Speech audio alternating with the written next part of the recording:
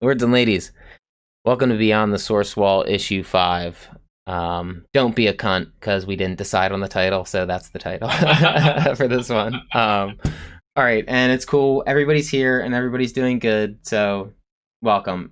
This week... I'm very good, thank you. Yes, Sean is very good, so you can take that with a grain of salt. We're going to try to format this a little differently while we have our conversations to help negate 4 hours, and we're gonna beat the clock. Okay, so all right, let's get into it. We're gonna do the boys first because it ended and it was really good. And does anybody have anything they really got to get off their chest about it?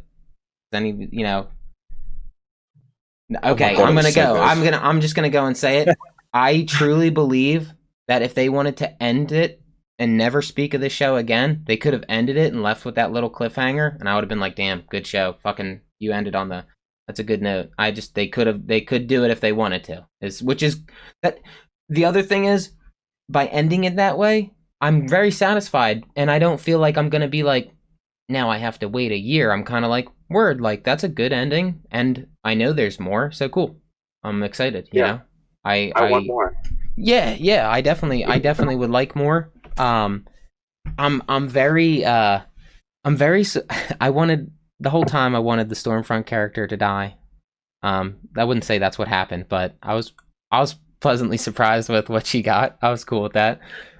She got her ass beat the good old fashioned way, which is nice. Yeah, I thought it wrapped up pretty nicely. There's still there's a lot of threads that they can pull from, to continue on. Yeah, it wrapped up nicely, but you still throw out that, thing at the end to hook you back in for the next season. Yeah, exactly. Yeah, they ended on a cliffhanger while still wrapping up some stuff from this season. Yeah, it felt good. I feel like a lot of shows struggled to hit that mark that they hit. I walked away like, damn, good Anybody work. watched Raised by Wolves? Definitely. No, I have not seen it yet. Brave Maeve stepped up, which I was cool because I really just wanted to see her step up. I just she showed up, did her thing. Yeah, pretty dope. Other than that, man, no. I mean, I think it just ran along as an episode. It was good. Yeah, it was a normal length episode, right? It wasn't extended at any. It was just the hour, right? I think it was like 5 minutes longer or something. Okay. Not significant. I always wonder, because they've been doing 8 episodes, whether or not they would like drag out the last one or something and make it extended. Yeah, I think it was slightly longer, but nothing significant. Yeah, nothing. Yeah. Nothing to write home about. Okay, so is that it?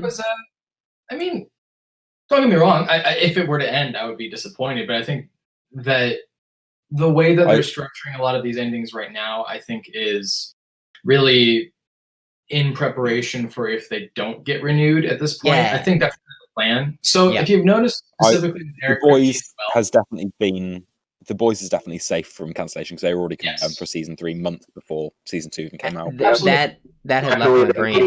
Yeah. Of Amazon Prime. Yeah, right. So, but the benefits of $1 trillion company. Yeah, filming wraps up sooner than people think, and the news for renewal isn't exactly something that comes like right away. Obviously, ratings definitely helps like boost things. I think there was a show just recently that got approved for 2 seasons following, like without even like looking into what the potential season 2 is going to be like. Probably, yeah. This is very much an Eric Kripke ending to me, because if you looked at like what happened with Supernatural, there was always a preparation for, well, we don't know what's going to happen next. Maybe they'll end us, maybe they won't. Who knows? But it's shocking Supernatural after 15 seasons. Yeah, exactly. Jesus Christ. 5, and that's the thing, is like he didn't have as much creative control as I think that he would have liked, and this very much shows to me like what Supernatural could have been if they were. Yeah, because Supernatural was supposed to end on season 5, and the ending got changed last minute because of season 6 renewal. Yeah, 10 years later. Did anybody watch Timeless? What was it? Did anybody watch Timeless? I saw bits of it. Yeah, that was another Eric Kripke thing. He's brought in plenty of actors from that show. I don't know why I'm blanking on names right now, but several of the actors from the show have jumped over to The Boys. Sure. And that went 2 seasons and then got canceled, but then they got a movie to wrap things up. That's always nice, going in the movie route to do the ending. Like a TV movie. So it was like an extra long episode. Let's give somebody a chance to talk here and give it to Tabs. Tabs, I want to ask you, there was quite the ladies scene of, woman empowerment. I guess they were kicking the shit out of another woman, but she was a Nazi woman, so she's pretty much a man. So how did you feel about the, how do you feel about the episode? That was a long overdue ass kicking, in my opinion. Nice. And that was quite enjoyable. She was such an asshole. Ugh. She disgusts me, like her attitude disgusts. But she's great. Don't get me wrong. The actress killed it. No, she's hitting the role perfectly for that character to not like her and just see through all the BS she's doing, but then to have Maeve come in at the last second and make her decision and just join in. Yeah, that was sick. They were just and seeing Kimiko just going absolutely wild too, and when they were all just like kicking her while she was down, I was like, hell yeah, go. Kimiko, she laughed in this, so I thought that was pretty interesting. That was like the first sound we got out of her, right? Was her laughter? Yeah, that was cool. She was probably losing it mentally. She's like, I can't take this bitch anymore. She says she's going to put her boot up your kitty. Yeah, that would have been a good name for the episode. Boot up the kitty.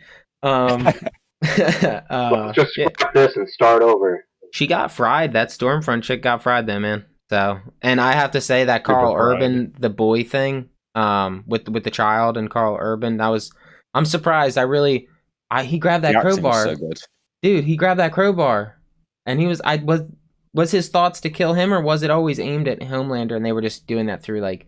He was definitely like on the fence. Yeah. But then the kid out like Jason.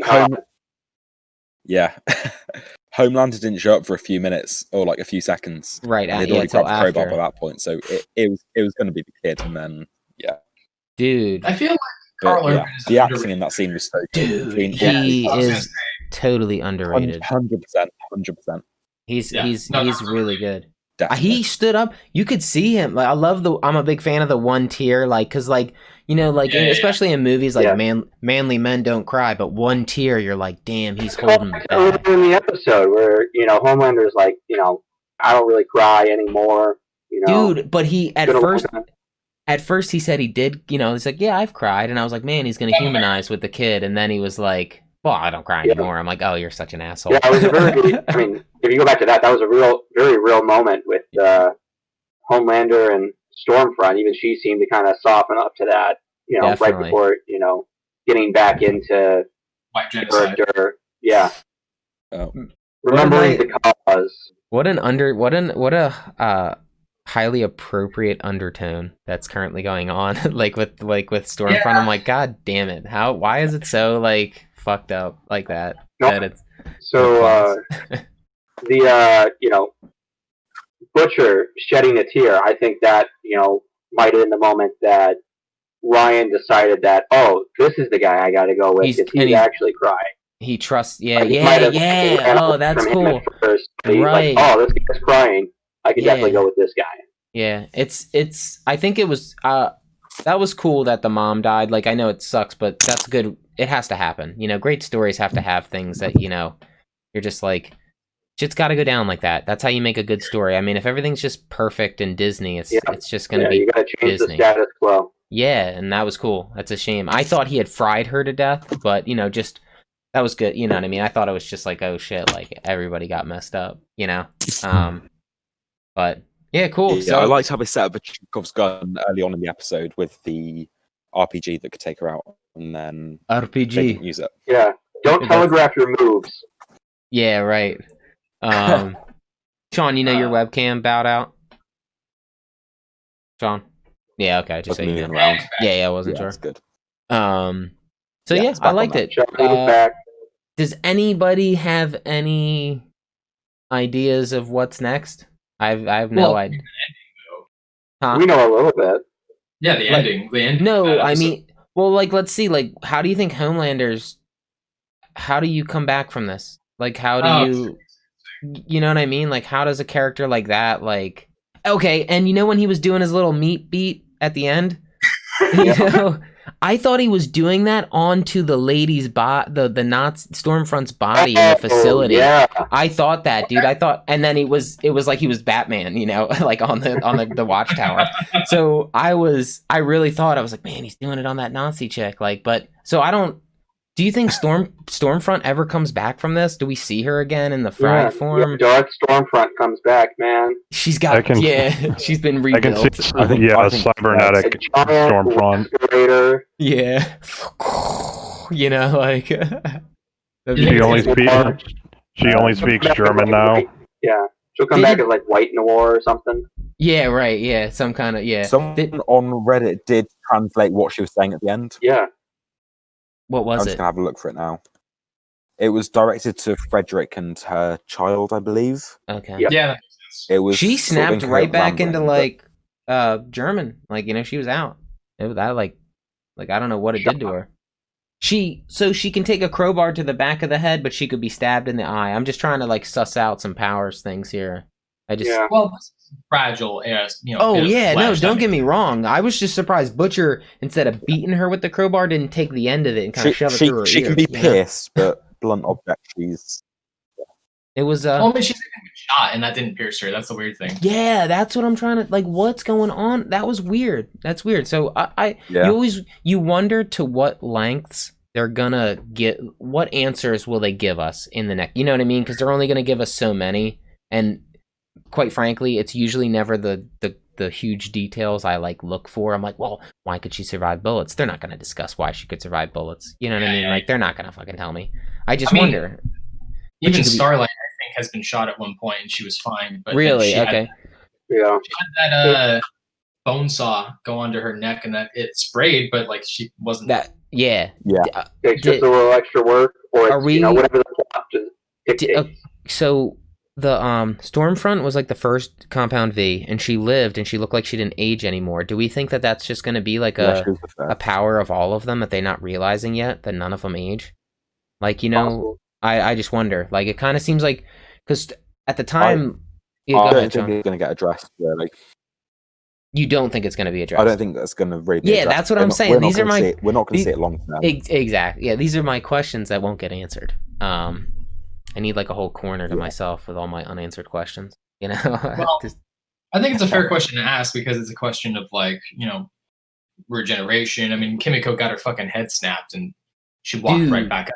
I knew she wasn't dead. Did anybody think it was the end of her? Just wondering. Yes. Or did you? Yeah, okay. No. I was like, no, you can't die. Like, you can't die. Yeah, I thought she was coming back. I was.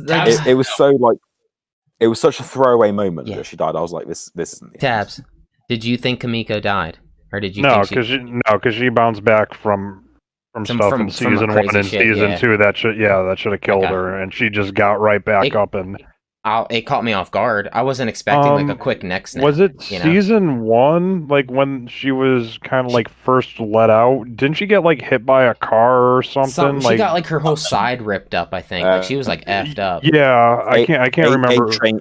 A train absolutely wrecked her in season 1. Yeah. I just remember she got totally decimated with something. I couldn't remember if she shot or fell or got hit by a car, but I knew it was super bad, and she just hopped up and was like, ugh. That's a good point about, just to bring up A-Train too, because I forgot about the dude.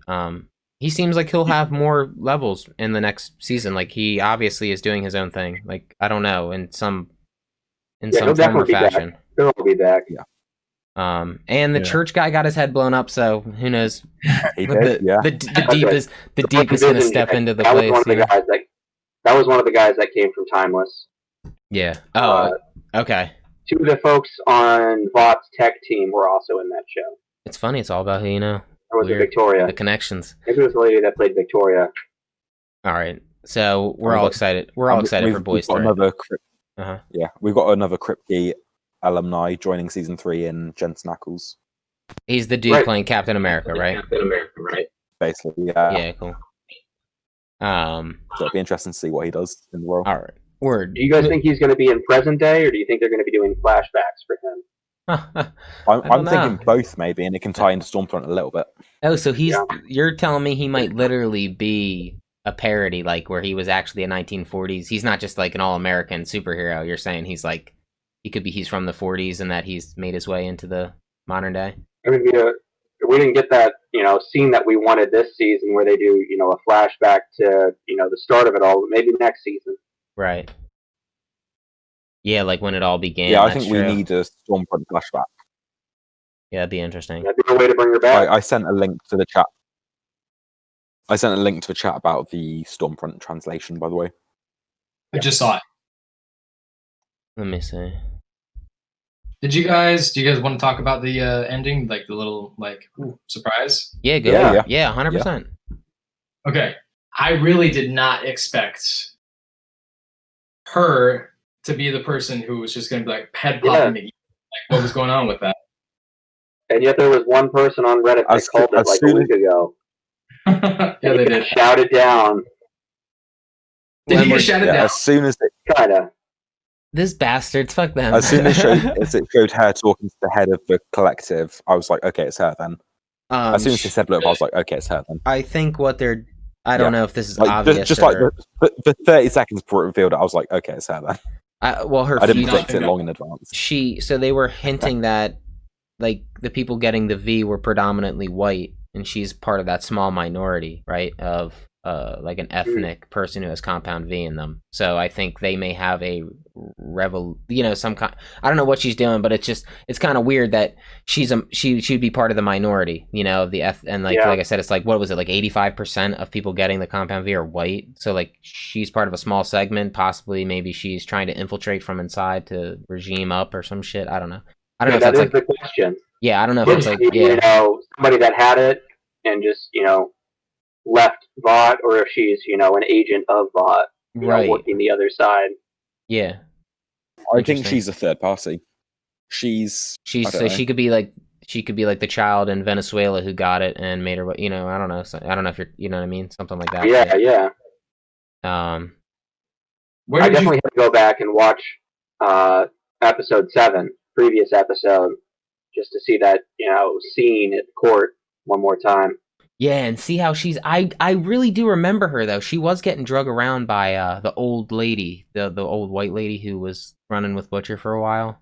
She was like... She was telling her to, like, get down, So she definitely didn't make it...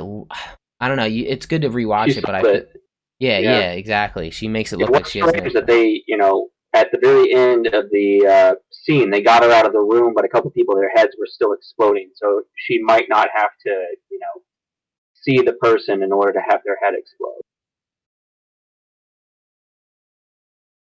So I just read this translation. It really was just like a memory, kind of, right?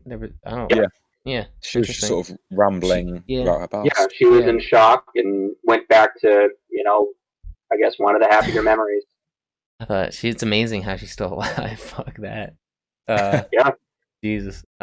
Literally Darth Vader. Should have had the high ground. Fool. So yeah, is there anything else anybody wants to say about the boys, or are we good? I'm excited for it. It was very good. Yeah. I mean, I don't really have anything else. I'm just surprised. It seems like it's going to be I do want it to continue. Okay, so here's my theory.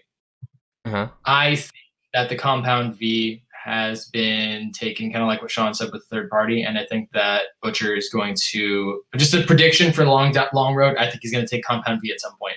Wow, that was my wife was asking that same question. Will he event? Yeah, in the comics, the boys take it frequently, I believe. Oh, really? Throughout the show? And what does it do? Give them temporary powers or something to take them on? Yeah, short-term strength. Interesting. That's like... Based north of it. Yeah, well, it's the fastest way to get in, Cool.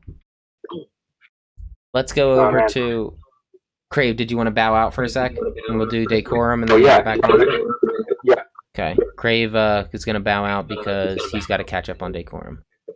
For sure.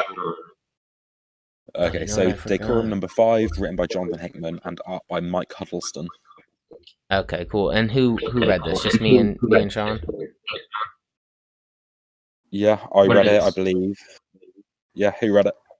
Yeah, just yeah. What up? Oh, you did too, Ty? I've been reading it, man. Look at the size of this friggin' book, dude. It's $5 and it's as thick as like a graphic novel. Yeah, it's pretty cool. So, all right, Sean, do you want to 50 odd pages nearly. What do you think of it? I know you're on the fence with it, kind of back and forth between the two stories. So, how did this one fare you? This is the best issue so far, I believe. I'd agree. It continues to be great. Yeah, I'd agree. Sorry. Yeah. So yeah, this was a great issue. Yes. Okay. So here's the thing. I have also been feeling kind of like weird about the back and forth for like timelines or universes or whatever. But honestly, artistically, it flows in such a way. Now, I don't know about you guys, but like I think I mentioned this before, but I've had a really hard time reading Hickman before. My first exposure to him was Avengers, and I hated it after issue 20, and I was just like, I'm hopping off. I don't want it anymore. A couple of years go by, and I hear that it's got like amazing reviews, and then the Infinity storyline happened. So I wanted to give him a chance again. Eventually, I hopped back into it, and it really like captivated me. His storytelling style is very anime in a way, but it's also very, how can I explain it? It's almost like if Grant Morrison was like 10 times less weird. Yeah, it's Grant Morrison without the LSD. Exactly. Oh, that's no fun. Go ahead. Well, for me, I mean, I really don't think that this would have worked if it wasn't for Huddleston, honestly. Me too. Yeah, the art Pretty is dope. He's really the 80% of the story. Yeah, I'd agree. He's what's keeping me attached. He's able to do so much by himself. Yes, he's that's why you give the respect where respect due. This guy is killing it. Like his work ethic. I'll must briefly be mention the outline of this issue is her being trained to be a killer. Yes. How do you feel about that? Because I feel like I'm actually more captivated by almost every other part of the storytelling experience except for her being trained to be a killer. This was the best part of the story for me. I don't care about like the mother and the egg or anything like that. This is the setup. It reminds me of Kingsman a little bit. Like, okay, I get what you're saying. Like her being the killer part, it's almost like that little thing in the background saying, how is this going to apply to the story? You know, because when you have this egg going on, and it's like, I see that she's getting trained, and I like the training, but then you remember she's trained to be a killer, and I'm really wondering, why is that significant in this story? Like, because of the other thing going on. So, I did, the pacing of this issue was awesome. The way they kept going back. It was like, what was it? It was like her first attempt, and then they had like 3 scenes, and she obviously got her ass beat on every one. The second time she beat one of them. It was cool. Yeah. This takes place over 3 years. Yeah, that was it. It was really good. And yeah, I just the art alone, I just give that dude. I'm actually really glad that this is an 8 because that means they're gonna have to wrap this thing up. And when it first started, it almost seemed like this dude was gonna make it an F and fifth, like it was gonna be huge. Yes. But like, the thing is though, I don't see how is he gonna do it? How is he gonna do it? Left, I don't see how it's gonna happen. Me neither, but he's gonna have to come to. He has to do something, right? So I know as a writer, he must have something in his head that he's gonna wrap this up. So as of now, I can't see it, but I'm excited that it will come to an end before issue 100, where it's like, you know, I followed this crazy story for too long, you know. So I feel like Hickman does some of his best work when he has more constraints and more limitations. So I think that he might have given himself more limits with this, as opposed to the, hey, let's do 60 some odd issues of Avengers and New Avengers and whatever's going on. I mean, don't get me wrong, I'm really digging his X-Men stuff right now, and I definitely feel like that's an experimentation that I'm digging right now, but this feels a lot more... Sorry, just to interrupt. Are you reading X of Swords? Yes. Okay, cool. I haven't got the list. Never mind. Carry on. Fill out your spreadsheet, boy. I did not read part 2 yet. I have not read that. Okay. This 22 issue stuff has been like a whole thing. But I guess the thing I was trying to say was that when a creator does something that's following characters that they haven't made themselves or a universe that they're just participating in, it's a different experience. And this feels like, not like I would say he's trying to do a magnum opus or anything, but it definitely feels like he's doing something that feels a little bit more personable in a way. Yeah. Yeah, it's cool. He's just, making his own thing, and he's applying all his crazy rhetorics and personally, directions though, that he goes in. I feel like he's telling too big a story in too short a time, because we're now Let's 5/8 of the way through, Have faith. and Have a I little don't faith. see how it can come together. He seems way too meticulous to not like. So I get it. Like I'm on the same boat. I'm on the same boat. Like there's no way this dude's finishing this in 8. Like that's my first go because like it's crazy. But also he also seems like the same. Like I'm glad he's doing the X-Men, even though he seems like the only one who could branch out all these different things and form this giant. You know, he's doing some webbing stuff happening. So. Definitely. He seems too meticulous to not wrap it up, you know, on his own word. So it's going to be cool. I think 8. I don't know how this is going to happen, but you have to remember that there's a whole other egg for the listener out there. If you're going to read Decorum, there are 2 parallel stories, or I don't know if they're parallel, or there's 2 stories going on at the same time that involve completely different things. Like one is about a godlike egg, and one is about an assassin and training a new assassin. So it's like, what the hell? So it's deep. So if you guys mention, we get a brief timeline of the other story through this issue, because we see the Egg Guardian growing older through the issue with the year. Right. Yeah, that's true. So we know it's kind of running alongside the main story. Sure. Or I'm led to believe that at this point. I feel like when I'm reading this, I actually feel like I'm reading the script for a big movie, and I think that's why I'm able to enjoy it the way that I have. Because if this was just I don't know, like something like the Black Monday Murders, which still to me is really, I'm really annoyed that he didn't finish that, because that was actually a really good story. This, knowing that there's going to be an ending, feels like there's a little bit more fun with it. Like there's less uncertainty. I don't know. Yeah. What did you guys think about what happened with year 3 in application when she's doing the hand-to-hand combat, and then it leads into? I like how it wasn't rushed. Like, this is in a single issue, but it takes place over 3 years, so we really sort of build up to it. And we see her in between these years not wanting to kill people and slowly sort of coming around to that mindset. So I feel like even though it did happen in one single issue, it did feel earned because it was spaced out through so many years. Her final blow, that final kill, that personable, like that was good. That was good writing. Like I was like, damn, this fucking hurts. Like I get how she feels. Like, you know, somebody out there thinking they're giving you a handout, not realizing that, like, dude, I'm working for this. You know what I mean? Like, you kept me at the lowest totem pole this whole time just so you could keep, you know. It was good. That was pretty solid, and I'm kind of glad that it was her first one, because I think that's going to shape her in the future. That seemed like a pretty. You're like, usually you're kind of like, don't make your first kill personal, you know. So like, it was kind of like, oh man. What do you guys think about? I am kind of. Sorry, go on. I was just gonna ask, what do you guys think about the person who's like training her, the white-haired woman? I don't know. Do you think she? I don't know. Well, I don't know, like, if she's like, and these are just all assumptions, but is she dying, and is this why she took on somebody? Is she like, does she know of the egg? You know what I mean? Like, is she? That's what I'm saying. It's like it has to be tied to the egg somehow. Yeah, because I think it's funny in the grand scheme of the whole egg and the AI like church. You look at these assassins and you're like, you're the pettiest part of this universe right now. Like, you can't possibly, you guys can't, you don't amount to anything. You know, you just. You're off and off, like you're just a hired hit, you know. So it's interesting. I hope they collide in a magnificent way where you're like, damn, you know.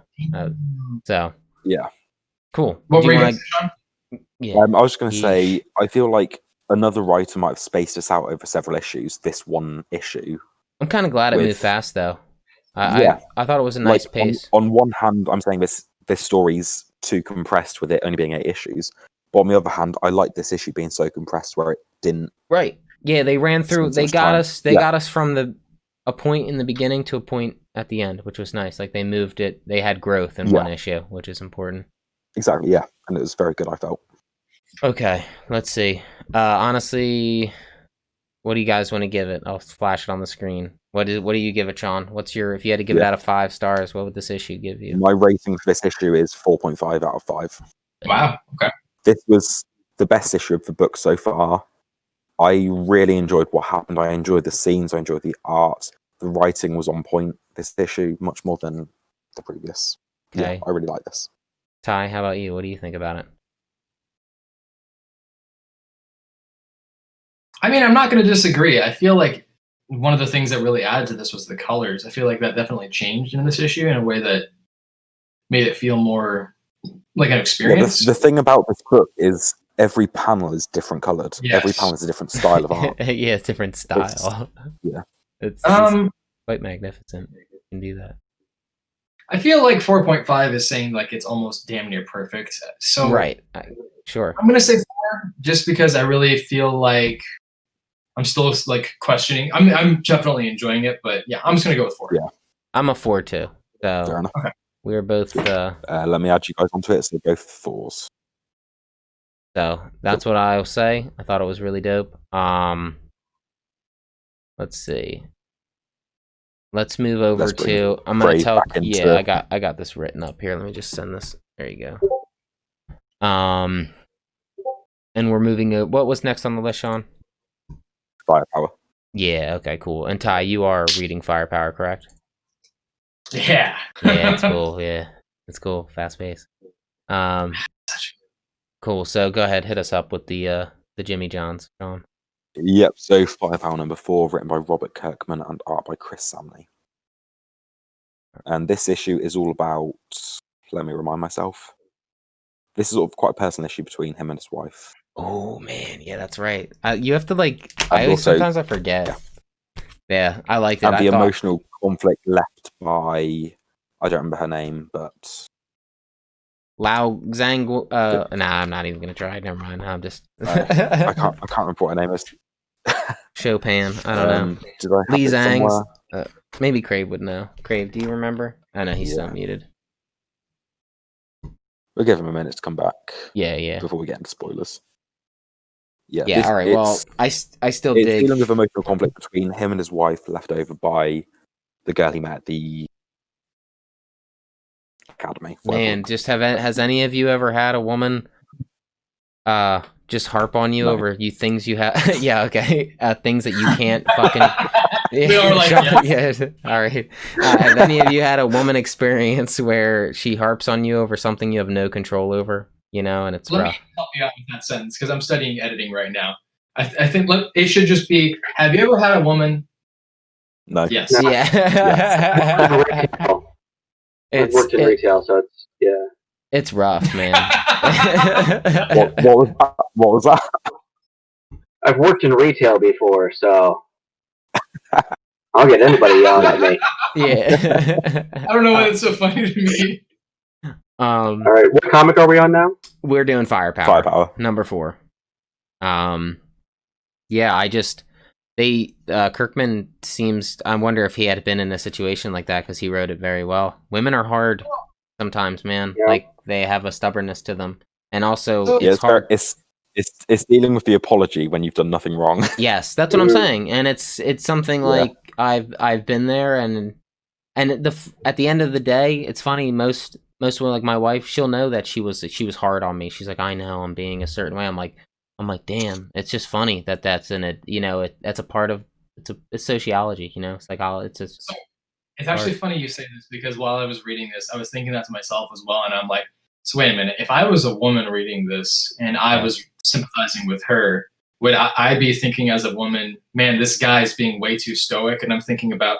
Because in so many stories, there's the story of like the hero who's got like the troubled past, and he like compresses all of his emotions on a shelf of like, let me just weigh it all down here so I don't have to deal with it at some point, and like dealing with how the idea that like men like need to carry their pain with them. Quick fact for you. Okay, do you have any idea what the most sought after and most attractive emotion expressed by a man to women is? And this was done by a study and a university. Comedy. Big breasts. Comedy. No, the most. Wait! Before you say it, ask the question again because I'm doing something. Go ahead, ask it again. Sure. So, in a study that was done, there was men who were showing and expressing emotions, and there was like even photos and videos and everything. And then women were asked, which of these emotions were the most attractive to you, and then they would write down like A, this picture, B, this picture, that video. Guess what the most attractive emotion? From a woman's point of view, a big dick. I do. No, but that's not I got it the wrong way around before. That's the one. It was right. What was your first one? Was boobs, right? Is that what we're saying? I don't know. Let me just hear it. Let me hear it. I don't know. I'd say empathy. Empathy? That's not a bad guess. This is really sad. Shame. Oh no, dude, shame is very, if you can, that sounds legit though, you know? And the reason why is because like we have this consistent attitude, and I think that's what Kirkman's doing. And he's dealt with this before, and he's written it in the columns before, talking about, you know, conversations that he's had with his wife or fights that he's had. Look at what happened with Walking Dead with Rick and his wife. You know, people are messy. People are, you know, flawed. There's not going to be this perfect balance of storytelling experience because that's not reality. That's why I like his writing style. He is quite on point with the back and forth between something like this. I feel like this is a pretty hard. This is a hard issue to conversate on a comic. He gets the dynamics well. Yeah. He gets the character dynamics down to the T. And they're doing this on, you know, issue 4. So it's basically like, let's solidify this relationship right here and, you know, maybe get this out of the way. Yeah. Let's make sure this family is like a real solidified unit. And then we'll move on from there. That's all Kirkman's books are all about family, all of his comics. That's cool. That's good to know because he's really hitting those like nods and it's really good. He keeps like hinting at all that stuff in this as well. Yeah. You know, that this guy 15 years later, it's just family to him. You know what I mean? Like I'd just like to mention a series of panels where Owen says to her, like, "Oh, remember we have this reservation," even though like clearly she doesn't know about this. He's clearly only just made it. Right. He's so smooth with it. It's very like, and then she has no choice but to go bite her lip and say, let me get ready. And then she's like, what, 20 minutes? She's like, wait, where are we going? Oh, wait. And then it's somewhere fancy. She's like, oh, make it 30 or something like that. You're like, damn, that was good. It feels very relatable. Yes, I can totally see it. That whole page where he's telling her about it, it does feel this feels like they're living life, like, you know, whatever that societal life experience, it feels like they're living it, you know? So, and then does anybody else disagree with what I'm about to say? I think that this Sam Nee's art is like beyond good, man. It is beyond good. He's absolutely one of my favorites. Are you checking out his Instagram page right now? Because I should. Oh, is he doing the Inktober stuff hard? No, he does his own thing. He does it's Battober, where he does one Batman drawing every single day. It's so good. Mouth. Let me look this up. Just following on from that, I've got a opposite critique where I feel like the covers on this book are very boring. So, well, it's not to give. Well, think about it. It's not to give away it. You know, let me see.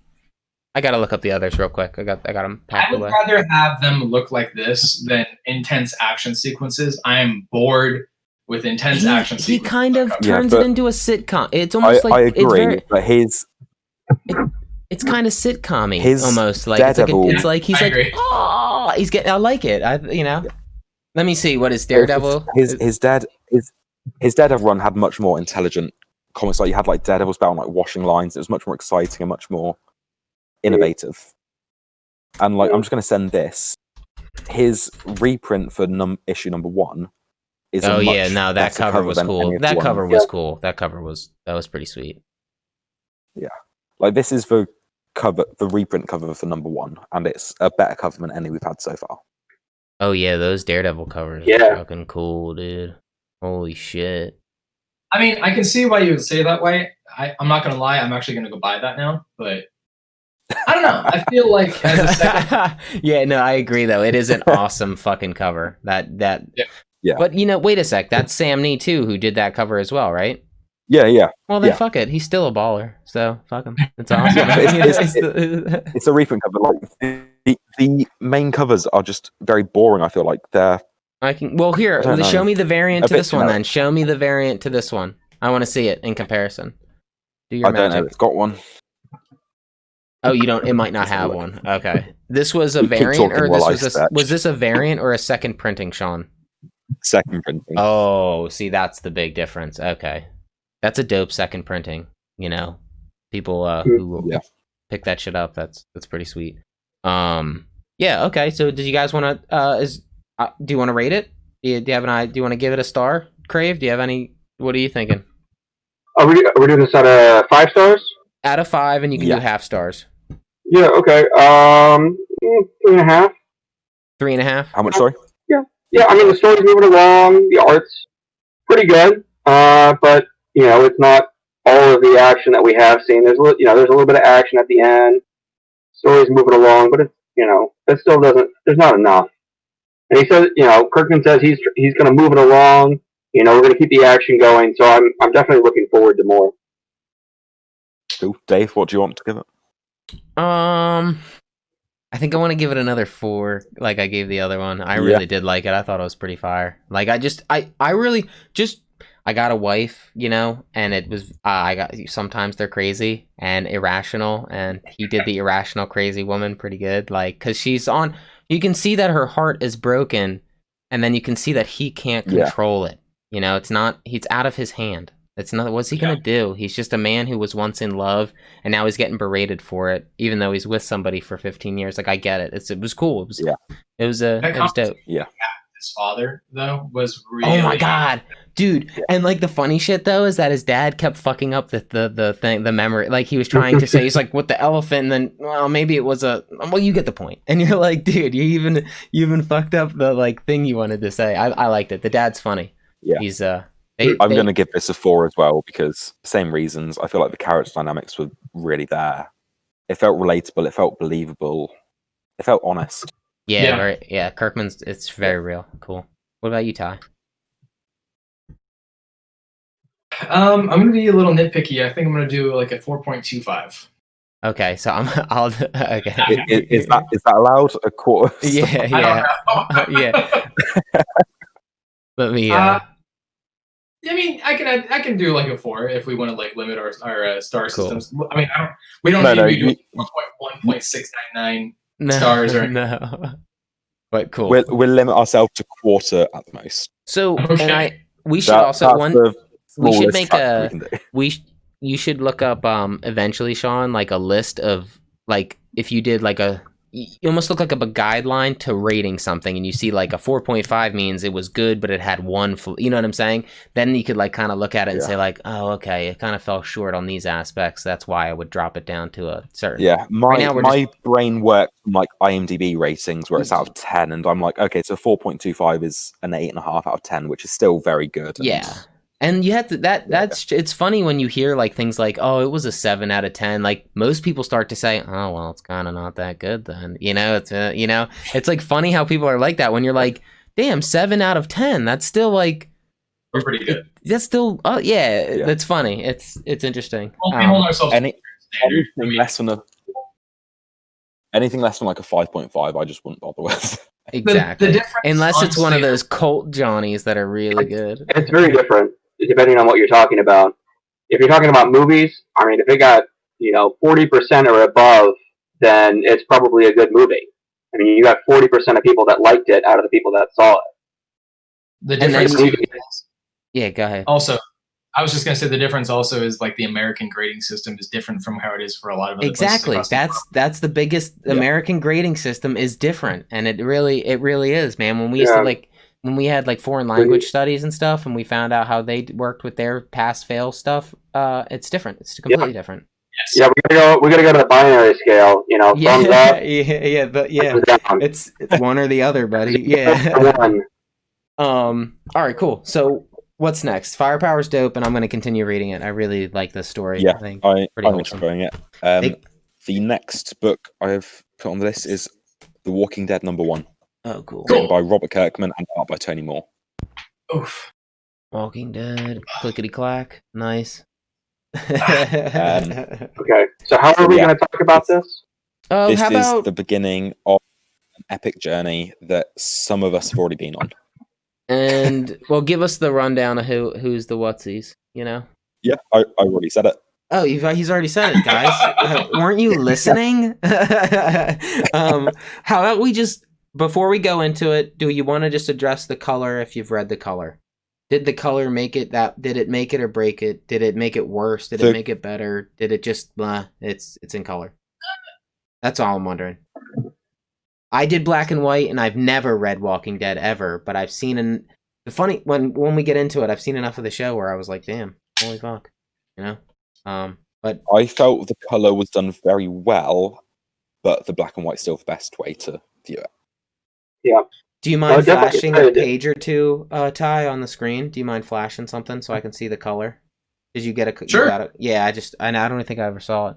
Oh, that's nice. Yeah, that's nice. Yeah. Oh, so, yeah, that looks great. I'm actually going to go to a different. I mean, look, okay, really quick.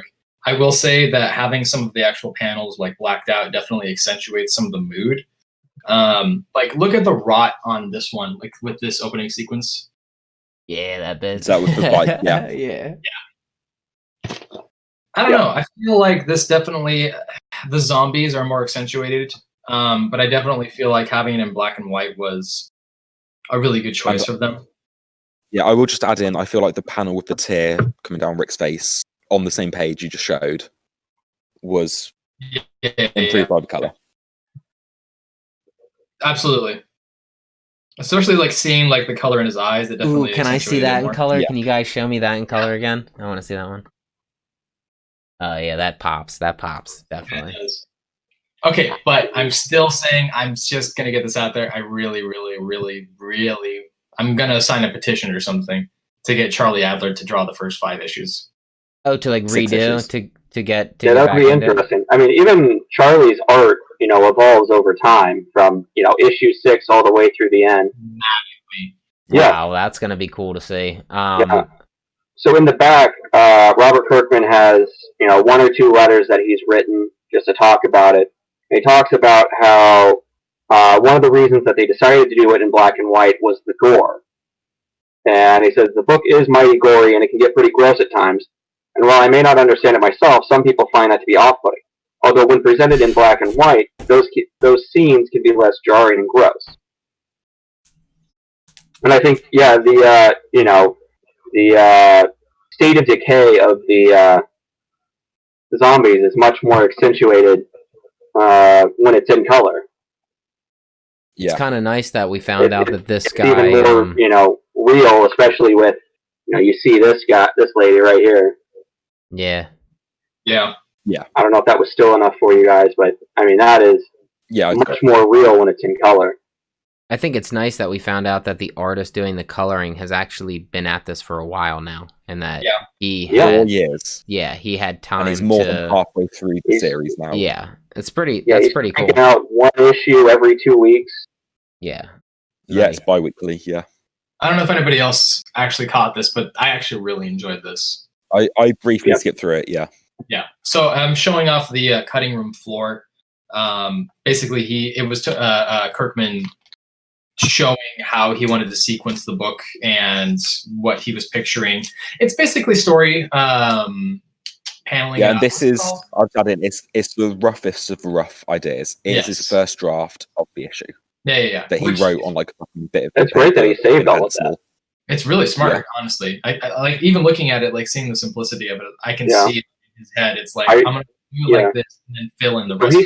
He started this in working on this in 2002, 2003. Yeah. And I don't know if he was doing this on the page or if he was doing stuff digitally at that point. But he's talking about we've gone back, we've changed some of the lettering. We've kind of changed. I think they might have changed some of like the sound effects. I think he said he might have worked with that. You mean like the kabooms and stuff like that in the background? Yeah. Clink and clank. Cool. Kind of stuff. So, I mean, I'm wondering if they have like the entire, original artwork that they can relay the speech bubbles over. Ooh. That's interesting. If they still have that kind of stuff. Yes, it's a slightly more polished version of the original. Yeah. It's the George Lucas cut. So, as somebody who's never read The Walking Dead, but I've seen pieces of the show. Yeah, should we talk should we talk about the actual story and what? Yeah, that's what I'm going to go into that. Yeah, cool. Okay, carry on. I've met this Morgan character in the show, and he seemed like a very vengeful person who I believe lost a son. And now that I got to read this, I say, holy fuck, I get. He was squatting in a house during the fucking apocalypse with his son. I'm assuming that he's one day going to lose this child. That's dope. This character's probably going to be pretty dope in this show. This is or in this issue in this scene. Episode of Walking Dead. It's cool. So I haven't but I want to make it clear that I have not watched The Walking Dead. Like I never watched I've seen I've just seen episodes randomly through going over somebody's house, whatever, chilling. But I've caught this character before, and I was like, damn, this is the guy who's most likely going to end up deranged and lost, and looks like I think he was going to kill Rick in the episode. He had lost his mind, so very cool. I just met him for the first time in the comic in the first issue. I'm like, damn, that's pretty dope. It's, it's already setting up his future for me. I feel like the difference between the show and the comic is very maintained its quality. What's that? Maintained its quality. Yeah, exactly. Yeah. Well, so the thing about the show versus the comic is that they both do certain things better than the other, but also do some things dramatically worse than the other. Say for example, some of the pacing I think was better handled with. I actually really enjoyed how long they drew out the length of Rick's tension with what's his name? I can't remember his name at the moment, but the tension between them building so much. I actually really enjoyed that in the show. The way that they just did it so fast in the comics, that kind of, it was just so one and done for me. I just didn't expect it. Is this his police partner you're talking about? Yes. Shane. And they also kept him in. Yeah. So, I mean, they even kept him in until Herschel's farm. I mean, I get it. They're trying to draw out a series that you don't know when it's going to end. I'll just mention, in the first episode, season 2, they set it up like the scene was going to happen. Oh, we're getting spoilers for further issues. Let's keep it strictly to this issue, mainly. Sure. Yeah. Otherwise, we're going to spoil stuff. I thought the pacing was really nice. He's got his whip. He's on his way. That's a good start. Must suck to wake up in the middle of an apocalypse. Yeah. When the morphine kicks out. Yeah. Yeah, should we briefly talk about what the actual story and plot of the issue is? Yeah, sure. Just I would anyone who hasn't. Yeah, it's starts off with a cop in the middle of a shootout between a deranged citizen. Yeah, and then he gets popped trying to duck for cover, or he was trying to make a run for it to gain an edge over him. So he gets popped, and then he ends up waking up in the hospital X amount of time later. And there ain't nobody there. There's literally, so he's confused. I think he stumbles right when he gets out of bed, like his legs don't work, which is a good, he collapses. Yeah. And then of course he opens the wrong door in the hospital, and there's a bunch of them. So he makes his way out. Makes his way back to his house, right? Where he finds... where he gets hit with the shovel. Yeah, he leaves the hospital, and I think one thing I'd like to mention before he gets to his house is when he first leaves the hospital, and he sees... This was a big... Well, not a big plot point, but it was relevant in the first issue of the TV series, where he saw the walker that had fallen off the bike. And it was a big emotional moment in this issue, and it's a big emotional moment in the pilot episode of the show, where he was finally seeing this as a real person, kind of thing. Right. I feel like there's certain sequences that you can't take out from the comic. I think that's one of them. Yeah. Yeah. Oh, definitely. They definitely took a lot out further on. There's things they took these key sequences out later on. There's definitely things that you have to keep in. They're the moments that matter. They use that knowledge to kind of tease you in the show, though. This character's going to die, and then they do fake outs for that death. They can. That's kind of fucked up that they have they have the option of seeing what comes ahead and then, playing with that. Yeah. That's not really a fun subversion. We'll say it again. It's not a fun subversion. No. Right. Yeah, exactly. It's almost like they're doing it for clicks and views. It's almost like clickbait. So he goes to his house. Anyway, he gets knocked on the head. He wakes up with this dude named Morgan and his son. They're squatting in his neighbor's house, I believe, or they're squatting in his house. Was it his neighbor? House. Yeah, his neighbor's house. Neighbor's house. Pretty much finds out that he's a cop, and he gets told to what's what. They go to the precinct, they grab their guns, and they get on their way. He ends up giving Morgan a car and ammo and guns. I like the idea that Morgan wouldn't give the gun to the kid until tomorrow when the kid learns how to shoot the gun. So we're going to teach him how to shoot. Yep. So, and then Rick goes on his way and he says, "Keep my house safe, neighbor," or something like that, and he moves on. So, that was cool. He still has this idea that, everything's going to go back to normal. Oh, yeah. He thinks that he's going to go to the city. For that to go back. I hear that there's a breakout and I'm a pandemic or something. I'm like, I'm not going to the city. Fuck that, dude. Like, I don't give a shit how well protected they are. They're gonna get it done. Craven and Ty, you'll see what I mean. But like, this is much different to the Rick we get later on. This is a much more idyllic version of Rick who trusts in the government. He trusts that the world is going to be okay. I can definitely see that shit. Whereas when we get like 100 issues later, well, you have to break him, right? Does he break? Yeah, he's broken. We need to break him. Yeah. Yeah. Oh god. Oh. This is still bright eyes. Rick who believes in the system. He believes the world's going to be okay. So what do you want to give it? Everybody want to give it a star? What do you think on this? Let's start with Craven. What do you give it? Oh, don't start with me. I don't want to go first every time. I'll start. I will give it. Dave, go. I'll give it a 3.5. That's what I'll give it. 3.5. Interesting. Jeez, all right. Who wants to go next? Look, because I have to go in as if I don't know what the fuck is, that this is going to be 190. That's so that's what I'm giving it. 3.5. I think it was very solid. I thought the pacing was really good. You can't include me in the voting, dude. I'm too biased. I bought this $20 artist. So huge, yeah. Oh, that's sick. Okay, so you give it a 5. All right. You've got to give it a number. Totally biased. Rate it. Okay. All right, so Ty's got from Ty then. Yes. Shawnee, what do you think? I have given it a 5 as well. Okay, so you guys are going to share the 5. I'm biased because I know where the story goes. I know how epic it becomes. I know how the characters grow. Yeah. And as a first chapter in this series, it is epic, and I know where it's going to go, and it's amazing. And so yeah, 5 for me. Crave, what are you thinking? Yeah, 4.75. I don't know. Okay, we'll give you a 5 too. So Crave is also at 5. And I really like the coloring. I think this guy is doing a great job. I don't know how long I'm going to stay on it. I mean, I'm not sure if it makes me want to stay on it or just to kind of hang back. Right. I enjoyed some of the changes that they made. They cleaned it up a little bit. I think in the original issue 1, they do say the word zombie, and that's like maybe the only time they say zombie in the entire series. Yeah. But I think they took that out of this issue. Interesting. So I'm just going to say, you said 4.75. If you can justify the 0.25 minus, I'll give you 4.75. But if you can't, I'm going to give you a 5. It was here in my pocket all along. Yeah. All right, Tabs. Sorry? I wanna see. I think you read it. You read the black and white, correct, or did you read the colored? No, I read the black and white. I have the bunch of the trades up to a certain point. Okay. Oh. How do you feel about this first issue? Do you think it sets up for a grand future? Like, or did you feel like, you know what I mean? Also, I want to know real quick.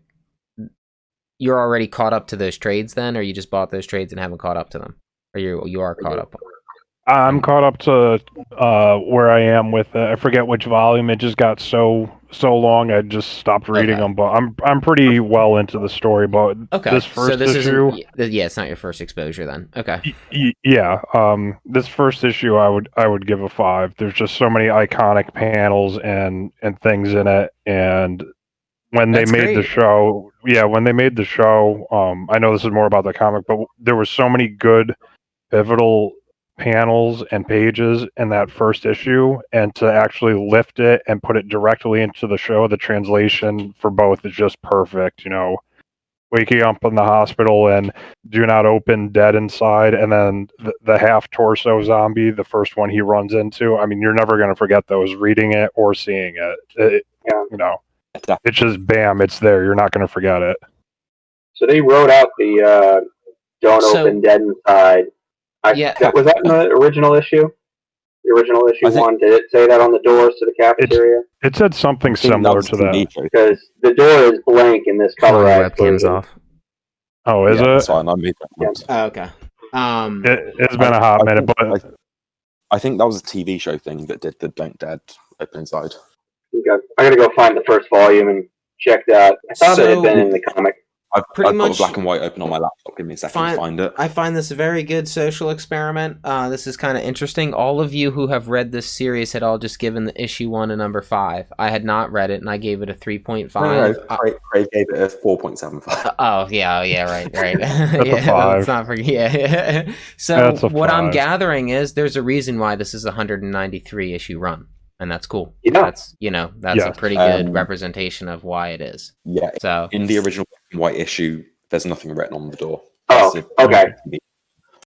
Well, either way, the scene itself is a score.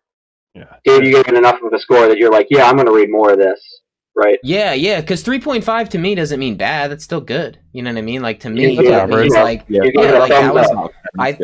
gave it a thumbs up, 100%. I did like it a lot, but it's black and white, and I have a hard time giving a lot of. Part of me takes points away. Like I haven't read enough to appreciate why it's in black and white. I did read Negan Lives, and I did love that in black and white. So, but that was a different artist. Yeah, you know what I mean? The art works better in black and white. It's So things like that, it's like without the color, I just wonder. So I'm reading it in its original format, and I still want to keep reading it. You know, I think it's interesting. Yeah. I think if we, I just so people who are watching the podcast know that we may potentially read a trade a month and discuss it on the last podcast of the month, or keep up with it in some fashion. So I dug it. One thing that Kirkman notes in his in the back matter that for these color issues, they're only going to be releasing the single issues. They said they have no plans of doing a trade paperback in color. Okay, interesting. I believe he said it wasn't until they hear all the money, and then they're like, "Oh shit, we gotta fucking print this." So I mean, if you want it, you basically have to get it now because it's not coming back. Right. There's some FOMO. Let's see. So good on The Walking Dead. It's a good start. I definitely thought it was really good. Let's move. It's up to you guys how you want to follow it in future. Yeah, we'll discuss that. We'll figure it out. Yeah, I think it might Sean, be. You lost your camera again. Sorry? You lost your camera again. Yeah, that's fine. I'm moving around. I'm changing where I am. Yeah, that's fine. He's in his underwear, be on it, guys. Let's see. All right, let's move. we don't want any more strikes against monetization. Exactly. Let's go over to a pretty little ditty known as Transformers Back to the Future #1. Who read that? I read that. I read it. Okay. They didn't have any more copies when I went in. Okay. I went digitally because they didn't have mine either. Yeah. It was cool. They had a lot of nods to Back to the Future, which was cool. It's just I don't think I'm actually a big Transformers fan. Like, even though I think Optimus Prime's that I think it's cool. Back to the Future Transformers written by Kevin Scott, art by Juan Samu. It's just, it's always like, Starscream, what are you doing? Yeah. He's like, I'm doing the thing. It's like, God, no, I'm good. But there was actually a lot of nods to Back to the Future. Like, so many references got dropped in the first one. I was like, holy shit. This guy read back. At least he watched Back to the Future. Like, definitely. Oh my God. I think. Wait. I gotta say it. Who's Flea play? Who does Flea play from the Red Hot Chili Peppers in it? Remember, Crave? I know you mentioned him. Needles. Yeah, Needles is gone. Needles didn't. Yeah, Needles. He didn't. He didn't survive. So I think it's hilarious. So many things happened, but it was cool. It's just I think I will check out number 2. I will say that the Back to the Future stuff in this issue was the best part of the issue. Oh yeah, 100%. The Transformers stuff was where I felt let down. Yes, 100%. So it seems like more of a Back to the Future comic than a Transformers comic. I think it's the other way around. I think it almost it almost seems like it's a Transformers comic with Back to the Futures, which is upsetting. I would have liked it. I would have liked it to be. It's hard to explain, but for some reason it feels like it's leaning more towards the Transformers than it is Back to the Future. Yeah. Even though it was the Back to the Future stuff was the strongest stuff in the issue. But yeah, it was cool. It turns out that like they go back and like the Transformers are in this universe, and of course they're like, we can't let the people know that we exist. They're not ready for our, they do the tropes of the Transformers. They do the tropes of Back to the Future, and that takes place, which is right after Back to the Future 1. Yes, or actually simultaneously to Back to the Future 1, because it starts with the Autobots and Decepticons watching Marty go back in time. Yes, and then 5 minutes later, Marty shows up and finds Doc with the bullet holes in him and stuff like that. Yeah, and then the majority of the issue is set just in between movie 1 and 2, where Doc goes back to the future and Marty's left alone in present day. And it turns out that the Autobots and Decepticons, a war has happened since Marty's been gone, and they've taken over. And they immediately do the old like, Doc, I thought you said you can't go back and change the future. You'll mess up the whole time stream. He's like, enough of that, Marty. We don't have time for that, and he pretty much is like, we're fucking it all up. I don't care. We're choosing. He's like, I'm choosing 30 years, and that's it. I'm not no rhyme or reason. I'm like, okay, so they just throw that right out. They like address throwing it out, which is funny. It was a pretty good Marty McFly impression. Oh yeah. He's been a big part of my life, I'd have to say. So what do they do with the DeLorean? So Doc we will get to that at the end of this issue. Yeah. So we will get so it's funny because Marty ends up waking up in this apocalyptic Transformers. The Decepticons have pretty much won, and they're using the civilians to gather energon, and or whatever, like farm it and harvest it. And Marty decides to like, because he just woke up in it, and he's like day one, and everybody else is just so used to it by now that they're just like walking to their prisons. Where Marty's like, nah, fuck this guy. He finds a skateboard. He jets out of there. Starscream's like, I'll kill you. This issue that I'll get to when you finished. So Starscream goes after Marty. And it's funny, you learn that Biff is the one kind of communicating to the Decepticons. He's like, I'll get these guys to work. Don't worry. I didn't do anything wrong. I'll whip them. I'll whip them good. And it's funny. He's like, and they get called a butthead and things like that. So it's definitely. It had so many nods to Back to the Future. It was good like that. And then the way it ends, Sean, you can just hit up with the way it ends, because pretty much Marty's about to get decimated, like literally. Starscream against the Decepticons, and the DeLorean shows up as a Transformer to rescue him. Yeah, fantastic. It was cool, and the difference though is, remember, it's not Doc isn't there.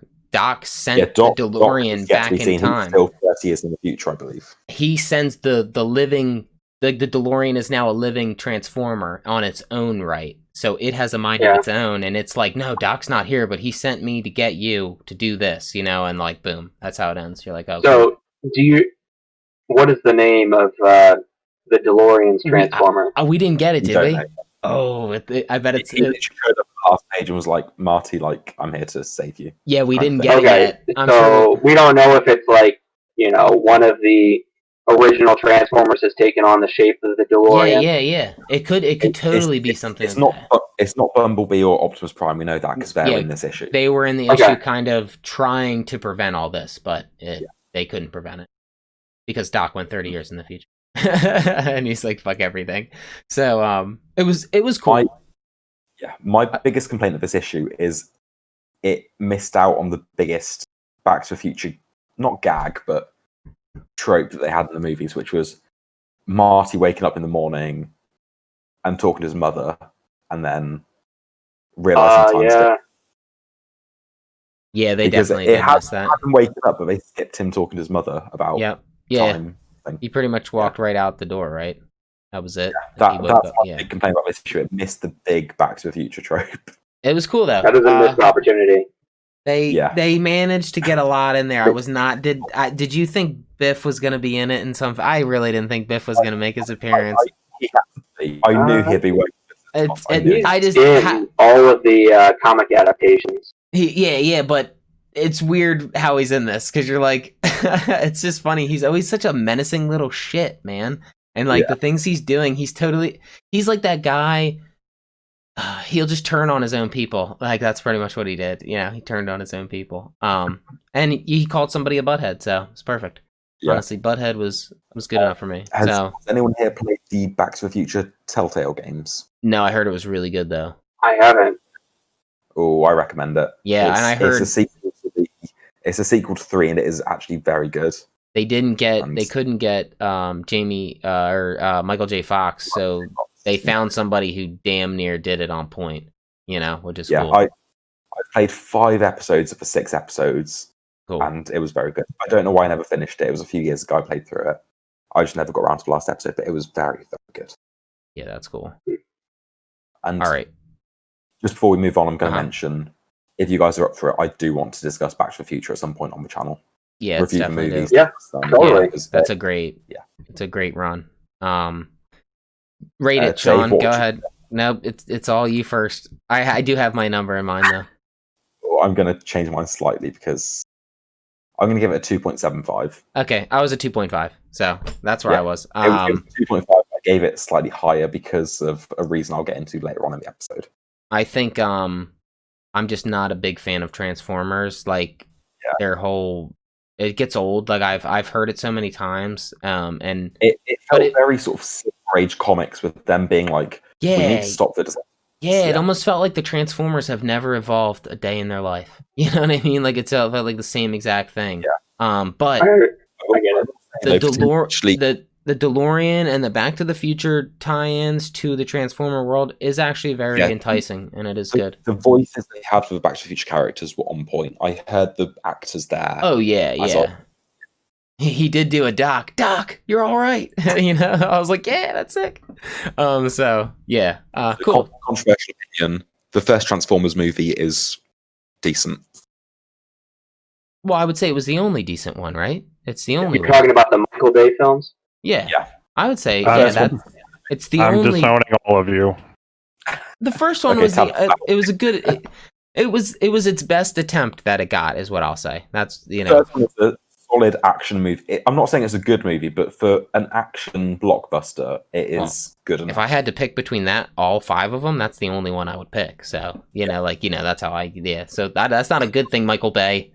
Just saying, just because I, yeah. You guys knew that they were making a Beast Wars film? Sorry, say that again. It got canceled though, right? Oh, they're still making it? Interesting. I might have to see that. Who is making it? Hey.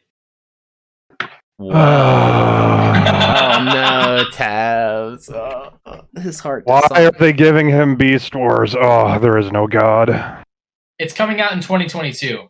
The only thing Bay understands is explosions. That's what he understands. Big boom. He wanted to do a Dragon Ball movie, and I said, "Don't you dare! Get the fuck at it! Don't you even dare!" Well, considering the one that came out, I think he would have done a better one. Yeah. Oh, I have not seen that one because I refuse. But yes, I agree. Yeah. All right. Cool. Oh, wait. You know what? It's being written by Joby Harold, who did John Wick 3, and it's going to take place in the Bumblebee. No, the Bumblebee follow-up is being written by Joby Harold. James Vanderbilt is doing the adaptation for Beast Wars. Interesting. So James, that's what it says on the Beast Wars Wikipedia page. Huh. Beast Wars Wikipedia, of course there is. Yeah. James Vanderbilt, Zodiac, White House Down, Amazing Spider-Man 1 and 2, and Murder Mystery. Oh, Jesus. That was the first Adam Sandler Netflix movie. Wait, which one was it? Murder Mystery. Oh, Adam Sandler and Jennifer Aniston. Right. Well, you can't win them all. Yeah. He was writer and producer for Zodiac. So good movie. That's pretty good. Yeah. I mean, who knows? All right. We'll give him one last. We'll give him one last shot. Otherwise, he's gonna have to skip town. All right. So next up on the list is Cyberpunk. Yeah, okay. You know what? Let me just reiterate. The 2.5 is not a bad rating to the people out there. It's that if you either if you love the Transformers, then it's a sell for you, and if you like Back to the Future. But if you're like a little half and half, where you don't like or it's not that you don't like it, you just find it a little bland or something, then it's just, if Back to the Future is enough to sell you, it will sell you, because it was good for me. I thought we need to do Rotten Tomatoes style, where you say, yes or no and a rating. Wait, what is it? What is yes or no though? Like, would you watch it or would you recommend it? Yeah, no. Would you recommend it? Okay. No. What, Transformers? You're saying this? The comic. Yeah, the comic. Okay, I just wanted to make sure. Yeah. It's too soon to tell. Issue 1 was a very mixed bag for me. I'd say I'll see what issue 2 gives me, and then I'll go from there. That's how I feel. I need to have 2. I want if they give me the name of the DeLorean, that would be pretty cool. That would be a nice thing to have. Because, like I said, the Back to the Future stuff was really strong. The voices were there, the dialogue was there, the characters were there. But it's Transformer stuff. I will say that the Transformers voices were there too, because I saw, Megatron will hurt me, so I definitely, it was very like that. So we'll move on though. For any of you, yes, it's a gamble I've put for you. 27 Trauma Team number 2, written by Cullen Bunn, art by Miguel Valderrama. So I'm not reading this, so I'm gonna go for a quick break. If I'm not back in time, just sort of tag me in the chat and send me ratings and stuff, and I'll add it onto the spreadsheet. Oh yeah. All right. You guys take it away. It was me, it was Tabs, and it was Ty. Yes. Yep.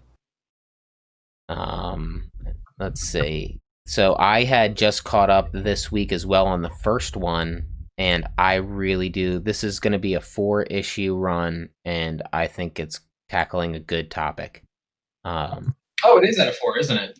Yeah, wow. I believe so, and it is addressing the mental health of somebody who is in the trauma field in the cyberpunk universe, and they lost their whole squadron in the first issue. She was the only survivor, and their job is to go in. Somebody pays big money to get them out okay. So it's not just like you going in as a medvac. Well, just as a medic, you also have a crew of hired gunmen who are like shooting at the people shooting at you to get this person out. So it's pretty high amped. It's there's a lot going on. Like, it's pretty stressful, I would say. But the second issue is tackling, once again, she's on a new team. And she goes out, and of course the team is like, first time, and she's kind of like, no, like, god damn it, like, I would be like, don't you dare say first time, I just lost my whole fucking team, you know what I mean? So I'm kind of like, that shit would rub me the wrong way. I like it. I think it's great. I've read I've no trailers, nothing for Cyberpunk. I've checked nothing out, and I think that, I can't say that. I saw Keanu Reeves do his like, breathtaking thing. But, I have watched nothing about the world and how in depth it goes. I'm just going to go in blind. It's how I usually do things. But reading this comic is really putting me in a great place. I want to play this world so bad. Like, It was cool. We'll get through it real quick. So the idea is pretty much the way this goes is she goes back out into the field after she's been approved, after she had a long, psychological evaluation. And it's pretty much about how the evaluation to me pretty much established that this person's they're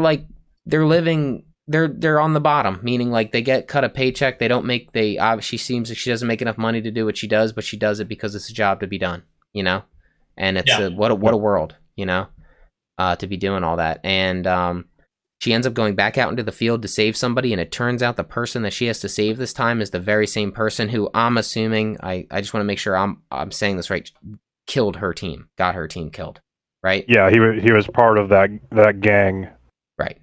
And he's the one that directly killed her partner / I guess you can say boyfriend or lover at this point, and so you get a little backstory on that. It hits her even harder than they have a scene in this. Team. They have a scene in this where they have a talk about how they shouldn't even be together because of their jobs, right? And it's like too much. Is that in this, or was that in a different comic? No, it's this one. They're eating some like cheap takeout, and they're like, we shouldn't be doing this. Yeah. Have you noticed how every single kind of cyberpunk, like futuristic fantasy, like Blade Runner, for example, always has some sort of like an incorporation of East-West culture meeting each other. There's always that discussion. Oh, yeah. Like, I think there's like I'm trying to. I think there's like a That's man. I think there's like a term for that. Almost like like Oh yeah, you know what? You're right. What is that called? There's A melting pot. No, but it's not that. It's not that like branded out. It's like I would put it in the realm of like. So there's like Cyberpunk, there's Outrun, there's all these different flares, and then there's something where where civilizations, where the two sides, East and West, meet to create some type of their ideal utopia thing of like what it would be like. I don't want to call it a melting pot though, because I think there's a different term for it. Cultural blending. Specific thing for when it's East and West. Yeah, each other. and going together. Either way, I get what you mean, and it's really cool because I like that because it almost like subliminally puts it in the back of your mind that in the future you're gonna be eating Chinese takeout food still with the credit system and stuff. Like it's just funny how it like plays it out. Like I don't know, it's just when you walk around the city, you see so much flair from all these from both sides. You see like the American freedom of Westernization, but you also see all this others. It's cool. I think. And what was the other series? Just jumping in. If there's Chinese takeout in a dystopian future, I'm happy. Yeah. Firefly was very heavy with that, correct? Because didn't they? Yeah, they were speaking Mandarin in that. So damn, I'm jumping into the Firefly combo. Something happened in the 70s and the 80s where people were saying we're predicting that there's going to be a lot of influence about the East on Western culture at a really early point. Now, a lot of that was because businesses were meeting up with Chinese businessmen and Japanese businessmen. I mean, you even see it in the movies. It was a huge discussion and blow up of tech and culture meeting each other, but it really started becoming more noticeable. There's a book that I'm trying to get started on called Neuromancer by William Gibson. Neuromancer. That's the same thing. Yep.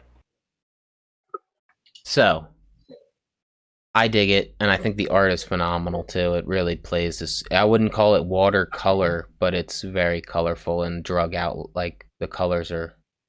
It's like I said, it's not like this bland watercolor tone. It's almost like super vibrant, but still attempting a nice wash of color in it or something. I really want more Horse comics. I really wish that they were doing more stuff like this. Me too, dude. Well, they are doing they released a teaser. I think it's 2022 it's coming out. They are doing a Netflix animated show based on the Cyberpunk 2070 world. Whoa, cool. So there is going to be more. I'm rooting for Dark Horse to start pulling up. I'm talking about just in comics in general, man. I looked at their future, their next couple months, and I kind of get a little down about them because I'm like, nothing great is happening in the next 2 months. But I'll keep looking because I really want to read Dark Horse shit. Did you notice how Marvel picked up like all of the stuff that Dark Horse used to have? Like they just bought it back. They bought all that shit out. Yeah, Marvel didn't originally own Alien vs Predator, did it? No. They made a purchase, I believe.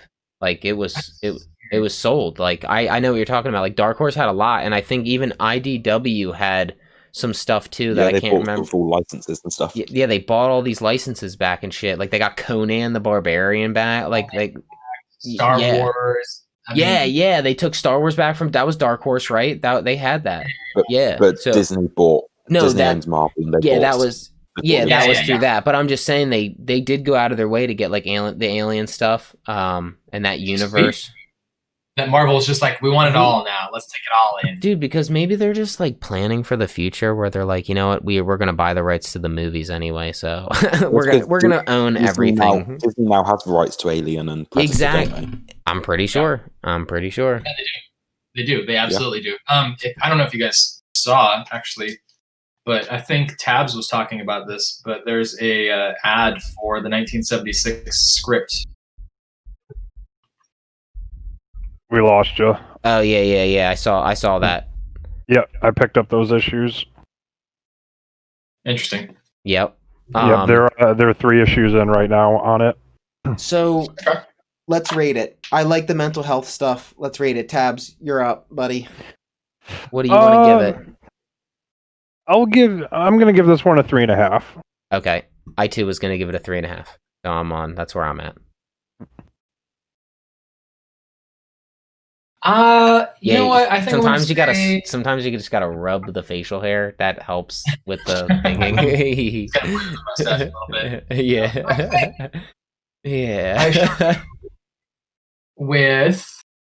Yeah. I'll agree with 3.5. I'm really digging it. I think Cullen Bunn's, he really does shine sometimes. It's very noticeable. He works really hard. You went into this, didn't you go into this, Ty, kind of saying like, ugh, Cullen Bunn, or was that, am I making that up? Were you kind of like... No, I might have been the one negative on him. Okay. Yeah, I should have suspected it was you. Yeah, I think... The sour Englishman. Yeah, right. I think 3.5 fits it pretty well. It is, it has 2 more left, and it tackles the mental health. I think it, like, the idea, and it's funny how, like, these people are, I don't know, like, the person evaluating her, it's the questions she's asking, I'm like, and, like, you know how, like, it's almost, like, on par for a psychologist to ask a question, and then when you answer, almost kind of always be surprised, or like, why do you think that way? I'm like, are you fucking kidding me? Don't you know? Don't you know from the conversation we've been having why I effing think that way? So it was good. They did it pretty well, you know? It's supposed to make you question it. Yeah, I know, but it's almost like... You ask yourself this question and you figure it out. Yeah. Well, then I should just be looking in the mirror and doing this. You know, I don't know if I need them. So, yeah. It gives a good flash of what the social structure of the society is like too. You know, totally, like if you're on the streets, you're doing what you can legitimately to get by, but you're suffering for it, or you're just going wild in the streets. But if you have some kind of power, you're cold and you're disconnected, much like the person evaluating Nadia, you know, asking the questions and everything. It's very like, you know, just open textbook questions, and it's disconnected from what she's going through, and even like the look she's giving her, they're just very cold and matter of fact, and just answer the questions more or less, and then I'm gonna say yes or no. Right. And she's hunched over in all the panels and whatnot, and she's sweating, and that woman is just sitting there, just staring at her, almost through her every single time. 3.5. It's decent. 3. I would read it. Yep. If you would like to play the game, and like I've read nothing, I think it's really getting me even way more into the game. Like I'm excited for this world. So wait until you finally watch the trailer. Well, I'm not gonna play that fucking game, and I'll see. Wait until you watch the trailer. All right, let's move over to DC's Dead Planet number 4. It is. Go ahead, Shawnee, if you can give us our. Written by Tom Taylor and art by Trevor Hairsine. Let's go with that.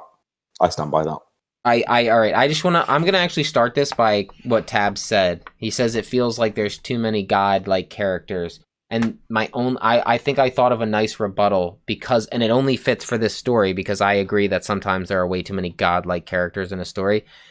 I think the only people that could survive this fucking thing are the gods.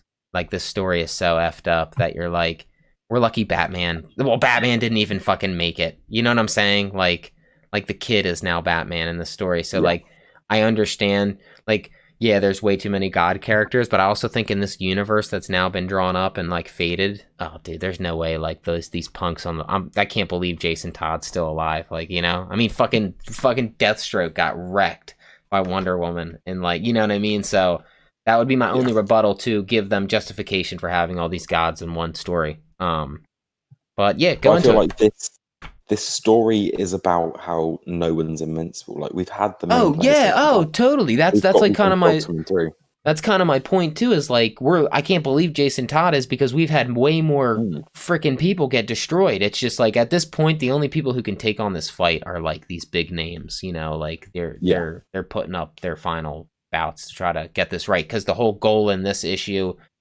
is they found out that they can rewrite this code and fix anybody. Right? Yeah. They're going to rewrite it. It's about Mr. Miracle coming back and him having part of the equation to... He tried to devise a plan that you couldn't escape, but what's his name? Metron, right? Is that his name? Yeah. He got out of that pretty quick. It didn't work for Mr. Miracle. That's funny. I really like Mr. Miracle after reading what I read from Tom King, so I was really happy to see him back. Yeah, I'll just say there is a reference to a Tom King story in this.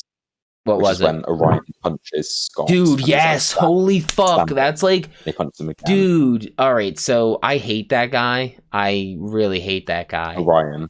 And yeah, didn't John come in and just lay him out like the god he is? Wasn't it? Yeah, John. Didn't he? John he came in and just said, "Stay down." I was like, dude, I really like that. I love the narration through this. Like, Bruce theorized that given his unique physiology, John would be stronger than his father. Yeah, as usual. Bruce is right. Yeah. I love it, man. Like, black out on the floor, bleeding. So they end up having they take the boom tube over to New Genesis. They talk to the High Father, right? And they devise a plan to get Metron off his chair so that Cyborg could sit on the chair so he could decipher the codes inside him. Oh yeah, sorry, I'll just interrupt quickly. We have another slight reference to Tom King's Mr. Miracle here, which is Scott's son, Jacob. Yes. Yep. I don't believe he's been a character before Tom King's run. Cool. But now he's showing up in. Well, think about it. He was just born in the Tom King one, wasn't he? Yeah, he was. Yeah. So yeah. It's just nice to see him pop up in something else as an established character. I'd like to see him reverse it. You know, they have till 7. This is a 7-issue run. I'd like to see him be able to reverse it. They're never getting Batman back though, so that shit. The dead is dead. You know, which is interesting. But if anybody wants to say the big surprise that happens at the end, that was pretty cool. Yes, we say they try and get Metron's Mobius chair to get the missing part of the equation. So they stage a coup to get him off the off the chair, and it does not work at all. And then, of course, I forget who approaches him and says, "Wait, we didn't." We shouldn't have done this. And he's like, then why did you? And he's like, well, it was option 1. And then there's option 2. So, and they basically explain to Metron that. But Metron what happens if we fail. You know that if we fail, anti-life takes over. So you have Constantine, who has the contingency plan or whatever. He has the ball, the orb of the future or whatever, can see the future. And that was their pretty much offer. Well, They're going, Who was it? I forget who it's from. Yeah, give me a second. The name. They pretty much make a trade. They say you get to look in the ball for a few seconds, and Cyborg gets to sit on the chair. And Metron got to see his future, and he literally just bolted. He was like, "I got to get the fuck out of here, man!" Like Madame Xanadu's crystal ball. Yeah. So it was cool. It was pretty cool. I dug it. Art's good. Tom Taylor's usually on point with his writing. You know, I like the whole stand thing. Let's just say that the Snickers ads need to stop. Stop it. Stop it with the Snickers ads. I'm really tired of them too. They're very badly placed. Oh no, and they tried to rope me in with Philadelphia, Pennsylvania, because that's where I'm from. And I'm like, oh, look at this. I'm like, this story's taking place in Philly, and I was like, it's an ad. I'm like, god damn it. So yeah. I will say this.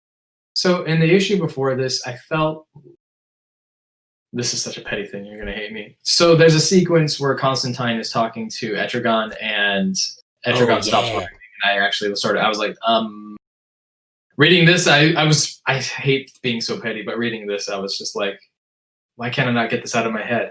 Why did you do this with Etrigan? And I'm like trying to enjoy the story, and I'm like, but Etrigan rhymes. And I'm like, right. Say those names again. Say those names again. How do you pronounce Constantine? It's Constantine. It's Constantine. If you listen to James McAvoy do the Sandman Audible book, Constantine makes an appearance, and he's like, as an Englishman, I'll say Constantine. He says John Constantine because he's got that Scottish brew. Ryan Constantine. So yeah, born again, come again. Oh, Etrigan. Yeah. So wait, I just want to clarify the beef. It's because Tom Taylor chose not to rhyme Etrigan, right? Yeah, that just bothered me. Yeah, he did. I noticed that. Did he not make him rhyme, and then Constantine was like, quit the rhyming, shut the fuck up. Yes. Kind of thing. Yeah. So he tried to write it in as "shut up." Like he made an attempt to write that in. Like, hey, that's his thing. It's like that's how he talks. I don't know much about Etrigan, but everything I've ever read or seen, or in the animated shit, that he always rhymes. Yeah, that's his thing. That's such a petty thing to be annoyed with, because I've actually enjoyed content. I can't get it in my head. It's fair enough, honestly, because it's a trope of the character, So it's very. How do you guys feel about the new Wally being in this one? Wallace. Yeah. He's Have you guys been reading the Hope at World's End miniseries digital first? No, I have not. Because real Wally shows up in that. Okay. I mean, don't get me wrong. I don't have an issue with the character necessarily. I just think it's interesting that he now exists alongside Wally. It's weird. He's a fine character now. He exists on his own. When he was a replacement for Wally. He's his own character. He's fine. I don't mind him. But when he's a replacement for original Wally, I don't like it. Yeah, I agree. It's all about how he's written in, you know what I mean? I hate forced write-ins, so, like... And, yeah. You voiced as much with Kitty Pryde. Wait, say it again? I said you voiced as much before last week with Kitty Pryde. Yeah, what did I say? I can't even remember. Whatever. Oh, I can't remember. Then whatever, man. I can't remember. Too much going on at once. Let's well, do you want to give it stars then? We'll briefly mention the ending. Oh, of course, yes. The mighty ending. So they get the info they need from Metron and the Mobius chair. And Cyborg's like, I've seen too much, which is cool. I always like that. And I love the narration here. It's like only the Black Racer witnessed what came next. That's only cool the too. God of the End could witness this. And he was like, the molten core of Apocalypse cracked, and Death uttered 2 words. Darkseid isn't. And we see an undead Darkseid. He is undead, in fact, right? He's not going to be the same. Yeah, okay. Good. Because he was patient 0 of the anti-life equation, essentially. Yeah. He pretty much self-suicided, unknowingly killing him. Yeah, because in Deceased, the original series, he jumped into the hell pit of Apocalypse and killed himself because he was wrought by anti-life. Okay. Let's rate it. Let's rate it for the... I would just, before we get into rating, I'll briefly mention you guys really should read the Hope at World's End digital first of Deceased, because it is so good. It's set in between Deceased and Deceased and Dead Planet, and it deals with Damian Wayne stepping up to be the Bat. It deals with John Kent having to become Superman, and it is so good. It is so good. Oh, there's 11 issues. 11 so far, yeah. And yeah, it's really good. This the most recent issue had art by the artist from Seven Secrets, which is Tom King's creator-owned book. Oh yeah, that's probably really dope though. That's probably like super colorful. Then it's all just character growth, and it's got the same humor as Deceased. It's got the same darkness. It's got the same emotional weight. It's more of Deceased. Why wouldn't you want to read it? Because it's digital. That's sorry, Dave. Sorry, Dave. How are you reading Deceased? I know. But I'm petty as fuck. That's why Ty's like, I'm gonna get petty. I'm like, oh, you don't know how petty I can go, buddy. Yeah. All right, let's rate it though, because it was good. Does anybody want to go first? Because I don't mind going first. I'll go first. Oh, okay. Go ahead, Ty. I'm just going to do a 4. It's still a really solid storyline. I'm enjoying it. I'm still taking it for what it is. I definitely don't think it's perfect, but it's prime real estate for Tom Taylor. I agree. I'd give it a 4. A 4? Okay. It's given me emotional beats with these characters I care about, giving me situations they haven't been in before, and it's given me this world where they could die, which is something that we don't get to see in mainline continuity. Yeah. And yeah, I'm loving it. Tom Taylor is a writing god, and I will read anything he writes. Oh man, I give it a 3.5. I really liked it. I don't know why it's that. It's just that's where it sits. I want to see nothing. I guess like Darkseid coming back is super major, but it was just progression. It was good. I loved the fucking Tom King reference with the stand. That was probably like my favorite part, the knocking him down. He beats on him so much. I'm like, dude, you're such a piece of shit, dude. You know, like, yeah, I hate that guy, which is good. He's good. I'm glad he can fuel me like that. You know, no, I agree. If you make the character like, if you respond to the character the way that the writer wants you to respond. Yeah. And what do you think, Tabs? I'm gonna give it a 3. Okay. Ooh, okay. Heathen blasphemy. Was there anything in particular? I like the Deceased world and everything. I think it's really cool takes on the character, but this one issue, like I had mentioned earlier in the week, like I just never realized how many ultra powerful characters that were like at this ascended god status, and there were so many packed into it with Darkseid and what was it, the old father or the High Father. The High Father, and then the Metatron and everything. I'm like, these are all just like ultra god level characters, and it just kind of was like, okay, like this is where we are now, because all the heroes are dying, which I like, but I don't know. It just kind of took me out of it, seeing like this ultra high level of every time. It's a fair complaint about DC. Like Marvel's always prided themselves on being. They're the heroes you could imagine looking out your window and seeing. Right. That was what I believe Stan actually said. He was like, you could be in New York, look out your window, and they are the characters you would see flying around. Yeah. Whereas with they are these godlike characters to an extent. And I think it is a fair complaint. So the thing is like, all of these like old gods, I mean, they're creations of Kirby when he wanted to ditch off and leave Marvel. I mean, all of these characters are something that he had created and thought up the backstory for. Well, most of them, but I think the big difference between the kind of like godhood, like the space stuff in specific between Marvel and this, is there's very much a feel of retro 1940s touch with a lot of the DC universe still. I mean, look at the high points there: Batman's noir, the mythology for Wonder Woman, the sci-fi futurism of Superman. All of those things kind of come together, and then the Silver Age rolls in, and that influence comes into that universe as well once they purchase those up. Marvel is a little bit more, I don't want to say like influenced by Star Trek, but I feel like Star Trek, like that era of when that sci-fi came out, definitely had some sort of an influence on how Marvel's sci-fi comics kind of came out.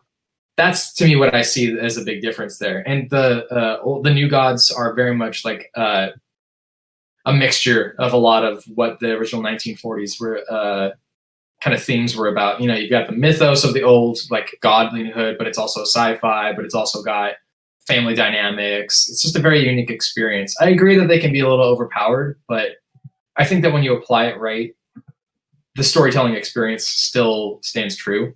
I get what you're saying, though. I think that's a big issue people have with a lot of DC in the first place. Yeah, a lot of them just feel untouchable, and they're there so much. And granted, it's a miniseries and everything, but especially with death metal and everything, you're just getting this influx of super powerful beings, and not just like powerful but beatable, but like you said, ancient, like old god. And it's just kind of like, okay, so no, they're talking to another god. Oh, and there's an undead god now. Okay, here we go.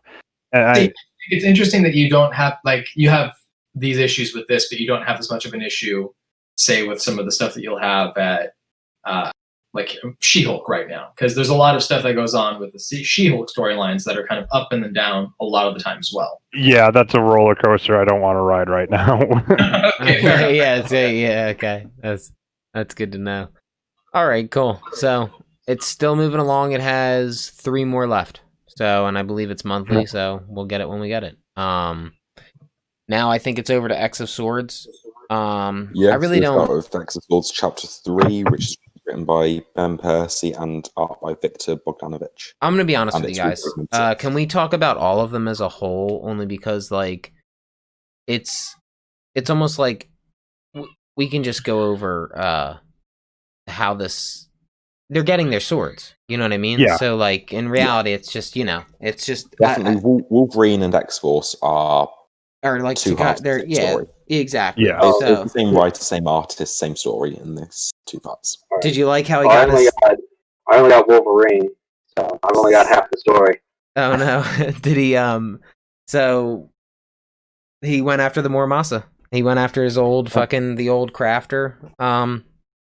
What's his name? I forget his first, but Muramasa, and he ends up Muramasa ends up selling his soul to save his village type shit. You find out, right? He sells his soul to the people to make weapons for, and then he ends up. The overarching story of Wolverine is Wolverine sort of reminiscing a little bit on his past, talking to Silver Samurai about the Muramasa blade, and then he goes hunting to this village in the,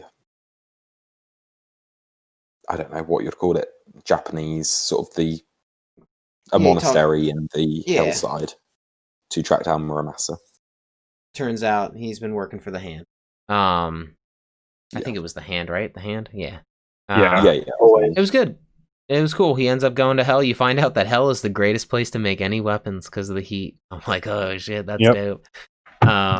So yeah, that Wolverine's was cool. I mean, I'm not to be like shallow with the story, but listen, just get your swords and let's get at this motherfucker. Like I'm ready to go. So like it's good. He got his sword. He got his Muramasa. He meets a character that is very interesting. He too. I will Solemn. say What? Solemn, is that his name? Yeah, Solemn. I think he's cool. He's one of adamantium. He's only been in 1.5 issues so far. He is cool as shit, and I want to read more of him. I can't wait to see more. He's very menacing, in a. So he's a new character. No, I believe so. Something tells me that he had made There's something in there. I don't know if it was in Wolverine or X-Force, but he definitely meddles with other people before. At least it made it seem. I think he says like the last time I want to look him up real quick. But to me, he's a new character to me. I don't know if he's a new character to Marvel. He's a new character to me, and the way he was introduced with Pestilence and War and them lot, I got the impression he was a new character. And the way Reddit was talking as well. He's made up of adamantium skin, so dope. Solemn. Yeah, he was good. He was a good pick to fight, to go after with Wolverine. They end up both getting a Muramasa blade and escaping, right? Yeah, he is a new character. Okay. See, you did that so much faster. I was sitting here typing in the wrong name, so Jesus Christ. He was held prisoner by War and Pestilence for some crime for killing War's husband. Okay. He slayed War's husband. But it was also, he claims that War's husband was kind of like, fight me, bitch, and he was like, all right, I'll fight you, but you're gonna die. Yeah, it was a trial by combat, and he lost. So it was cool. They both get the blades though, right? I'm assuming Solemn got his blade. I will just mention briefly, going back to Solemn, he's held prisoner in this pit, but like as soon as they're like, "Do you want to come out?" He's like, "Yeah, come on then." And he just snaps his chains off without any effort and jumps out of the pit with his blade. And very willingly staying there. Yeah, he goes where the action is. Yeah, you see them shocked in the background, like, "Holy shit, how does he get out?" And he's like, I think the character is he's dropping his chains. I think the character is so stubborn that he may have just sat there because he did say that I told you you'd need me again.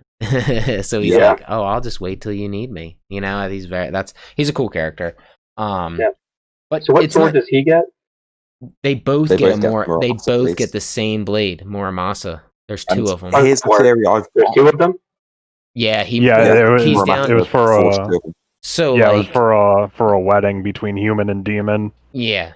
And that they were supposed to slay each other or something. Yeah, Muramasa in this issue is both dead and alive. He is alive in real world, but he's also in hell. Right. So the way I see these blades is one represents life, one represents death. Sure. Yeah, definitely. There's two Muramasas, there's two Muramasa blades. Yep. And he also, like I said, he stated that he put a piece of his soul into this blade. Like that's like a big piece to why it's like so important, like so well done this time. It's a piece of him. And usually I'm going to mention my favorite artwork of the week, which is Wolverine coming out of the fires of hell. Yeah, Terminator 2. Yeah, dude, right? That's what I thought too. I'm like, wow, what a nod to Terminator. That's the thumbnail for this week's episode. So let's let's do Marauders, and then we'll rate them all in one shot. Like we'll rate them. We can rate them individually. I'm just saying, let's do Marauders real quick, and then X of Swords number 5, which is Marauders 13, written by Vita Ayala and art by Matteo Lolli. Sure, let's go with Yeah. that. That was cool. It was neat. They did a good job letting you know. Like I already knew this, but I didn't know it to what extent. But that they were, Panther and her were once married, things like that. Like this was the first introduction I had to that story. I didn't realize they were together. Yeah, okay, I knew she had tie to Wakanda, but I didn't realize what extent or anything. So I think they gave you enough to understand that their relationship became estranged due to his kingship and her mutant godness. And her she has more tie to the mutants than she does to her Wakandan people. So it was cool. So pretty much storyline is she needs to get the sword. Turns out that Wakanda's got one badass fucking sword that was like it was formed in the pits of a volcano and can only be, and if you hold it too long it will like deteriorate your body, so like you have to, they say you have to wear something around, Before we get any further, I'd just like to mention my favourite part of the issue, which is Kitty Pryde now going by Kate Pryde. Yeah, that kind of pissed. Well, I didn't. What that was like? That was not. That was the thing from last week that you were getting upset about. Kate Okay. I hate the name change. I hate the costume. Yep. At least she doesn't have the knuckle tattoos. Yeah, when she has I was her looking gloves for off. that. I was looking for that. She didn't have. Well, she's wearing gloves. I think later in the issue, so I think she covers the tattoos. But it's so stupid. I hate it. Yeah, so she has knuckle tattoos. The last Marauders, if you look at the cover, it's her coming out of a wall, putting her knuckles together, and it says like "Kill Fisk." And she actually got those knuckle tattoos at the end of the issue, and then she like kissed the tattoo artist for no apparent reason. Do you think she could just phase those tattoos out of her? Yeah, right. That's kind of what I'm thinking. Can she phase herself to a better version of herself? Oh, Kill Shaw, that's it. Yeah, she has those knuckle tattoos now, and the costumes are terrible. The hair is terrible. Everything about her is not Kitty. I agree. The sword that they forged in the ancient times was called Skybreaker, and it has the ability to harness your energy, whatever you can project, and amplify it to like a boatload more. So pretty much Storm can now do Storm times 10. I would assume. If I could just interject a joke right here. Joke? I don't know what the word I said was, but sounds like Tabs wants to put his boot in Kitty.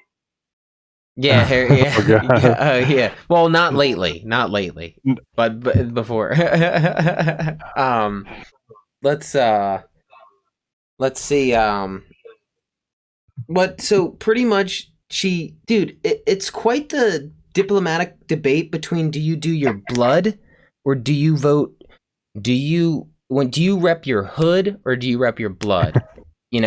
And she chose blood, not hood. Yeah, and it's interesting. She asked Shuri and the mother of T'Challa, whose name I don't know. I'm drawing a blank. Everything's tucked away. I'm looking for digitals. She asked for the Skybreaker. Queen Mother is what they refer to her as. She asks if she can take Skybreaker. She's told no. She can wait until T'Challa comes back. Nobody can take Skybreaker without the king's consent. So it was a big deal to let the king do it. Apparently, they're only just clinging on to power as it is. They don't want an uprising from giving away Skybreaker. Right. So she decides to do just fuck it. She can't wait. Get it herself. She's trying to explain to them that I'm saving you. Give me the sword or we're all dead. So she's looking at the big picture. They're looking at just themselves. Their little Wakandan civilization that they got going. So she breaks in. she gets it, and she goes through hell of a conversation with a lot of people to get it. Meaning like, the conversations that are had are very like, it's not like, I don't want to say it's like political, but diplomatic. It's like, they discuss a lot of rights and wrongs and who's right in the situation, and both parties see themselves right. So Storm does what she has to do. She gets it, Yeah. She ends up. Yeah, and as she's escaping, T'Challa shows up with his Kingsguard, I guess you'd say. Yeah. And he pretty much gives her the just do it, But also when she leaves, he says something like, no, she will have to return it herself. Like, she's gonna have to come back here and have this conversation. So it's interesting. T'Challa's pretty cool. Pretty cool. Like, he obviously loved her, and well written. Talking about it's made me appreciate it a little bit more. Yeah, it was good. I'd say it was decent. Like, I mean, she got her sword, and they had a lot of conversations that it's like, as it went through, I totally understood it, like, but I wasn't expecting this conversation. I get where Storm's coming from, and I get where the Wakandan, like, embassy people are coming from, but, like, I still side with Storm, like, to be honest with you. Like, somebody tells me that there's, like, the Horsemen are coming, I'm like, yeah, just take the fucking weapon and wreak havoc, So, I liked it. I thought it was a good way to get her sword, She ends up, and it's funny because, just a little side note, as she's breaking in, T'Challa had shown her all of the ways to break in prior to this. Yeah. So she used like that knowledge. Yes, it was like T'Challa knew this was going to happen. Yes, which is cool. So, yeah, Exo Swords continuing. 3 people have their swords. So we have the Muramasa, Skybreaker, and I do not know which one Magic has, so if anybody knows, that'd be good to know, What sword does she have? I'm waiting for the Twilight Blade story, so... Because whoever's getting that is... Piss you off. Say it again? I hope it doesn't come just to piss you off. No, that would be cool, because that would mean like we'd have another deep... Because as of now, I think Surtur... So the way Surtur works is when you cannot kill him. He was there before the beginning, and he'll be there after the end in the story. Even though he destroys everything, and even himself, he suicides himself to complete Ragnarok. He still exists. His primordial essence will reform, and so I think he's dead right now. He's from the last story I read, which took place a couple years ago. But if they forge the Twilight Blade, they're idiots because they're bringing him back. So that would be awesome to have Surtur back. Magic sword is the Soul Sword. Oh, cool. Okay, so we have the Soul, the Muramasa, and the Skybreaker. So that's where we're at right now. It's moving along pretty quick. Yes, I think it's the better of events. I think this event has a lot of I'm expecting the first 11 issue, like the first half of it, to be them gathering swords. Then the second half is going to be respective characters fighting their opponents. The second half is going to be like a Dragon Ball episode where they can drag a fight out for 6 issues. No, no, they're pacing it very well. No, they're. Yeah, they're pacing it very well. I'm excited to see Magneto. I truly believe he will have the Cerebro sword, and so I don't know how he's going to get it because it's somebody else has it right now, but he's going to get it. I think I'm surprised that's been the plot point of that for the last few issues. Yes, yeah. So I think they had to wrap up the Wolverine thing. Wolverine kind of could pull off. He's in both teams, so he could, you know what I mean? Cool. Do we want to rate it? So far with these 3 going on, gathering swords, how do you guys feel about this event? Is this event... Let's rate how the event is going. Is it still... What star are you giving the event so far? I'm going to give it... What?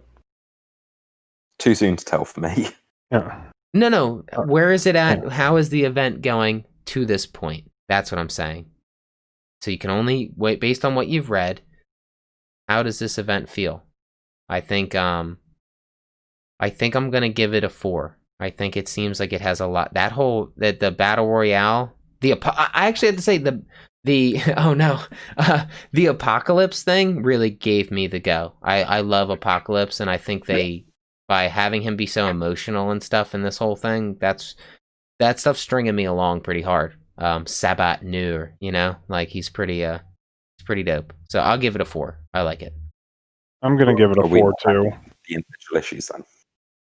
Oh, if you want, that's fine. Yeah, if you want to do the individual issues, go for it. Let's do it. Go ahead. What do you want to do? Wolverine and X-Force, because they're two halves of the same story, I've given them both a 4.5. Okay. Because I feel like they were very great issues. Let me get that. And then Marauders, slightly lower, 3.75, because it was still good, but it just didn't resonate with me as much as it's not, and it's not like, that's not, of all the characters, Storm going to Wakanda, you're not a Marvel guy to begin with, so it's totally diving deeper into, like, different things. Yeah. Okay, Ty, I'm still really enjoying the event. Yeah, definitely. It's solid. How do you feel about it, Ty? So, since I didn't read the individual issues and I skimmed through the Wolverine issue, I'm still kind of basing it off of what I've read with X of Swords #1, like that first issue. The Wolverine issue, I agree, is really... I mean, I don't know if you guys read the story before this Wolverine storyline. It was just not good. Like, it was just not... I don't even think that writer's even in existence anymore. The vampire stuff, you're saying? No. I'm sorry, what was that? Ben Percy's still writing it. He's written all of Wolverine and X-Force so far. No. You're talking about the previous run. Right when he was losing his ability to heal, and it was because of, like, aliens inside of him. That was one of the worst runs I've ever seen. Wait, because of what inside of him? Man Logan run? Oh, aliens. That's different. Is this when he got the Soul Stone and shit? Or, because not that I can think of. This was during the Marvel Now. Oh, well, that says a lot. So, I mean, I really enjoyed the Marvel Now stuff. That was just one of the stuff that I really did not enjoy. Considering that, this Wolverine run is really amazing. I also really loved the Greg Rucka run of Wolverine, and that's kind of what I'm getting for a feel from this. Not same, but different. I feel like that adds a lot to this, and I feel like I actually want to pick up the other stuff that he's writing just because of Wolverine. But so far, I'm enjoying it. I'm gonna say it's a 4, just based on what I've read. I have not read the other stuff so far. I've not been reading Marauders. I've not been reading Excalibur. So the only things I can base it off of are what I have checked out. I think the overall concept's pretty solid. Has a lot to move forward with. Battle of 10 sounds pretty sweet. I have a feeling somebody's gonna cheat along this thing. I don't know how it's gonna go, but maybe the what's the queen's name? Saturine. She's just gonna snap them out of the whole fucking thing. Like, nope, you cheated, you're gone. I don't, you know what I mean? Who knows? Like, pretty Saturnine. Cool. Saturnine. Yeah, something like that. So cool. So, X of Swords is moving along well. I didn't get to get my review. Oh yes. Sorry. And you're Crave. You're on Wolverine, right? That was I'm on Wolverine. I got it because that cover is just amazing. I love that. That's a div cover. Yeah. I open it. I read the first couple of pages. I open up. I see this thing. First thing I think, Hickman. It's got to be Hickman. I don't know anything else about the comic, but I know that's Hickman stuff right there. Right. I read through. He's the head of X. You guys have been calling it X of Swords. I'm wondering, like, if it, might also be Cross of Swords, because they're gonna do a bunch of sword fights. It's 10 of Swords because there's 10 participants. Yeah. Oh, that's another good one. Yeah, I like all the Hickman touches. I love the art in here. There are so many pages here, which is really great because a lot of other Marvel comics or DC comics do just it's maybe like 20 pages with a bunch of advertisements. And you'll breeze right through it. I mean, the paper's a little thin, but I mean, this is definitely the best Marvel comic that I've read in quite a while. So it's definitely like a 4.5 or 5 for me. Nice. They did a good job of like giving me information that I didn't have because this is the only one I've read. Right. I haven't read any of the other X of Swords stuff, so I think they did a really good job. Yeah, it definitely being in it's actually in the Wolverine storyline as well too. Yeah, I think it did a good job being its own thing, its own mission. It was its own mission, to partake in the event, which was cool. So you could jump on it, and like it did do a good job of giving you like those pieces. Yeah, definitely. Yeah. Cool. So we got 4.5s and 4s. That's what we have. What did you rank it? Sorry, Crave. It's definitely a 4.5. It might be a 5. I don't know if it like maybe if I read everything else. I was gonna say if you read X-Force, that probably would have solidified your answer. You know, because it delved more into. Definitely great. It's definitely a good Wolverine story. Yeah, I love that cover too. That cover's awesome. I do recommend you check out X-Force 13 as well, because that's the second half of this Wolverine story of him going to hell. And they have some neat conversations happen in it. All right, yeah, I'll definitely look that up. Let's see. Yeah, even if you don't pick up the rest, X-Force is the next chapter of the Wolverine story, and it's so cool. Okay, great. Let's see. So that's basically it for me, guys. I'm going to sign off. Okay. Yeah, cool. Alrighty. Yeah, thanks for stopping by, Crave. Yeah. And stuff. Yeah, see you guys. All right. Sorry, Sean? Did you choose any favorites of the week, like favorite art or cover or anything? This is definitely it. Yeah, that was a cool cover. It was definitely a baller cover. Cool beans. Yeah, I haven't gotten into Decorum yet. Maybe that's it. But out of the three that I read, it's definitely Wolverine. Fair enough. Cool. Yeah. See you guys. Yeah, we'll catch you later, Crave. Let's see. Let me hide these star jimmies. All right. So let's move over to what was next? We only find a woman dead. Dead 2. Cool. Written by Al Ewing and art by Simone C. Mio. Change all this shit. I'm gonna go up. Who read it? I read it. It was yeah, Ty. Did you? Oh, Ty, you're mute. Okay, I think you're muted, Ty. In case. I've been doing it intentionally because the feedback I know is a little bit annoying. They okay. Did you read the We Only Find Them When They're Dead?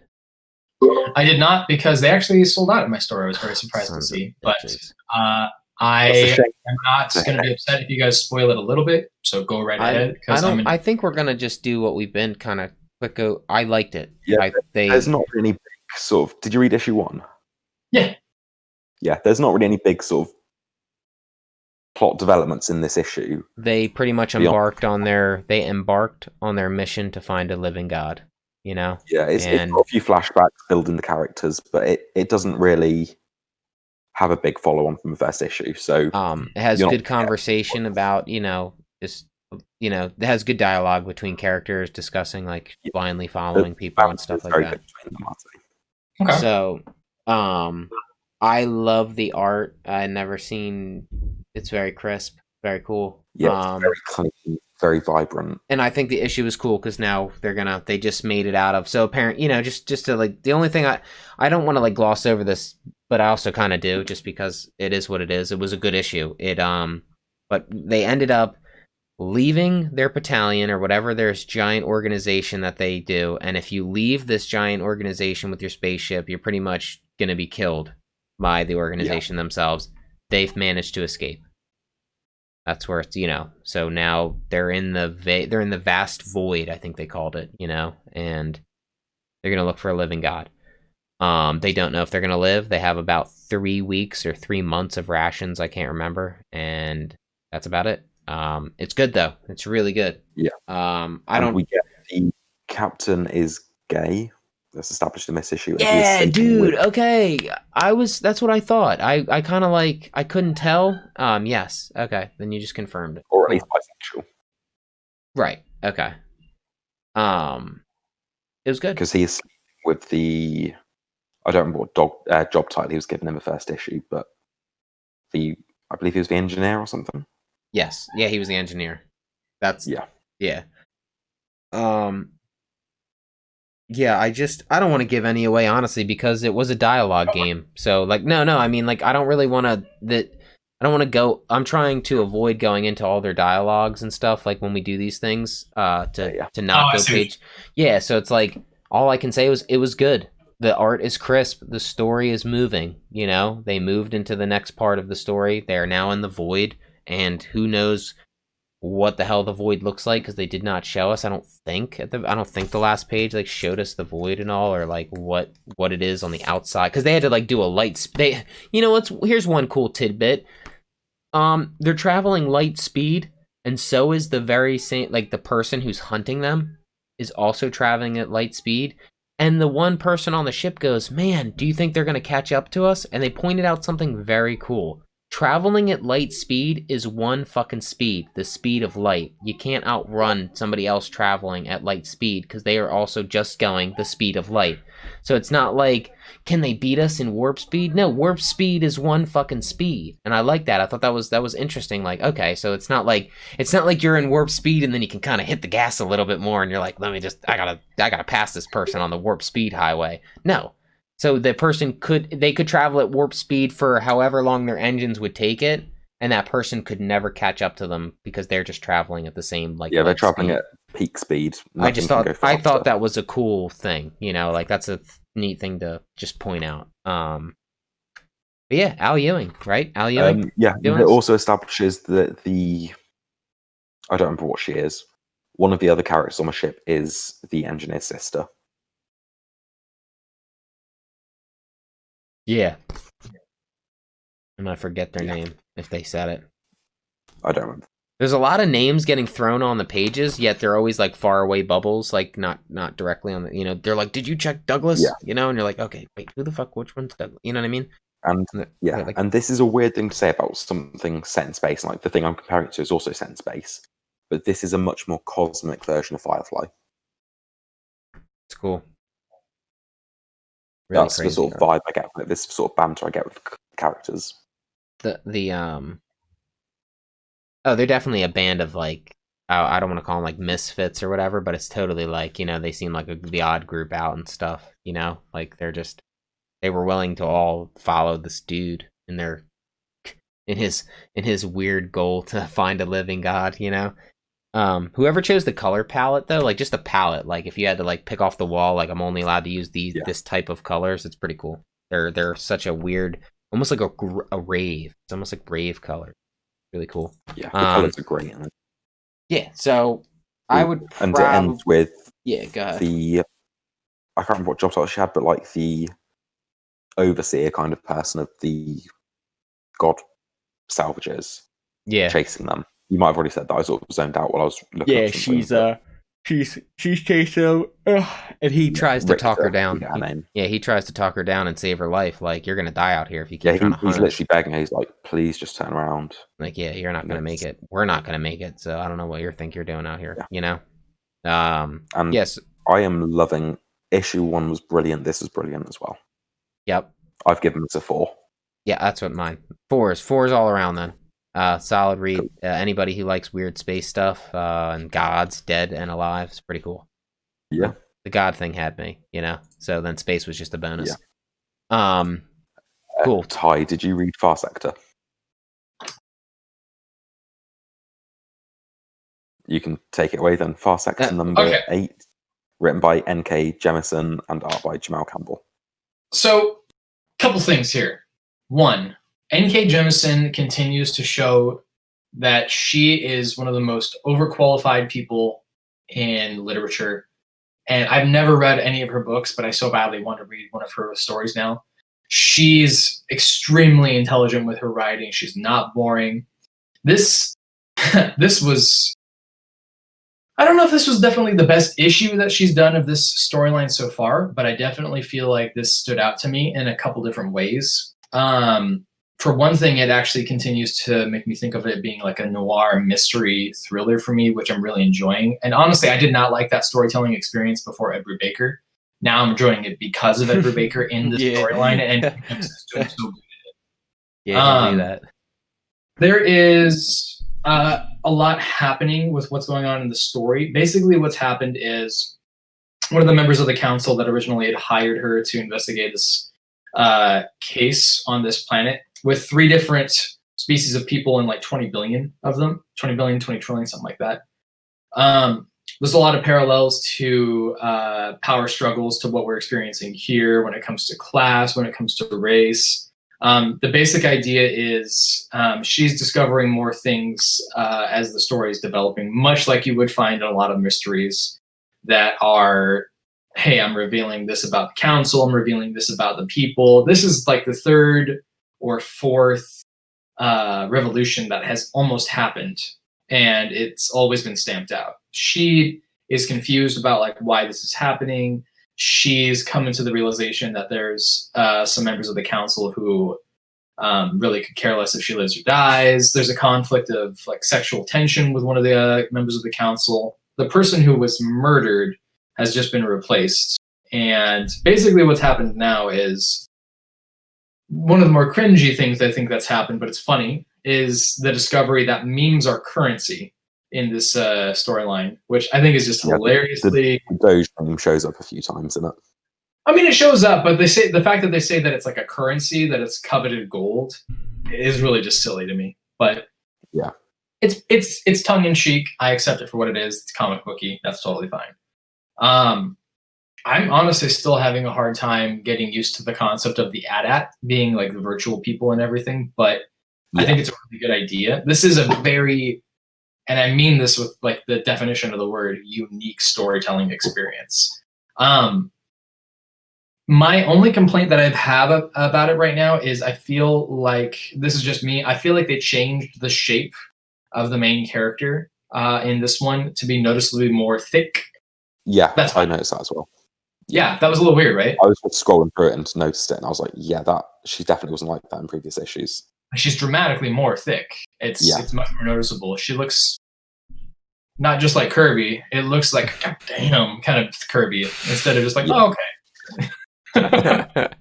I don't know if that's intentional. I feel like maybe there was a conversation that was had, like, hey, we shouldn't make this person be so body normal. I don't know. I wouldn't put it past them, you know. But it's weird because the face seems the same shape as before. It's just around the hips. It's much more. Remember when they gave when they gave the Riddler the big bum a couple weeks back? he had quite a romp. Yeah. I only caught up on this series within the last week, so yeah, it was pretty noticeable. Like suddenly in this issue, she's very thick. Now, I know the flip side of that argument is, well, why does that matter? But it's also like consistency is still a thing you find in art. That's the big thing there. If she was that way from the beginning, like it since the beginning, it wouldn't be an issue. But the fact that it was randomly issue 8 of 12, it's just a bit jarring. Yeah, absolutely. A part of me is actually kind of frustrated that this is such a good storytelling experience, because I actually would love to see this in some of the more main DC Universe stuff. This is really interesting because you're giving a lot of praise, but I'm not enjoying it as much. Tell me. I think it's because it is doing something different, and I'm perhaps going into it with I've got an idea of what I want from a Green Lantern story, and it's doing something very different. So I feel like that might be part of why I'm not enjoying it as much, because I'm having different expectations to what it's giving me. And I'm not saying it's badly written, I'm just saying it's different. Sure. And yeah, it's competently written, and like I would be interested to see something else the writer's done that I could perhaps go into with less expectation. I think the problem is sci-fi writing. Yeah, I feel like this is because the entire basis everybody likes to throw around is that the Green Lanterns are space cop, and it's like no one touches on that. I mean, even in Grant Morrison's stuff, they're kind of digging into like, oh, you broke this code and this penalty and everything. That's getting it, but it's not a cop story. You know, this is a cop story. This is a space cop story at its absolute. There's nothing about it that you can argue is not a space cop story about it. If anything, I feel like the stuff that people wish they were writing. Yeah, and just following on from that point, I do feel like I felt the same way about Grant Morrison stuff, but like I read the first arc as it came out, and then I went back and reread it a second time, and it was the second time I appreciated it a lot more. Sure. Because it was doing something different, and I sort of picked up on things a lot more the second time. So perhaps this would read better on a reread when I sort of don't have the expectations. You know, you're probably right. For me, with Grant Morrison, looking at the Green Lantern stuff, I feel like it's always been... I take it with a big grain of salt, and I know that it's not going to be something that's going to be what any of my expectations are, and I accept that it's going to be some next level weird, and I'm for it. But I have to go into reminding myself this is not going to be what I'm used to. Yeah. I haven't read any of the second season of Green Lantern yet, or the Black Stars miniseries. I've read the first 12 issues in the annual. Yeah, I'll get around to it eventually, but like, I like to binge Grant Morrison because I feel like otherwise I'm just too lost. No, that's a good choice to do. Taking it month by month. Don't get me wrong. Grant Morrison has said multiple times his favorite storytelling experiences have been from the Silver Age. Each issue, one panel is enough that you can feel like a big impact from one panel. And I dig that. I totally respect that. I agree that taking it into more of a binge can be a little bit more satisfying. He's the guy who did I just picked it up. I think it's called Arkham Asylum or something. Yeah. He just announced that his sequel has been delayed, and I'm kind of like, damn, I want to read it, but now I kind of think like, I have it on the shelf. Maybe I'll pick something else, and then when it gets re-upped again, if in a year, I'll pick it up. His first Arkham Asylum was published in like the late 80s, early 90s. It is very standalone. Yeah. The sequel was going to do something very different with like Damian Wayne being introduced, and it was going to be a completely different story. Okay. So don't hold off on the first one until you get the sequel, because it's so separate. I can read it. Okay, cool. Yeah. For me, I'm also really digging the fact that Jamal Campbell is continuing to do good work like this. Yeah. I don't know. The artwork is good. Yes. This is the same one who did Naomi as well, so I'm totally for it. The artist, I feel, is focusing a little too much, or I'm sorry, the colorist. Booty. There's a lot of shimmer and shine and everything to it, and I feel like that coloring is not necessarily my personal favorite. I'm still enjoying it. It doesn't detract from the art. Yeah. That's just a personal preference. Yeah. Personally, for this issue, I wouldn't say that it's like the top 5 that I've read, but I definitely feel like it's continuously. It's getting stronger for me as time goes on. So I think for me, I'm giving this like a 4. Are you reading this at all, Dave? No, I'm not. I'm out on this one. It's a pretty good storyline. When it comes out in trade, I definitely recommend picking it up.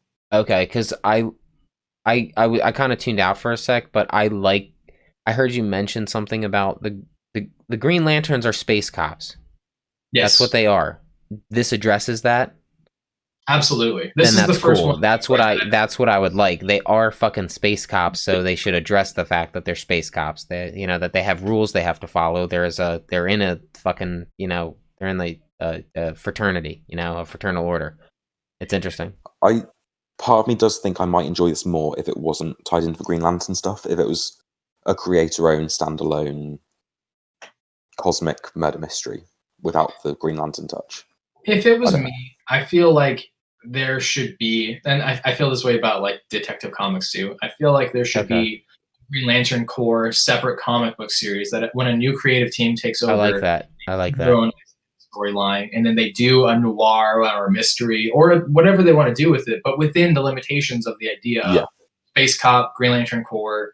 These are the characters. If you want to create something new, go for it. But totally, I agree. This actually fits into that for me. Now, the only thing that I would say is about this that is not too DC comic booky is the fact that there's no like villain of the week. This is very human in a way with the storytelling experience, and I think a lot of that has to do with the Young Animal imprint.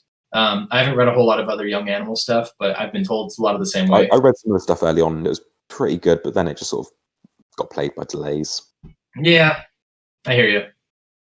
Yeah, I'm going to recommend it to everybody. I think I'm going to be picking up some more N.K. Jemisin in the future. That's cool. That's cool. I was looking on Amazon at her books, and I'm considering picking them up. She's got quite a few sci-fi things out, and we'll see what's what do you want to give it, Sean? What did I give this? I gave it a 3.5 out of 5. I respect that. It's solid enough. I do feel like I've got different expectations to what I'm getting given in the story, and perhaps when I've read it as a whole, I can go back and reread it and appreciate it more for what it is. But just at the minute, because it's contrasting to what I expect from a Green Lantern story, it's just a bit hard for me to get into. Well, it's also hard to compare to, like, say, the greatness of Jeff Johns' Green Lantern run. Yeah, it's very different. Yeah, it usually is. Like that statement. I've heard that statement so many times that the Green Lantern run, man. All right, let's move over to Justice League. Right? That was next. Sorry, what were you going to rank it, Ty? He gave it a 4. Yeah, he gave it a 4. Yeah, I had it up there. Yeah. Justice League 54. Unless you have by final... Joshua Williamson and art by. How am I going to pronounce this? Joshua Williams. Zermanico? Yeah, how am I pronouncing that? It's either Zermanico or Shermanico, based on the X. If they're Asian, it's Shermanico, but if they're Hispanic, it's Zermanico. There you go, people. You've got the pronunciation there. I'm not going to try it. So this is Doom Metal Part 2. And yeah, I really enjoyed this issue. This is so cheesy. I love it. So this is a chimp, right? This is a chimp Nightwing story? Yes, this is Nightwing, Detective Chimp, Hawk Girl, Lex Luthor, Cyborg, and Starfire. Cool. And it's dealing with them going after the Legion of Doom who are powering Perpetua's throne. I kind of wish that Joshua Williamson would just take over, honestly, after this. For Justice League. Yeah. Because it's Scott Snyder, right? On the reg? No? No. They've been switching it around. Oh, okay. Yeah, he finished with issue 38, I want to say, and this is now on 54. It's had a few fill-in writers. And now it's doing... yeah, I think Tynion stepped in a couple times during Snyder's run, too. Yeah, he did the odd issue and Legion of Doom stuff, yeah. He did Hell Arisen as well. Yeah. I don't know. I feel like this is the level of cheese that I really appreciate. Look, I'll be honest with you. I just want a Justice League that's not the same 7 superheroes every single issue. Yeah, I want a book I can have fun with. And like, I appreciate Snyder's run felt like it was building to something. But I want to have fun reading it.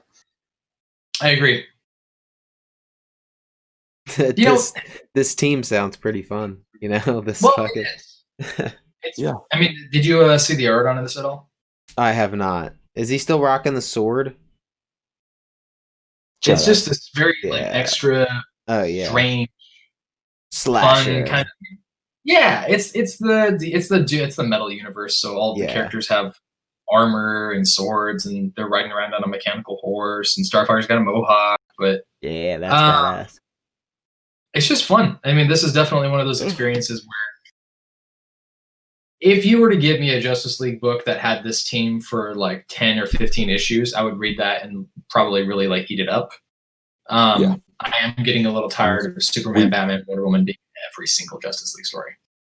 And I feel like this is kind of what I wanted from Titans when it launched at the beginning of Rebirth. But it had so much editorial interference that it never really got a chance to shine. Mm. And yeah, it just ended up being a disappointment of the book. What was going on with editorial? I didn't hear about that. Just like Wally West not being able to sort of do anything. Because the first arc of Titans was dealing with him trying to reconnect with Linda. Mm-hmm. And then after that, he just sort of went into limbo, sort of a supporting character, and didn't really do anything until Heroes in Crisis 3 years later. That's where he ends up being Manhattan. He gets the Manhattan stuff. Sorry. That was like a year after Heroes in Crisis. Oh, okay. Yeah. Okay. But I know that some of the editors at the beginning of Rebirth were not letting the writers do what they want to do, because I know Joshua Williamson spoken out about the editor early on in Flash not letting him do what he wants to do. It's kind of interesting to me to hear that there's so much editorial interference on DC. Dude, you're telling me, man. That's I hear that shit and I'm like, how can these people like I thought as an editor the idea was like, let the person do their thing and then your job is to maybe suss out what's garbage within that or something, As an editor, yeah, for sure. I think the thing that Sean's saying is that the overall like management of how things are going to be going. Like, for example, when Tom King was doing his run, he wasn't going to kill Alfred, but WB actually did step in and they were like, go ahead and kill him. That's what I'm saying. Yeah, they were like this issue sold amazingly, keep him dead. Yeah, like I don't know, I feel like I wouldn't work for the company. Like, I'd say, you know what, fuck off, dude. If you're gonna like, it's one thing to allow me to do my story and you to then say, look, listen, we know what's gonna work, let's take some stuff. It's another thing to say like, no, we're controlling the second half of the story and we're gonna, even though you wanted to do something like, we already made up our minds. I'm like, damn, dude, it's just not much give and take there. There's not much give and take from like that kind of like that's like it's almost like aggressive. It's an aggressive stance. Sucks. It just sucks for the artists, and the writers. it's especially weird, right? Because like they have Black Label and they've got so much creative freedom for some of these imprints where they can just like, do whatever the fuck they want. Yeah, I agree. This is the big issue with when you have the history of DC, because they would just let people do whatever the hell they wanted to do with their stories with no consequence and not thinking about how the timelines were going to flow together. So this is definitely them trying to respond to that and make sure things fit within certain limitations. Probably also because Jeff Johns likes to... They've gone to the other extreme, and now the stories are suffering for it. Right. Yeah, honestly, I blame a lot of that with what's going on with Jeff Johns too, because I mean, it's pretty notable that he will claim characters or things that happen with characters that he wants to specifically do, even if he never gets around to doing it. He took Shazam off the board for 5-6 years, and then wrote a mediocre story with nothing with it. He did 15, 12 issues with 12 issues. Yeah.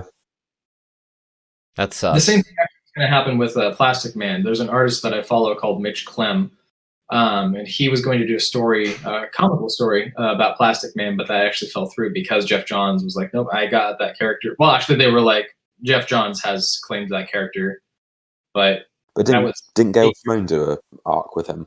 She did a miniseries. Gail Simone did a miniseries with him. Very recently, yeah, but that was, I think, because Jeff Johns was just like, yeah, I'm not going to do anything with it. And if you got your best writer on staff being like, I want to do these characters at some point, and they're probably going to hold on to him, I get it. But realistically, if you're going to take 7 years to not do a story, I mean, what's the point? I mean, how long was it between this Shazam? There's got to be like some kind of statute on Johns when he claims something. They're like, Johns, you have 18 months to touch this character. If you don't touch him, you lose him. You know, like, and you could put a statute on him and say, nah, dude. You know, just to keep him on point, and that way maybe I'm excited when Jeff Johns can fully come back to comics. Like, I would like him too. I would like him too. I'm not trying to pick on his movie career, but it's, you know, he got blamed for Justice League, and it wasn't his fault. No, the Green Lantern movie sucked. Like, that's a terrible movie. That wasn't his fault. That was not his fault. No, he's on it though. I'm saying his name's listed all over it. Like, they took his script and demolished it. Yeah, okay. No, that's fair. That's fine. I can totally see like that shit happening. I just know when I look it up, his name is plastered all that's the only thing is like I can totally see them fucking his script up. Like that shit happens all the time, so I can't really give him beef for that. I'm just saying I see his name listed on it, and I wouldn't want my name on that. I'd be like, you know what, just take my name off that fucking shit. You read what he was writing in Green Lantern at the time, and what was in the movie. Yeah, like how does that fucking translate like that? How does it translate so poorly? You know, like for like the dirt, like I can see that. So. Totally. I just I wish he would go back to comics too though, because like then he has that can't happen, right? That can't happen if it's his thing.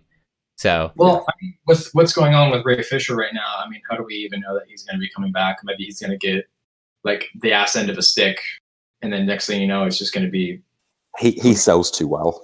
If they've still got Scott Lobdell kicking around, Warren Ellis kicking around when they've literally sexually harassed him, they're not going to get rid of Jeff Johns for telling someone to stop fucking around on set. Yeah, right. No, I agree.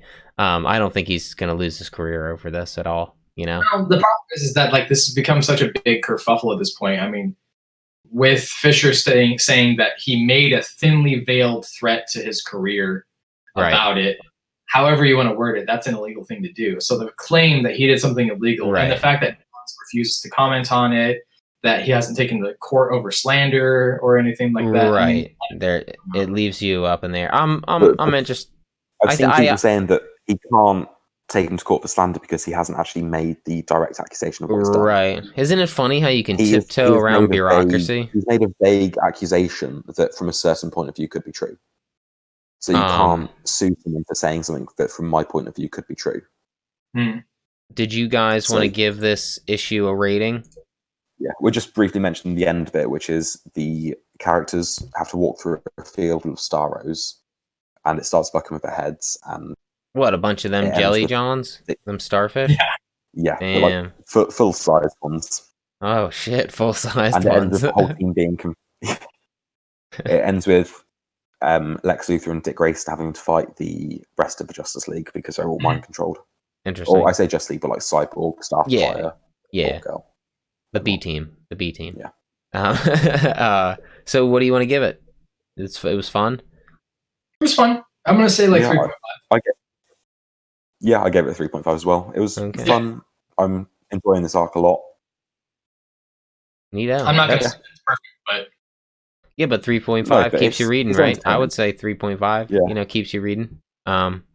Cool. So it's so he's got a 5-issue run going on right now, right? Yeah. Yeah, that's cool. Yeah. Justice League, did you read? It was Young Justice. Sorry, not Justice League, Young Justice. Yes, I read it. Cool. I'm gonna pull it Young up. Justice 19, written by Brian Michael Bendis and art by also co-written by David F. Walker and art by Scott Godlewski. Mm-hmm. What did you think? So yeah, the whole arc, the whole book, this far, just felt like it's spinning its wheels. Yeah, it started off really strong, but every arc since then has just sort of started off strong and just sort of fumbled into killing time. I felt. Damn, so it's just walking through it then? It's going through the motions then? Well, it feels like it. Damn. Yeah, this arc deals with Wonder Girl, Cassie Sandsmark, dealing with Zeus and Poseidon and stuff, sort of trying to fuck with her life and bring her into the pantheon of gods. Yeah.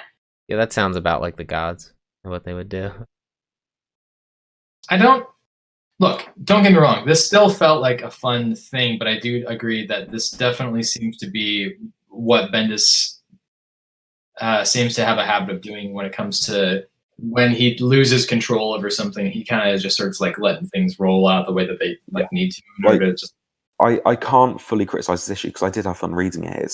It's entertaining. Like, yeah, it's better than some stuff I've read, and like I enjoy the Greek mythology stuff being in there, but it's just the series started with them teasing like, oh, where did Connor Kent come from? Oh, Young Justice back, but why don't they remember? Yeah. Oh, Bart Allen's also back. Where does he come from? But it's never answered any of the questions it's set up, and then every arc has just felt like spinning its wheels, trying to come up with something new to do. And it's weird that they brought Connor Kent back only to have his whole story told in Action Comics. Yeah, I mean, I don't necessarily have an issue with the choice for some of the things that they've done with Young Justice. I just feel like if you're going to tell... I think there was a lot of things that ran wrong with this. I think that with Pat Gleason's hopping off and taking over, going over on Spider-Man.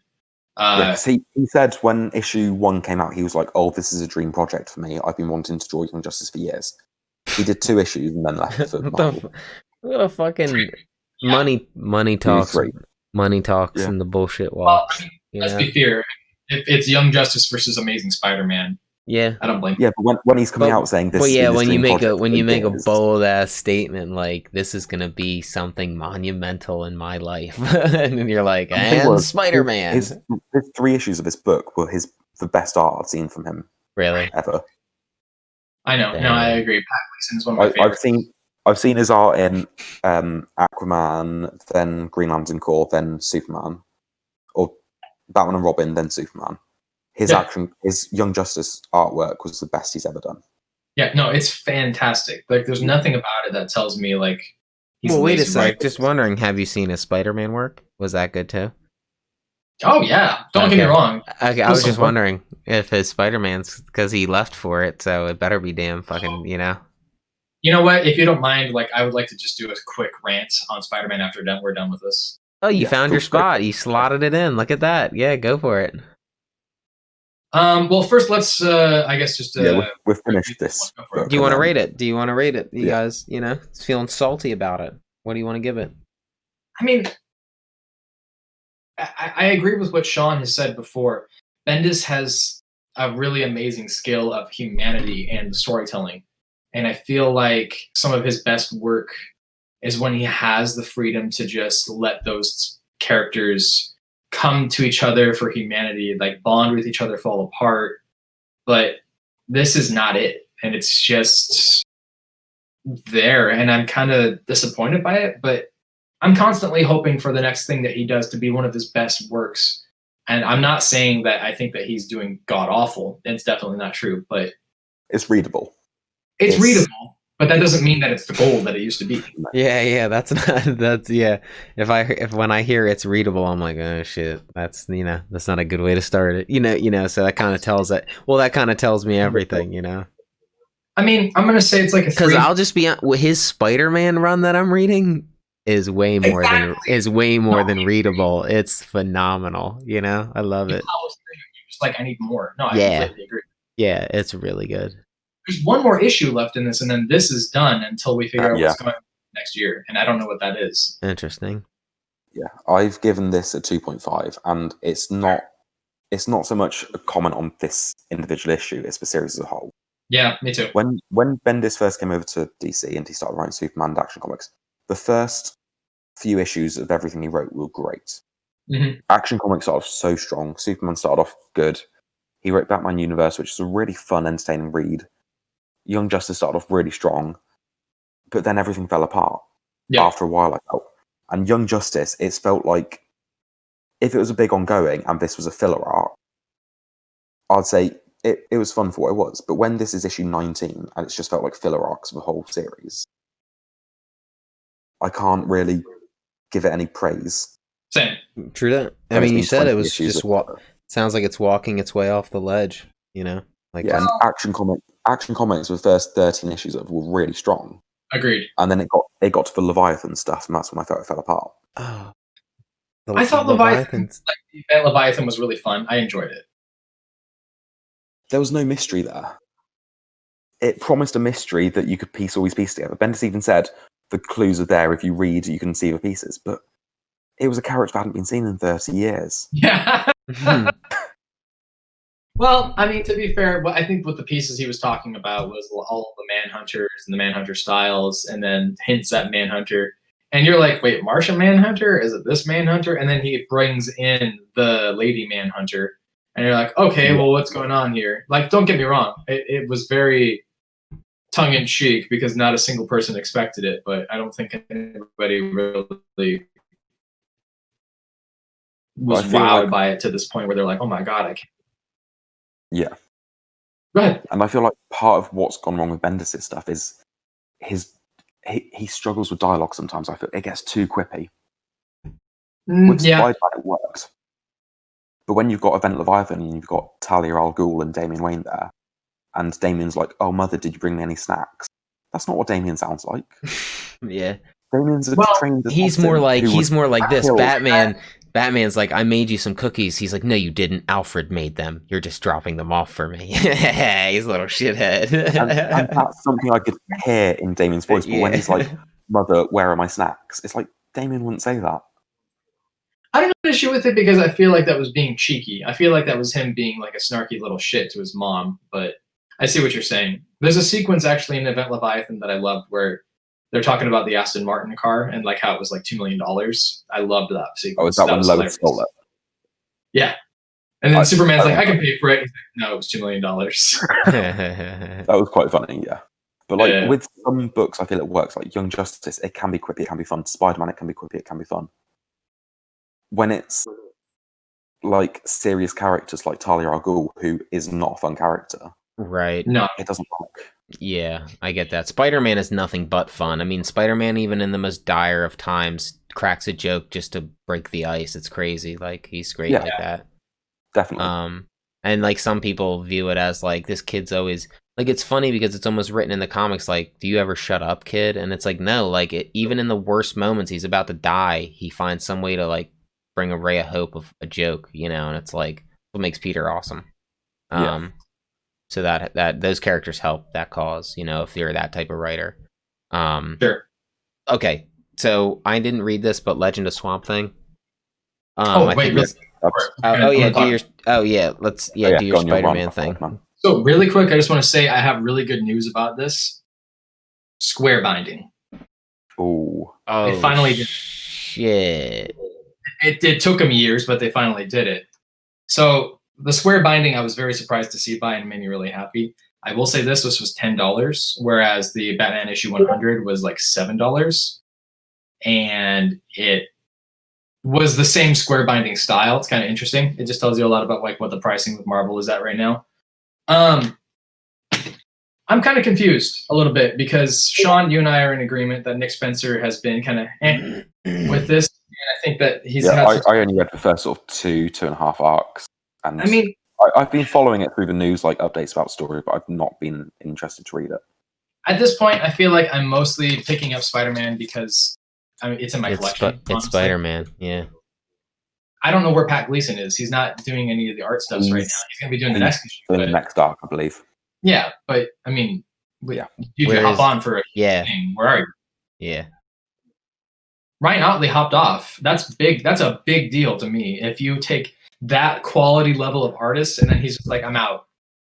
What happened there? It's 50 issues in.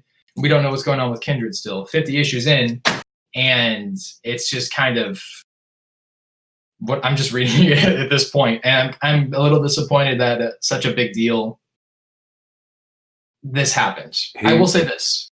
Kurt Busiek did a story in the back that I absolutely loved and actually interacted with him on Twitter recently. Busiek.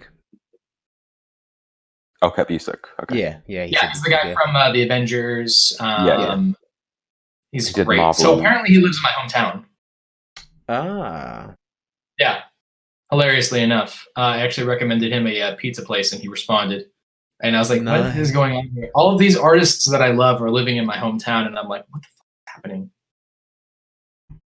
That's neat. Yeah. Small world. I really want Pat Gleason to do more stuff. I'm also really sad that Ryan Otley's hopped off. I don't know. This is not something to even like have a whole conversation. You might get Otley on a good book. Well, he said he's got a couple other projects lined up that he's going to do, so that's good. So just quickly, who do you think Kindred is?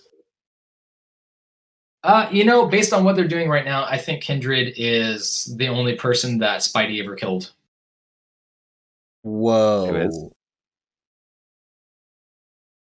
From someone who's not a Marvel guy, who is the only person Spidey's ever killed? So there's been one circumstance where Spider-Man has actually confirmed killed someone, and that was covered in the Dan Slott run. Think up her name. Spider-Man, only person he killed. If you had to like ask me on like the random, I think he blames himself for Gwen Stacy's death, but that's not the same thing. Yeah. You know what I mean? I've seen a few theories online, and personally, from what I've read, I think it's Harry Osborn. Okay, I mean it would make sense. I mean, like if I don't know how Harry is in this, I don't know how Harry is in this run and stuff, but if he's on Kindred's his... apparently Kindred's like really pissed off at Norman. I don't know. I don't know. I feel like Slott set up so much for Harry to be away, especially with issue 800. I don't know. I would have a hard time swallowing that if that was Harry. Okay. Is it going to be revealed soon?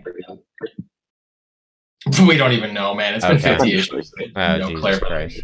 Well, you know what they're doing? They're leaving it for Donny Cates because he's going to be taking over. Whether the world wants it or not, it will happen because he's baller, and he needs to get over on Spider-Man eventually. I don't remember like what her name is, and I'm trying really hard to look it up. So I'm just going to have to come back to it. It might be Charlemagne. I think it's Charlemagne. There was a storyline with Wolverine, so maybe it's her. But yeah, that's the only thing I can guess right now. And honestly, I don't know if I really care. Right. If they've drug it out to, Yeah. Don't get me wrong. The Kurt Busiek story, like I said, was a really fun little nod. It's him when he's back in high school swinging around. It's a good story, but I think that was the only thing I really enjoyed about this outside of the art. Let's we'll get Tabs in on here to do Swamp Thing. Tabs. Yeah. I've been here. What do you how do you want to go about it? Do you just want to? I know this was just a random pickup, kind of, and yeah. I read the first and last story in this. I didn't bother with the middle stuff because I heard it wasn't good. 1.5. Okay, that's fair. I mean, that's fair. I mean, I've been I forget what I heard about this, but it was a multiple story comic, right? It had a couple. Yeah. It was like, yeah, Dude, I'll be real with you. Even like these past couple Batman things, like there's been a lot of multi-stories. They've been getting lucky with being, a lot of them are decent stories because remember, Sean, we were reading The Dark Knight in the very beginning with the multi-story shit, and some of them were just dumb as fuck. You know what I mean? Just like, it's like, did I even need to read this, the Batmobile one or the dinosaur, the Dino Bat? It's just like it. So I could see that. Yeah, I read both the Ram V stories in this and thought they were well written. They sort of had a bit of horror to them. I thought they were solid stories. What did you think, Tabs, about the first and last story in here?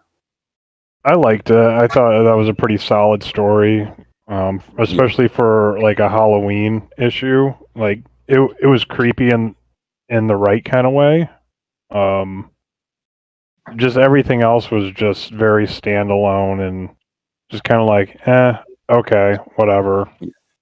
Because the first issue was basically the police were hunting for this child who had gone missing, and they established that other children had gone missing in this town before. Are they assuming it was the Swamp Thing? No, they're just hunting the swamp, but then Swamp Thing's there as well, trying to track down the child, and he finds out that there's this tree who's like, it's like a sentient tree or something. Yeah, it's like an ancient willow or something. Ooh, yeah, that's kind of cool. And it's been kidnapping these children, thinking it's saving them, kind of thing. Oh, damn! And we see there's like all skeletons in the water around it, and dang, it's got this child. And Swamp Thing basically convinces it to free the child, and it goes. And but Old Willow's like, so tell me about yourself. And then the 4 of the stories are just sort of like the history of Swamp Thing. Oh, okay. Not just Alec Holland, but like various incarnations.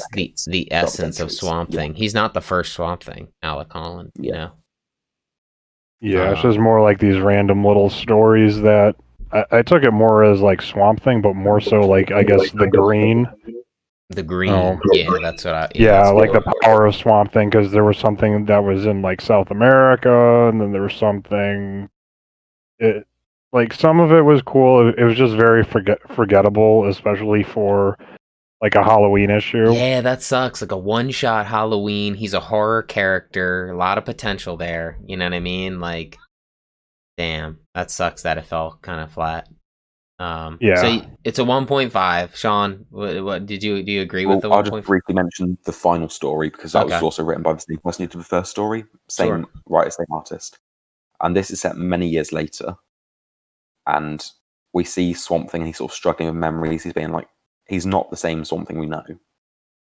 And there's this family out camping, and one of them is an old man who's the grandpa of the group. And he finds Swamp Thing, and he's like, it establishes that this old man is the child from the first story. So it's been like 60, 70 years since the first story. And he's like, why did you save me? Like, why did you pull me from a tree? You don't even remember me, do you? Damn. And it's sort of dealing with like the boy, like after he left, after Swamp Thing saved him, he spent his whole life searching for purpose. He joined the military. He got married, but he never felt like he deserved his life, kind of thing, I believe. Yeah, he just didn't know why he's the only one that ever came out of the swamp. Yeah. And Swamp Thing is no longer Alec Holland. He is the next conduit for Green. Yeah. You guys should read, well, if this was a bummer and you kind of like that concept, you should check out Alan Moore's, because he literally, like, it's awesome. Yeah. If you liked Watchmen, Swamp Thing is the predecessor, like, through character, like, it's really cool. It's just neat. And it talks a lot about how, like, yeah, he's a conduit. He is no longer what he thinks he is, just as John isn't John anymore. He's Manhattan, you know? He's a different thing now. So those are cool concepts. This, like, while the old man's confronting Swamp Thing and sort of being like, why did you save me? He has a heart attack and dies. And Swamp Thing is kind of like, I have memories, but they're not mine. Right. Like, your name's David. I kind of remember you. And he basically takes the man's body and gives him back to the ancient willow tree. And it's sort of like he's returned him from where he once was. Oh, interesting. And the guy dies, he's missing, and it cuts to like a news article of like, he dies 60 odd years after he first went missing. Interesting. In the same swamp. Did they consume him? Like at the end, like did the green swallow him up under the tree or anything? Just it was wondering. the old willow tree that had like originally kidnapped people trying to save them. It just sort of takes his body and claims it. Interesting. It doesn't really establish. Okay. Cool. Yeah. Well, you want to rate it? You want to give it, But we know Tabs gave it a 1.5. Yeah, he did hard. It's been sitting there. It's been sitting there hard. I gave it a 3.5 because I thought both the stories I read were very good. And that's we're gonna put in a little reference note stating that Sean also did not read the crappy stories that were said to be crappy. So those are based on that first and the last without having the middle ones. So I did rank it down because I didn't read everything. If I'm just basing those two stories, I would rate it higher. But I gave it an overall score based on the issue. You might read it. You might rate it lower because you read them. You may say, "Oh shit, these are bad." If it was just those first two, because it's basically just all one story, I would rate it like a 3.5. It was okay, but with everything else, it was like drug it down, pulled it down. Yeah, they were interesting, but not super interesting. So you just read it and you put the issue away, and then you're gonna forget that you have it. Honestly. Let's see. So Swamp Thing's done. It looks like Spy Island. I think Sean, you never got to it, right? I didn't get around to it. Okay, I'm not even going to give any spoilers. I just want to give it a rating because I like it. It's very... I just want to say to the people out there, if you're going to watch this and want to read Spy Island, it's a 4-issue. It is actually really fun. It's very you said Roger Moore when we were talking. Yeah, it's very like a Roger Moore parody of like the Bermuda Triangle, a group of assassins who all live there. It's so effing 70s or something or whatever. Like they even have like advertisements in there, but they're advertisements like for things on the island. They have maps drawn. It's cool. It's mermaids are fucking killing people and shit. It's I don't want to give it's a good read and I would recommend it if you like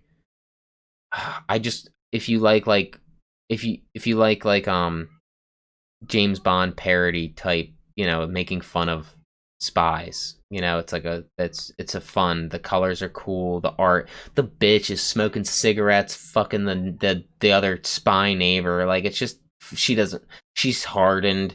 Her sister shows up. It's a fucking it's cool. But like the overarching thing is that shit is weird in the Bermuda Triangle and it's happening.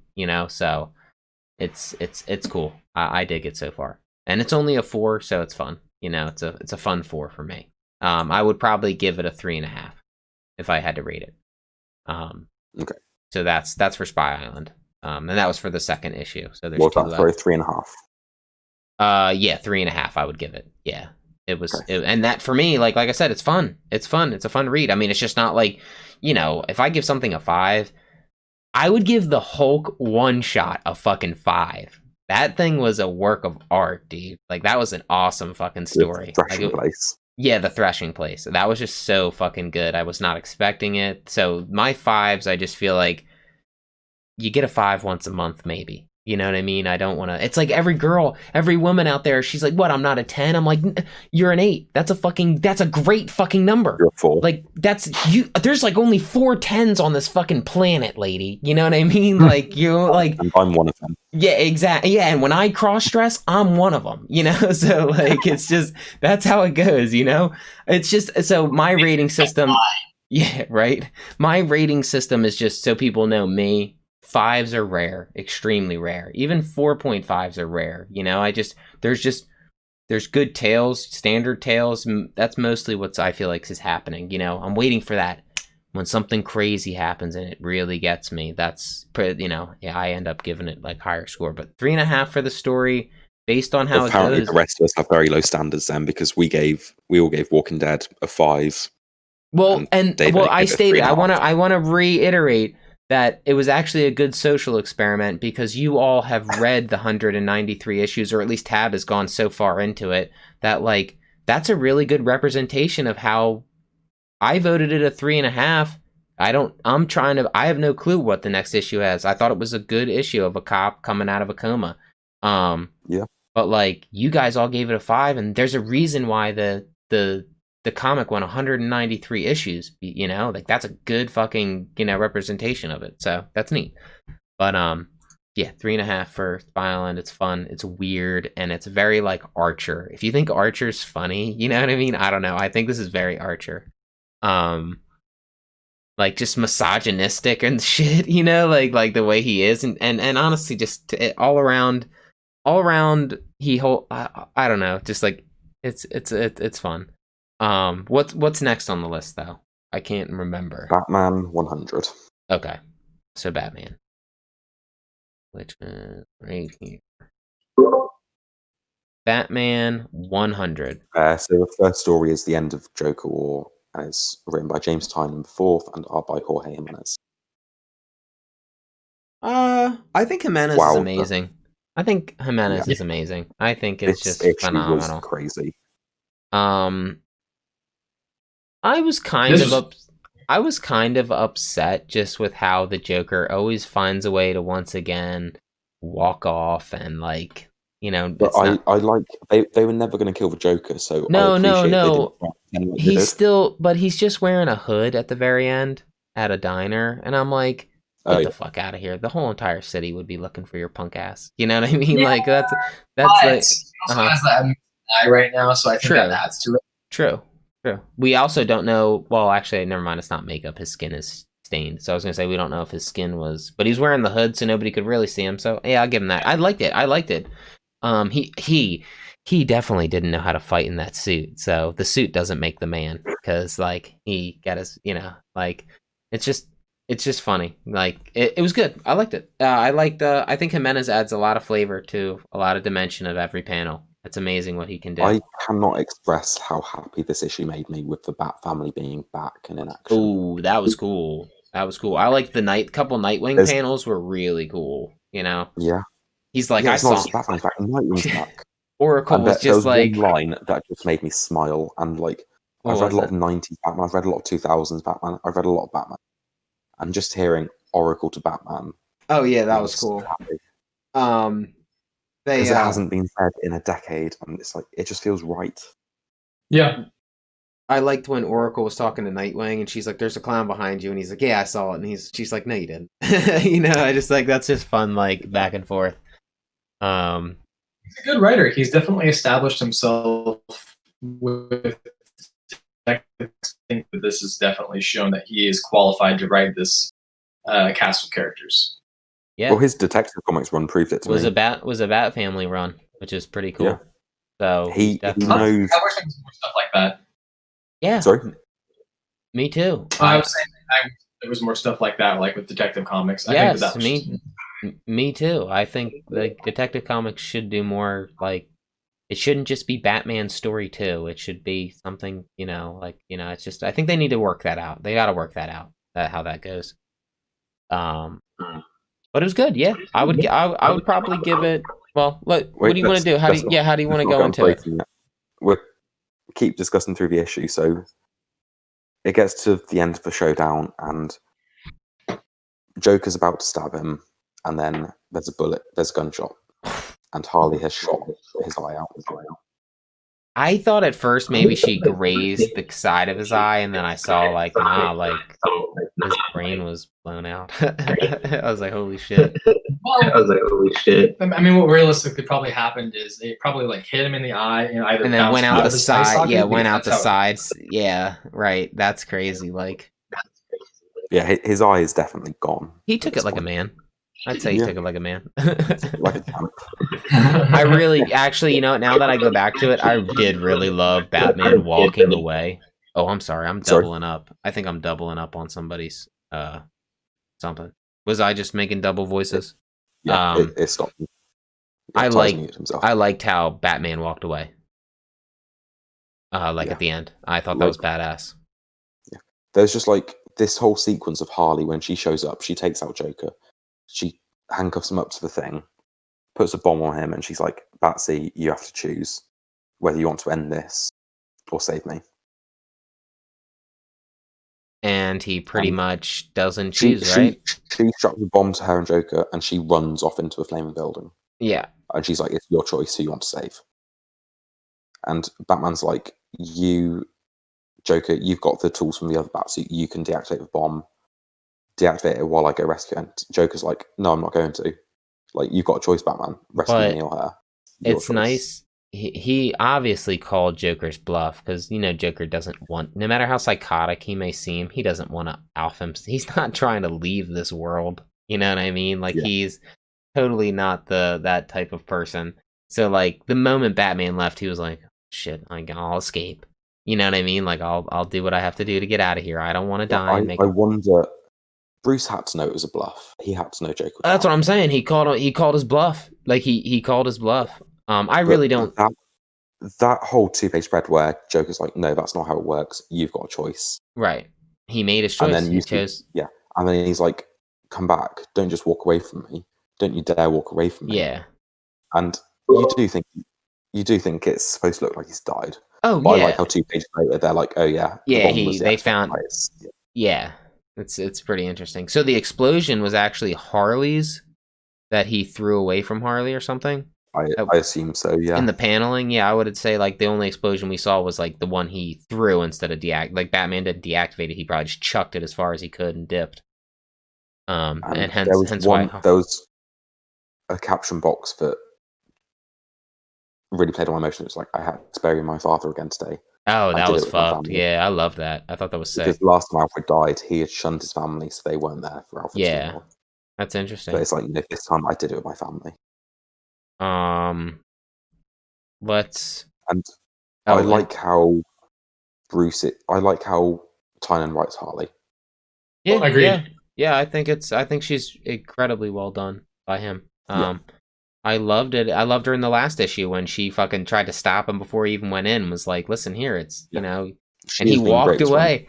He walked away. I was like, damn, he's a cold motherfucker. You know, like he's got nothing. For me, I think one of the important sequences in this was the fact that Joker made it very clear that Batman being the hero and being the savior for Joker was very much a choice that he had to make. And that's a thing that Joker has been playing off of, which is, you know, I'm not going to do this and then save myself. I'm not going to do this because even though I have the ability to, the idea isn't self-preservation. It's to fuck with you as much as possible. It's you save my life at the risk of another person. That's how I work off of you. And the where he actually goes up to Bane in the Joker War one shot kind of covers that as well, where his dependence is very much heavily. It's reliant on how much he plays off of Batman. I mean, at this point, he is admitted to being. Like his character development and existence is dependent on how Batman reacts to things, and that's the entire basis of it. Is how much can I fuck with him? How are you going to play off of what my choices are, and how can I make your life a living hell because of it? By not playing into that, I think that's showing a hand of strength. I'm hoping that moving forward, because they talked about a new bat, like he'll have to be, you know, a better bat moving forward and things like that. I'm hoping that type of mentality sticks with him, where it's, you know, He's going to use his family, and Tynan's even said in his newsletter that Oracle and the Bat family are a big part of 2021's Bat plans. Well, is that the plans that he originally had, or the ones that have changed? Because he did say that he was going to hop off at 100, but since everything that was changed. the original plan, but because all his issues sold out, his run was extended. Yeah, that's funny. Because like so many of like the early issues was run, but introduced like Punchline, they introduced Clown Hunter, they sold out like a crazy amount. They introduced what's his name too, the Destiny Man, right? Was that his name, or what the fuck was Mr. Destiny? The designer. Yeah, the designer. Yeah, Destiny Man is Undiscovered Country. The designer, which was cool. I really liked all that shit. I was like, who the fuck is this? His new plans are Batgirl, Oracle, and the Bat family are going to be a big part of Batman moving forward. Cool. Okay. Cool. Good. You want to let's rate this story real quick before we go. Yeah, well, I just mentioned that at the end we get introduced to Ghostmaker, that was cool shit. Next arc. Yeah, he's gonna be like Azrael or some shit. You know what I mean? Like, I don't know, like trying to claim city. Turf. You know. I've ranked the issue overall. I haven't ranked the individual stories. Okay, that's fine. Let's go into the second part then. Clown Hunter, right? That was the one. It was a one-off, right? Intervention, same writer, art by Carlo Pagulayan. Yeah, I'm down. I like Batman approaching him and having a talk with him. I also like how snide the kid was. He's a kid. Of course he's going to be like that. Yeah, he doesn't respect you. Identity as well. Bow fam. Yeah, right. Earn it back. Like I said, he doesn't respect you, so earn it back. Or put the fear in him like you did when you left, saying, I'll come after you. He seemed to be like really sort of awkward and uncomfortable before he puts a mask on, and then the mask goes on and he becomes, he becomes comfortable.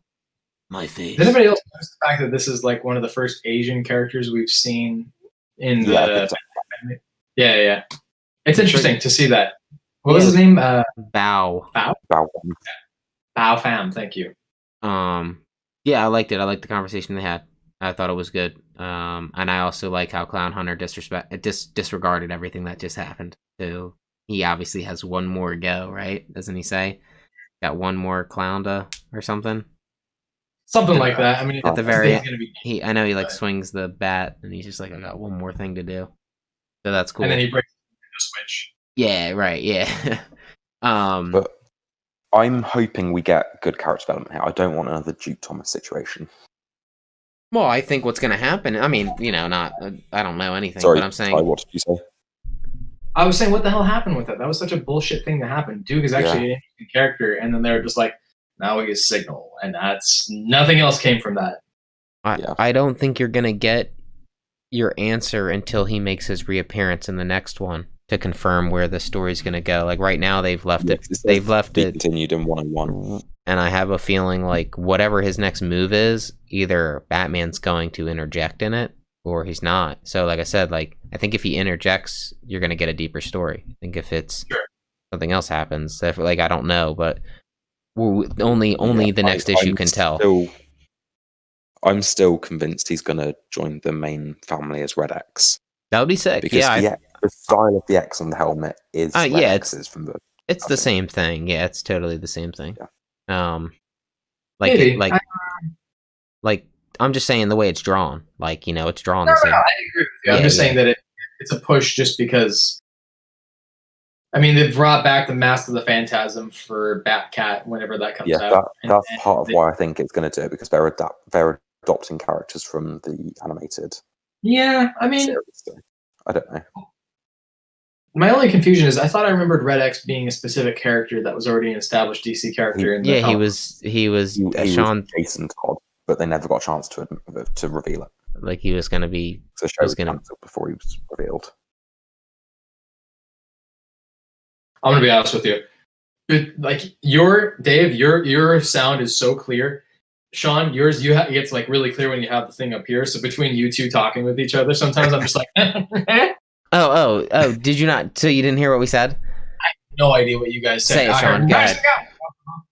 Say it, Sean. Go ahead. You can say it. He was Jason Todd, but the show got cancelled before he could be revealed as Jason Todd. Okay. So I'd rather him be this kid than be Jason Todd. Is what I'm thinking. You know what I mean? I'd rather this kid get that title if it's gonna go. I mean, just based on the X, it's all. I'm basing it solely off the X on his helmet and his haircut. That I think that's the character fact that he can't be a hero called Clown Hunter. Right. So Batman will be like, we'll call you Red X. We have a Ghost Maker. Why not? Yeah, that's that. I have to say that character looks sick. It was cool. And then the final story is Punchline, right? And she's just pretty much coming out by Killing March, coming out and outing herself as a victim, an unwilling victim in the Joker's onslaught. And not to walk through it, but she just pretty much whines on screen about how she too was a victim, and she said she believed he was a symbol of anti-establishment, but she was wrong. Right. What I'm kind of noticing about with Tiny is I feel like he's doing a really good job of taking things that are kind of topical themes in society without it being preachy, and then applying it to the story. Oh yeah. He makes you feel like it's not forced when his stories tell it, which is exactly what I could care less what type of topics they want to dive into, as long as they don't feel forced on some corporate level bullshit, He is a great writer, and seeing him evolve over the last decade has been interesting. Sure. So in an interview a couple of days ago, he said that Batman needs to change, and that there's a lot of dynamics that, for a simple throwaway comic book would be fine, but because Batman's such an established character and the Bat family has become so established, there has to be a dynamic change. And I think that he was specifically talking about the whole defund Batman conversation that was going on online about how Batman, specifically Bruce Wayne, has a lot of money and he could be doing so much to help the city rather than just punch bad guys. Right. I think that there's going to be a level of, maybe not that exactly, but I think there's going to be a level of self-realization that's going to be applied towards this, because I'm already kind of feeling that now, just because of how the characters are reacting with the Bat family to Bruce right now. I mean, with the death of Alfred, I think there's going to be some dynamic changes going on. Yeah, I can see that. Do you think Alfred's coming back? Definitely. I don't know if he'll come back right now, but I think that with the conversation rather than later. What's that? He'll be back sooner rather than later. Not immediately, but he will be back. Do you think that's a good thing or a bad thing? Based on the way he died, good thing. Okay, yeah, that makes based on the way he died. As long as it makes sense in the story. Yeah. I'm happy. I just wonder, he just put him back in the ground. So no Lazarus. The Lazarus pit is off. Well, Lazarus has been gone for a minute. I think they're empty. Okay. Yeah, so I think so. That's off the table then, is what I'm saying. So I don't know what would be next. Time travel, right? Generations, maybe. I don't know. We did get established in Tom King's Batman run about I don't remember what they're called, but a different kind of pit that could bring people back from the life of no one, bring people back from the dead with no one. No body. Insanity. Oh, okay. And with no insanity. Oh, that's cool. Yeah. Off your mind, but yeah, I don't remember what they were called though. I'm kind of still mad that WB kind of forced the hand about killing Alfred in the first place. So I'm just I don't like that. I don't like that shit at all. Like, I don't like how they forced that in. That just seems dumb.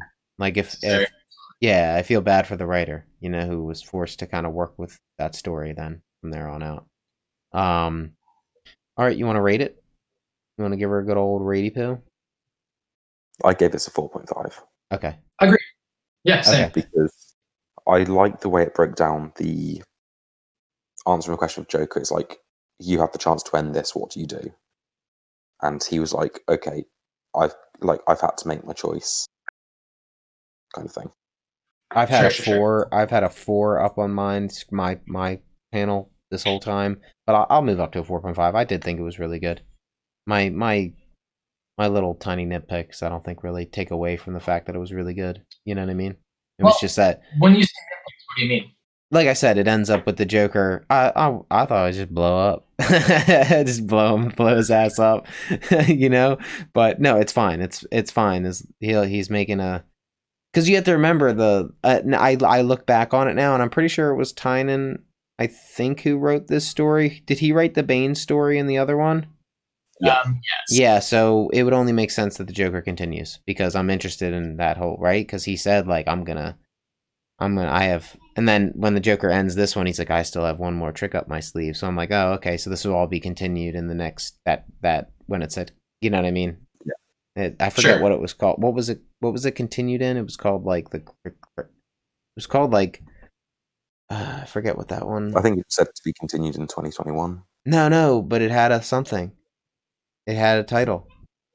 I'll pull it up real quick. In the Bane story. Yeah, but what was that called? The Joker Warzone one shot? That's what that was? Yeah, here he says at the end of the Joker story with Bane. Oh, A Serious House. Oh no, that's the name of the issue. That was the name of the issue. Oh, okay. The name of the issue was A Serious House. Never mind. Continued in 2021. So yeah, 4.5 sounds good. I think it's pretty legit. Cool. It was really good. It was dope. Batman got a couple key moments. I always like when it's more emotional for him. So I'm down with that. And Jimenez we'll briefly skip through the last 2 issues, and then we can get on to favorites of the week. Totally. I don't remember what the last 2 were. What were they? American Ronin #1 by Peter Milligan and art by ACO, ACO, however you want to pronounce it. I can make it pretty quick if you want. I thought it was well done. I'm not going to continue reading it though. Like that's how I felt about it. Like I thought it was still good. Like it's not for me. Like it depends how heavy the next week it comes out is for me, to be honest. Yeah. Like it was a cool concept. It's just like I don't know. I don't think it grabbed me as much. Like maybe I'm just like off. Maybe I have to be sometimes. Like I think I've said this before. Like Nazi stuff makes me uncomfortable sometimes, so I don't like reading. Yeah. Like, huh? Tell me about that. No, I just don't like even like Captain America. Nazis make you uncomfortable. Yeah. No, so even Captain America, I think I wrote it in the chat. Captain America is one of my favorite characters now of all time. I've read a bunch of his shit all because of Chris Evans' performance. I wanted to read this character because I love Batman, and Captain America is like the righteous man of, just like Batman's the righteous man of DC. Like, Captain America is from Marvel. The reason I never picked up Captain America is because I don't like nationalism. I don't really like people like I don't like Captain Britain. I don't like the idea of making it political in any sense. It bothers me. It kind of like sends me down a weird like rabbit hole of terrible people with awful opinions, and they're so heavily emotional ties to it. So it's just something that's been in my life like my whole life. So I never. But then I read Captain America and I loved it. You know what I mean? So like F that. I thought I made it. He got a pass. So what was I saying? Why did I bring this up? Because I can't even remember. Nationalism and Nazis. I got uncomfortable with the way the guy was in this, like the main bad guy. He abuses women and shit. I don't know. I just get like that shit kind of like it makes me a little like. I did like how by he's a piece of shit. Yeah, like that shit was cool. Yeah, but let me just real quick. Story is like he's a piece of shit who has so much money that he can just fuck 25-year-olds on some private island and have them suck toes and shit. And I just don't. I'm like, this shit makes me uncomfortable. Yeah, right. He's living the fucking dream. Yeah, that's why he jumped out of a building at the very end, and killed himself. You know what I mean? Like, it was just, it's just sometimes I get uncomfortable to the point where I'm like, I don't know if I want to continue with like this type of like this shit. I don't know. I'll briefly mention the story. The story is basically like this. He's an American Ronin. He's basically just hunting down corrupt businessmen and stuff like that. But by consuming their DNA, he sort of gets into their emotional mindset. He becomes empathetic for their feelings, whether, Like the main guy he's going after is like fascinated by like suicide and jumping off a building and stuff like that.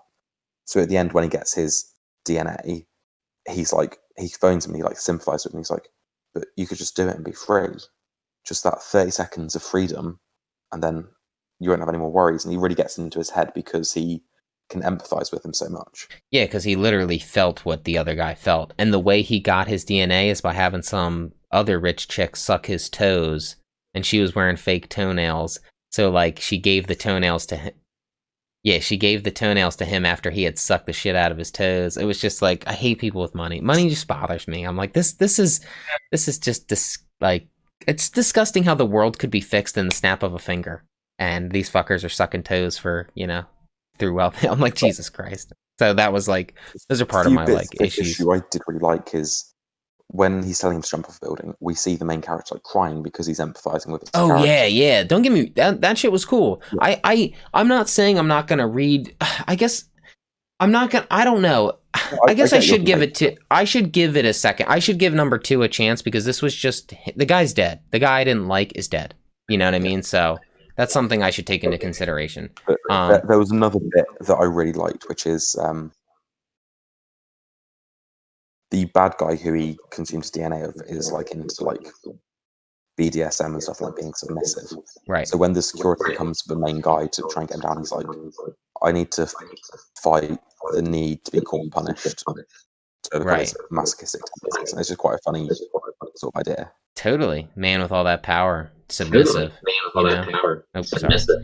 I'm doubling up. Yeah. The art was really good. The art was really good. The overall concept was good. Yeah. I did like the DNA like link. I like the empathy. How fucked is it to like you have to kill the people that you are now going to empathize with after getting like so he has like some kind of he was part of some type of cybernetic weaponry or some shit, and he has it now built into him to he can consume DNA and know everything, all of your thoughts and feelings, and how you, like, not only that you feel lonely in this world, but why and exactly why you feel lonely in this world. Because anybody can go up to you and you'd be like imagine, and this is just a scenario, imagine trying to talk somebody off the ledge and you're like, I know you feel down, I know you feel the world's against you. I'd probably jump, you little shit. That's not a good way to... But if you actually knew why I felt down, if you said, I know your mother died... His Tab's gone. Sorry, he's just posted in the chat. Okay. Bye, Tabs. Later, guys. Have a good night. Okay, you do the same. Take care.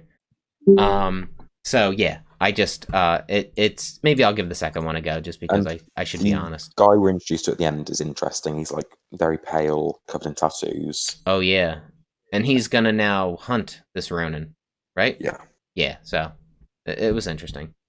I gave it a 3. Okay, I think that's what and that's a good. That's not a bad rating, is what I'm saying. Like a 3 is it's fine. It's just it was a story. Well, I guess I'll check out number 2. And we've got Norse Mythology number 1, which is our last issue, written by Neil Gaiman and. Oh, this is easy. This is easy.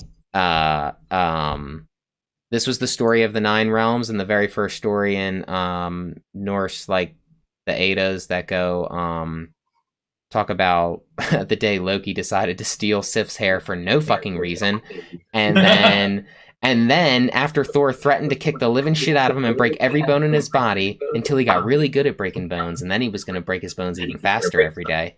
So he Loki pretty much then had to. Oh, I'm sorry, I'm doubling up, aren't I? Is my audio doubling up? Oh, so Loki's then forced to go to Nidavellir, where the dwarves live, which is one of the 9 realms, and Loki goes to the Sons of Ivaldis. The Sons of Ivaldis are a group of dwarves who make weaponry. Now, it's funny because there's these 2 dwarves, and this is all this is a Norse mythology story. This isn't made up, meaning in reference to Marvel or anything. This is the tales of Norse mythology, which is dope. So then you have the 2 dwarves that sit on the sidelines, and they do their own weaponry. They're known as Eitri and Brock. And the way it ends is Loki's... I like this story's so cool because Loki goes to the Sons of Ivaldis and he's such a little shit that he says yo, Brock and Eitri been talking shit on you guys. They say they can make better weapons. Because remember, Loki has to pretty much find a way to get golden hair. He has to replace Sif's hair before all his bones break every day by Thor. So in order to do this, he tells Thor that the dwarves know how to do it. I'll go ask them. Loki decides to have the bright idea to ask them to make 3 things. They have to make 3 things. One of them has to be hair. So he says, and Brock and Eitri say that they can make better shit than you. So the Sons of Ivaldis are like, we'll do it. They can't beat us. They're just scum. So then he goes over to Brock and Eitri, and this is where it gets interesting because this is where the story this means a lot in the story because it's going to come back. He goes up to Brock and Eitri and says the same thing. He says the Sons of Ivaldi think that they can make better weapons than you. Brock immediately says the fuck they can, but then he says this is fishy. He's like, I have a proposition. If we win, I get your head. So you just have to remember that Loki was now willing to make the bet that the Sons of Ivaldis were going to beat Brock and Eitri, and if he was wrong, that Brock could take his head from him. It's interesting that Brock was smart enough to make a counter deal, because Loki's usually the master of mischief, and Brock is about to he just pulled a number on him just by doing that. So really cool. The art is, for me, it was so fucking beautiful. Just you got to learn about the 9 realms really quick. You learn about all 9 of them. They go into what Odin did to sacrifice his eye. You learn about the wells. You learn about the squirrels that travel the messages up and down the world tree. You learn about the 4 deers. You learn about the eagle. Oh, you learn about the eagle, and then Nihad, the dragon at the bottom of the well of the world tree, and how there's a squirrel that runs up and back and up and down the world tree, and the squirrel delivers the message between the 2, but the squirrel's a little fucker. And this is what's funny about Norse mythology, is this is written in the stories. No wonder they were Vikings, and they were these, even in their stories, the messenger's a little shithead who's wrongly delivering things. Like the dragon will say something and he'll go up and be like, oh yeah, that dragon's talking shit on you again. You know what I mean? And the eagle will be like, the fuck he is, man. Well, you go tell him this. So it's like pretty funny that like that's Norse mythology is a funny myth, and it has a lot of Galahorns and Jurgle spleens and all these weird names. It's funny. It's got a lot of like that Scandinavian tongue stuff. Yeah. It's beautiful. It's magical. It's like what a magical world but it's so fucking barbaric. Like as we get deeper and deeper, you're gonna realize like how effing barbaric this magical realm is. Like, but Odin sacrificed his eye and you know, things like that. He hung himself for 9 days. There's a what would you call it? A myth, drawn by Mike Mignola. The whole thing is drawn by him, isn't it? No, it's mixed. It's got P. Craig Russell and then Mike Mignola as well. And Jerry Ordway. Okay, so I could totally tell the shit that was Mignola like hard then, because you could see it in the face. It's just the Mimir's head and Odin's just Mimir's head. Okay, so he only did that. Yeah. Okay, because that was literally Mignola as fuck, like that shit. Yeah, I like it. I think it's if you've ever for anybody not aware, this is also a book by Neil Gaiman and also an audiobook, so you can listen to him do the reading, which he has quite the magical voice. So he has got an amazing voice. Yeah, it's very cool to hear him read this story. But just reading this first comic, I read it in his voice, and like it's on par with both of them. It's so accurate to what he had done. So I know I've got a book. It's sat on my shelf at home, and I'm going to get around to it one day. It's really cool. It's just, and like I said, Gaiman, he tries to tell the stories in their purest forms, meaning like what the modern day consensus truly is of these stories. No, like you think it's fluff, and it's not. That's actually how it's fucking, like, these stories are outrageous. Like, he stole her hair for no fucking reason. Like, that's how the story begins in the, funny. You know, yeah, because it's funny. That's like same reason Rocket stole someone's prosthetic leg. Exactly. It was funny, you know. So I really liked it. So I will give it a 4.5 because it stayed very true to Gaiman's stuff. I gave it a 3.5, but I'm very unfamiliar with Norse mythology, so let me put it up there. Yeah, I enjoyed it. Yeah, and a 3.5 is still enjoyable. You know what I mean? I as somebody who's listened and read the book, it was really. And the other cool thing is, Gaiman. This is an adaptation of Gaiman. He's not Gaiman. He's not the one doing anything with it. It's a reimagining of it. A reimagining. So they did a really good job of putting it in comic form. There's an old 1970s Danish comic about a 12-issue run, just like this. I could send it in the chat. I have it. And it's a Danish comic that had been translated to English, and it was only one version I was able to find online. But it's the stories. It was Danish adults wanted the tales for their children to be able to read in a more friendly light. So these stories are told, but they're slightly fluffed up. Like, there's parts in Norse mythology where Thor straight up kills every fucker in the room for no unjustifiable reasons, and like they changed that in the comic to like not like he didn't kill everybody, he bonked them all on the head and said you were bad. You know what I mean? So it's like this is gonna. I had a book of Greek myths when I was a kid that did a similar sort of thing. It made it very child friendly. It made it child friendly, right? Yeah. You get the idea, but it took away all the brutalness of Thor, and he's not this shining god. Thor is honestly a drunk, and he's a wreck. You know, he's ruthless and angry. He's a destroyer god, man, straight up. So it was cool. I really liked it. So and the colors, I just think the art really fit Norse mythology. You know, it just felt very like primordial. I don't know, it was cool, colorful and shit. So that's what I have for that. So we got a 4.5 and a 3.5. We'll just round it out to a 4. There you go. You know, it was cool. And now if we each choose our favorite issue of the week, favorite artist, and favorite cover. So if we do favorite issue first, if you guys want to choose. Give me 1 second. My favorite. Let me look at them all real quick. Favorite doesn't necessarily mean the one you read. Well, I'm gonna pick the one that when I read, I was like, oh, I was happy. You know what I mean? Like, there's somewhere you read and you're like, man, that was awesome. You know? Okay, I've picked mine. Have you picked yours? I've got mine. Do you want to go first since you've got it? Give Ty a chance. Go ahead. Yeah, my favorite of the week was Batman 100. Okay. I think Jimenez is amazing. Like that's awesome. It gave a satisfying conclusion. It was very well written. Yeah, it was cool to have Oracle back as well.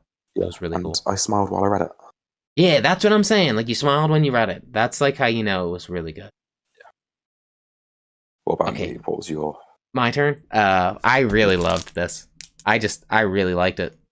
When I read it, the relationship between him and his wife felt so natural that I couldn't believe it was written in a comic. You know, like, I was like, this feels like life.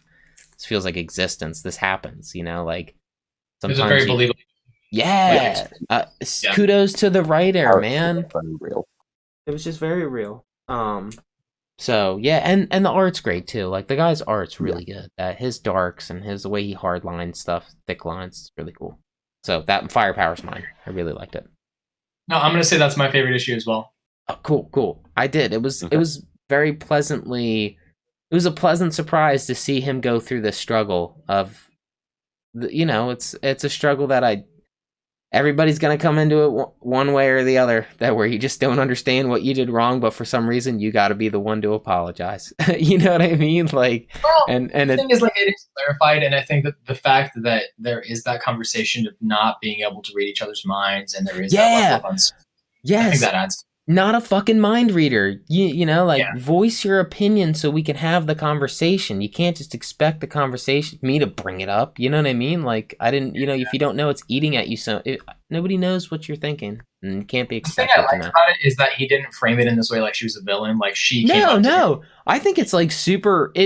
I understood it. I think I might have been salty too if you love somebody so much and I wasn't a part of that love, and I know you still think of them, but I think having the conversation how she wasn't unreasonable. No, yeah, right. You just have the conversation has to be had. She rebounded with, okay, I see that. It was up until, like, I can imagine her. Of course, like, if the conversation was never had, I think I'd be a little steamy too about it. But if we could sit down over dinner and, like, let me get all your thoughts so you can get all my thoughts, and then you know we can meet in the middle. And I think it did. Yeah, it's great. Very well. It's cool how they do. You know, this. It's not all just kung fu, you know? There's a lot going on, and there's been a little bit of kung fu, which is fine with me. Story's important, you know? So I like that. I thought that was cool. And at the very end, guess what? There was kung fu, you know? So, like, hell yeah. Yeah, it was cool. So that's mine. I definitely dug it. And I look forward to it, and I don't know if this is going to be a 193 issue run or if this is going to be a 25, but... Who knows? I mean, I would like a decent, you know, a couple trades, 4, 5, 6 trades, you know, build it up, you know, let me see what happens. Just moving on, what would you guys rank as your favorite art of the week? Ooh, favorite art. I'm gonna say Jimenez. Like, Chris Samney is still my favorite, but I think Jimenez definitely did an amazing job on Batman. Yeah, that was phenomenal. There's no. My best art was Victor Bogdanovich for Wolverine and X-Force. Good choice, okay. Because that was cool. Yeah. Sorry, I'm going through my... Yeah, Wolverine went to hell, and it was just so well drawn, and so, yeah. And there were a few panels that really stood out, and I was like, wow, that's a cool image for Wolverine. I'm gonna pick 2, just because I can't. They're 2 different. I'm picking Norse Mythology, just because it really fit Norse. I thought it was great. Like, it fit that realm really well. Like I said, it's a magical mushroom realm. It's weird. You know, like, Norse is just, it's weird shit going on. But also Cyberpunk, dude. I think that art is sick, man. It's like graffiti, watercolor splash stuff. It's got a lot of sketch lines. It's cool. So Cyberpunk has really good art in it. Or at least coloring. Yeah. Cool. And favorite cover of the week? I'll go first. Dude, it's funny that Sean Transformers Back to the Future is my choice. Really? Just seeing DeLorean as a Transformer is such a cool image. And I love it. Like, it wasn't the best issue, it wasn't the best art, but, like, I just love seeing that image of the DeLorean Transformer. Okay. Yeah, DeLorean Transformer is pretty cool. I have to just let me look at my digitals too. I think I really do like the cover for Justice League. I'm gonna say the one Sean didn't like. I love the Firepower cover. It adds such a comical sitcom flair to this issue. It's just like he's like, oh, you know. And I love cartoons, so like that's my thing. It's like it's very cartoony. It came off very like, you know, it's comical at the same time. Like it's still a serious thing. Like there's an action happening. You have the feeling of the threat. I think that's a good cover. Yeah, it was, you know, it's basic, it's bland, but he's getting strangled by the chain. I wanted to know why the hell he was getting strangled by the chain. And then at the very end, I kind of saw. I really do like the cover. That's exactly what I was going to say, was that, like, finding that out at the end. Yeah, like, how did this, and why is he in a suit? Like, he's all dressed up nice, like, hadn't seen him in a suit before, so he went out to a fancy dinner, so I did like the cover. Well, it's also a really good, like, metaphor for like what he's feeling with his wife. Oh, he's getting choked out, dude. He's getting choked out straight up. Like, yeah, he's totally getting choked out. He's giving him that cold shoulder. Yeah. So that would be my pick. Okay, and what about you, Ty? I don't want to agree with that one too, because like that would be twice where we're like, yeah, but join the dark side. You can choose it if you want. Yeah, you know what? I am going to pick it. I am going to choose that one. Hell yeah. It's cool. I actually, now that I hope he gets a second printing, because I want to see it. You know, like, I want to see what the second printing would look like of it. Because Sean did point out that second printing was dope on the first issue. As Crave sent to the chat earlier, I think it was Crave. Yeah, he sent the second printing for issue number 3, and it was just a recolored version of the main cover. Oh, okay. So they're doing that blue. It's changing it to blue, right? Yeah, they changed it from red to blue, I believe, or something like that. It kind of looks better. The blue kind of does look better than the red. I would still kind of say the blue's nice. It pops with, you know. Yeah. It pops with this color palette. Cool. Hell yeah. Just before we finish up, I'm just going to mention something else I read this week that I enjoyed. So I read Blackbird by Sam Humphries and Jen Bartel. Wow, that's a nice Image series, 6 issues, and I enjoyed it. It was fun.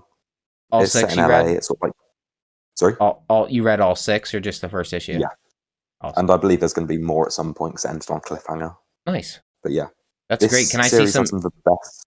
Yeah, can I see some internal comic art I've seen? Yeah, those are great colors. That's very rave like. Did you guys end up?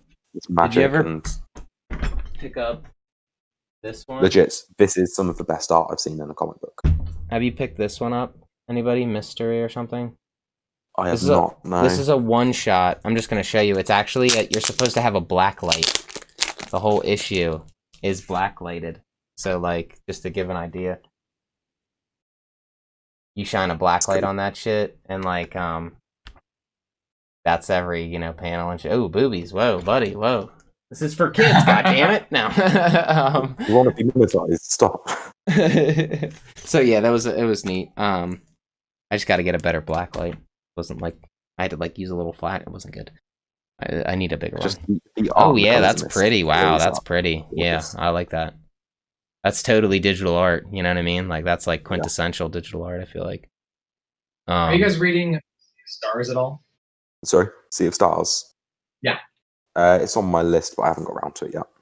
It's a lot of fun. I don't know if I'm going to continue reading it at this point, but I've had a lot of fun reading when I have. It's 2 writers. It's Dennis Hallam, formerly Dennis Hopeless, and Jason Aaron. Then art by Steve Green. And it's a story it's a sci-fi like fantasy story about a dad, a son, and a whole lot of space in between. They get separated in space. There's space whales, sharks, a cult, talking monkey. There's all kinds of crazy nonsense with it. It's just a lot of fun. Yeah, cool. It's Sea of Stars, you said? Yeah. How deep is it right now? 7 issues is the one that just came out on Wednesday. Okay, that's not too bad. Is it monthly? Just wondering. They took a 2-month break in between 5 and 6. So, okay. So I'm trying to gauge how much time I have before the next one. They're giving them a lot of time. Yeah, that's cool. That's cool. I'm just gonna read my polls real quick, just so we know. I've got a list of stuff for next week. I got Dark Knights, Death Metal 4, Rorschach number 1, Strange Adventures number 6, Wonder Woman 764, which, Bad Mother 3, Commanders in Crisis 1, and 7 Secrets 3. So that was like my list. Cool. Yeah. There's also, I don't know what we'll be reading, but Detective Comics 1028, Flash 763, Immortal Hulk 38, Avengers 37, Superman 26, Captain Marvel 22, which Tabs might mention, Once and Future 12, which I might go into, Green Lantern number 8, and then we got several Exosaurs issues as well. Oh, again? Okay, cool. Nice. Oh, shit. Can you tell me what they are real quick? Yeah, so we've got Hellions number 5, mm-hmm. New Mutants 13, and Cable number 5. Okay. And we've also got a one-shot called Exosaur's Handbook, but I don't know how important that's going to be. Okay. Yeah, they're usually, like, not, but I'll probably read it anyway, just to get the event, as a whole. Cool. Oh, yeah. Anything... Yeah, Rorschach number 1 is going to be very exciting. Oh, my God, I'm picking up both of them. Like, I want the controversial Jay Lee cover. Yeah, well, my other thing is Jay Lee doing all the covers, too, or is he just hitting the first one? He probably, yeah. Variants, I think, but yeah. Yeah, no, I'm saying, so is he doing all of the variants, or is he just doing the first variant and somebody else is hopping on the other one? I'm just wondering. I think, based on the backlash, he probably dropped off after the first issue. Man, but I don't know for a fact. Well, not necessarily, because you never know. Because they actually talked it out. Tom King and him both had a conversation. Oh, no. Tom King said they talked it out, then Jay Lee Jay Lee came in and was like, dude, I was trying to bury my fucking dog or something when he fucked up or some shit like that, and decided to tell everybody. Jay Lee the thing that I followed up was fine.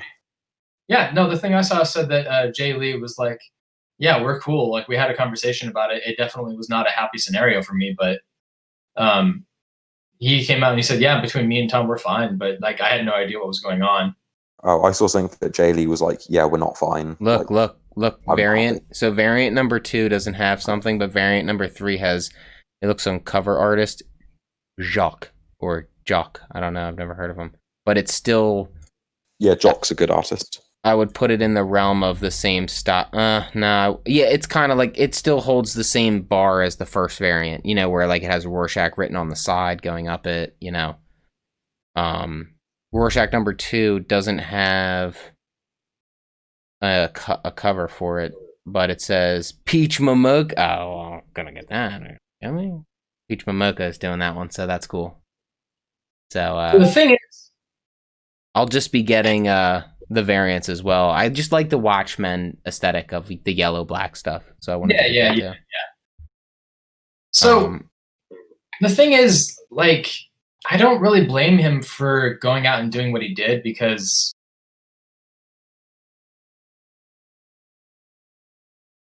Comicsgate sucks. Comicsgate is a fucking trash concept in the first place. Everybody who says that they're a part of it is trash.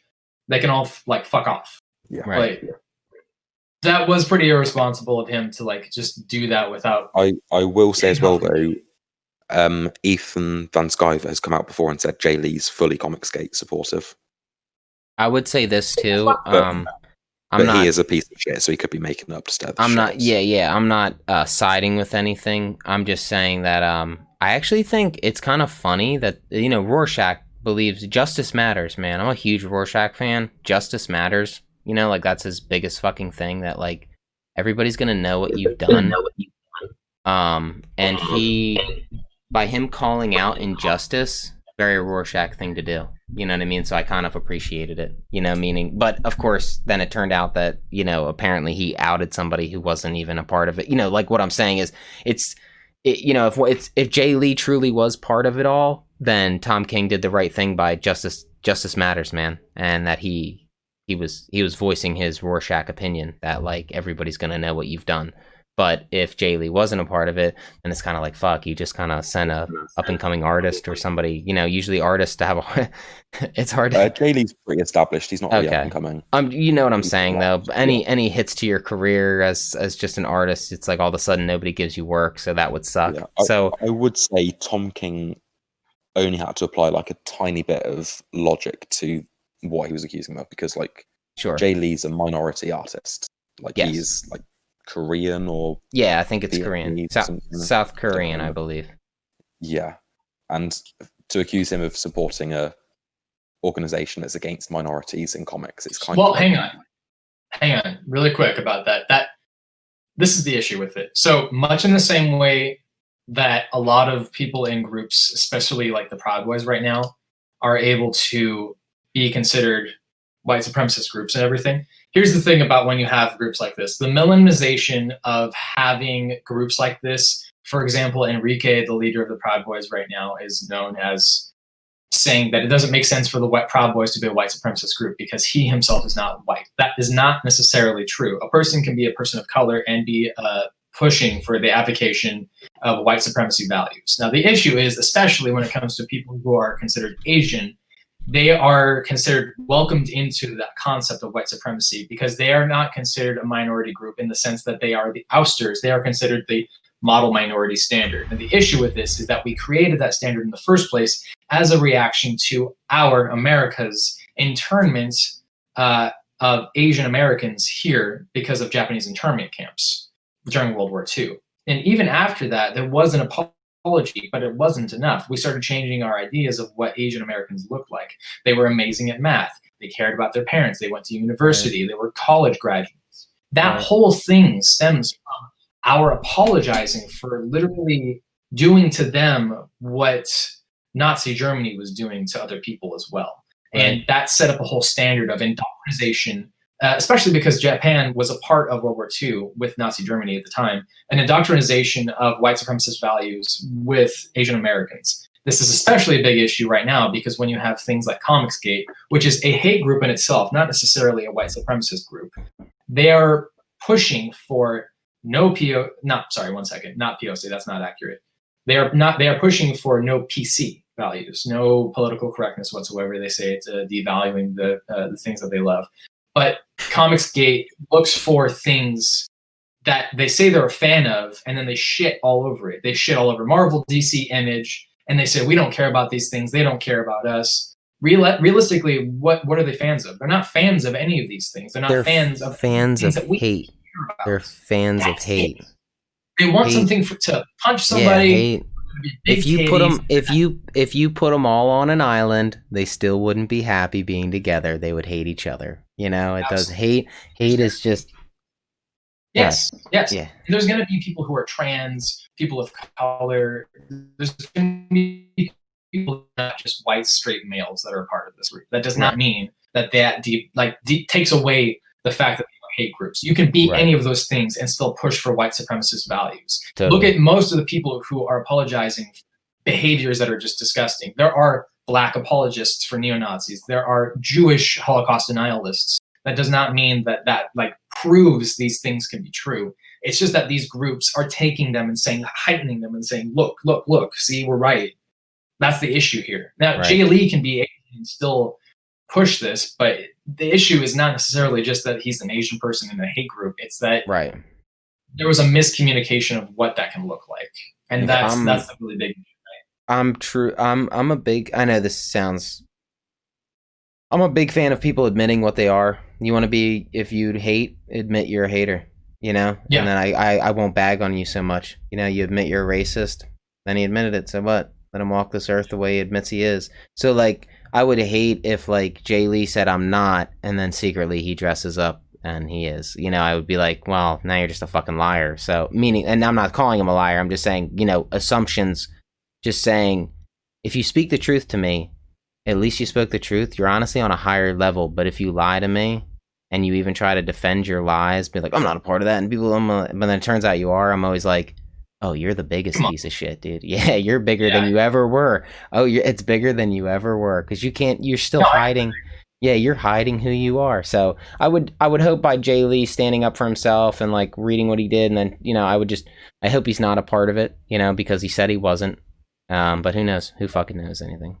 According to the article that Sean just sent, I mean, I was mistaken. He definitely was not okay. Is not okay with what's going on. It looked like there was like less issue, but maybe something changed. Yeah, I think it was like Jay Lee was like dealing. His dog was dying, and then all this shit. He had to take like a 5-hour trip or something to down the coast to drop him off. It was Tom King that came out and said, "Oh, I spoke to him. We're all good." And then Jay Lee came out and said, "Oh, the fuck we are, dude." Right? Yeah. Wasn't that it? Yeah. So the really shitty part about this is that in response to this, Comic Skaters, which any comic skater out there, fuck you right now. Right. They went on Twitter and they tried to get a hashtag trending that said Tom King hates Asians. Oh yeah. Oh no. Oh yeah. Of course. Get the fuck. Yeah. Oh, of course that would happen. Like, yeah. No. Like, go get a life. Go step out into the sunshine and go like focus on something else in your life. Yeah. I'm sorry for the rant. I just wanted to. No. I think it's like I said. I by Tom King doing what he thought was right. By speaking his voice on something that he didn't agree with, that was very Rorschach of him. So I felt like it was very appropriate that like he's writing this and this is happening and this is actually tackling things like that. And like but if it's wrong, it kind of sucks. But I do appreciate justice if it's real, So I don't blame him for necessarily wanting to do the right thing because sometimes shit happens. Like there was a list of people who claimed that they were comic skaters. And they like signed a thing, and Kenneth Rocafort was one of them, and that sucks. That really sucks because Kenneth Rocafort is awesome. His English is not that great, so I'm hoping that he was like reading something and then just skimmed over it and pay attention to it because I really don't want him to be a part of that, just because of his English. But it's a possibility. Nobody in this industry wants a comic skater asshole to be a part of this stuff. They are not real fans. They shit all over everybody on Twitter and on Instagram. They ruin people's lives. They're haters, doxers. Man. They're fucking haters. I hate haters. I just like they're trolls, bro. They're just straight. They're the epitome of a fucking troll hater, and it's annoying because all I hear is a whiny bitch. Bitching about their own problem. Is still in production is still surprising to me, honestly, at this point because they backed a comic skater. A bunch of what's still in production? Sorry. What did you say was still in production? Sorry. Dynamite. Oh, okay. Right. Yeah. I don't know. I mean, it seemed like it was pretty clear the way that they backed it, but I mean, Gail Simone, Mark Russell, a bunch of people stepped down. And they're like, I fuck money, dude. I have my morals, bro. You can make $1 anywhere, but like you only get to stand your ground once or twice in your life publicly or something, and standing your ground by leaving is pretty good way to do Gail Simone's always been very vocal about Comicsgate, I believe. Anti-Comicsgate, I mean. She's even but like I know Gail Simone's as any right-minded person will be. Heated arguments with Ethan Van Sciver on Twitter and stuff about it. Because Evie is like, what's his job now? He's ripping people off for $25 a pop on Cyberfrog, and like that's it. And then he has his YouTube channel that's all just shitting on people who are in the street. And then he tries to claim that he like invented X-23. What's that? He's also got that book that had ties to Hitler. It was called like, My Struggle and had Sinestro in like a Hitler pose on the front or something. My Struggle. Oh my god. I would never read anything titled My Struggle. Get the fuck. I don't give a shit. You mean like Hitler's like biography? Ethan Van Sciver released an art book called My Struggle, which is the book about Hitler called Mein Kampf, which is translated to he had Sinestro, who's a dictator, on the front of it doing like a Hitler pose or some shit. Jesus Christ. It's like he's just being an edgelord, dude. He's one of those douchey guys who saw them once and then like went around and started talking to people about like how like everything is a lie, man, and it's all the Democrats trying to do things. He's wearing his glasses and his leather jacket. Yeah. It's a shame because I like his art. Right. It sucks when never meet your heroes, man. Never meet your idols. They may be a huge piece of shit. He just doesn't work with Jeff Johns, and it's just spoiled Jeff Johns' work for me a little bit. Wait, what is it? He did a load of work with Jeff Johns. Oh, okay, and that spoiled it for you. Yeah. He did a lot with Green Lantern. It's a shame. I just saw their image. That's ridiculous. Yeah. Yeah, I mean, it's at least not too Hitlery of a pose. I at least recognize that art piece from the Sinestro Corps War. Yeah, but it's like he chose a picture of a dictator and named it the English translation of Hitler's. Yeah. And they're not going to sell that in Germany. They're going to retitle that or something. Yeah. My struggle. What a pussy. I'm sorry, dude. Don't write a book like that. Ridiculous. If you're whining that much about how white people are being mistreated and like how it's so hard to have your values of your politics in this, just shut the hell up. Go take a walk. Go run around in some shit and get fucked. Yeah. You know, it's a shame. You know what? I actually shouldn't be doing the insulting here. Sean actually has the more creative stuff here. Swearing in English for an American is boring, so I don't know what I'm doing over here. Ethan Van Sciver, you're a cunt. You're a poppycock, you know. You're an absolute monster. Yeah, it's a shame. So, you know, it's like I'm picking up the Jay Lee cover. We'll see. I would only hope that more things come out. You know what I mean? Like, and if things are true, then let them be true. Don't try to hide. I hate liars. I'm just tell the truth. It's fine. I mean, you're an asshole.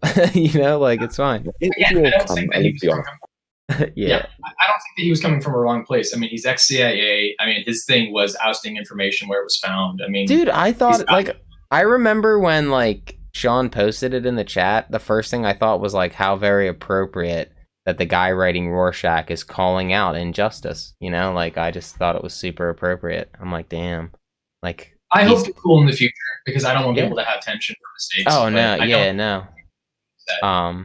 That being said, I'm super excited for this Rorschach. I think the art looked amazing. Oh my god! I can't wait to flip the first page. Did you guys see the preview of it?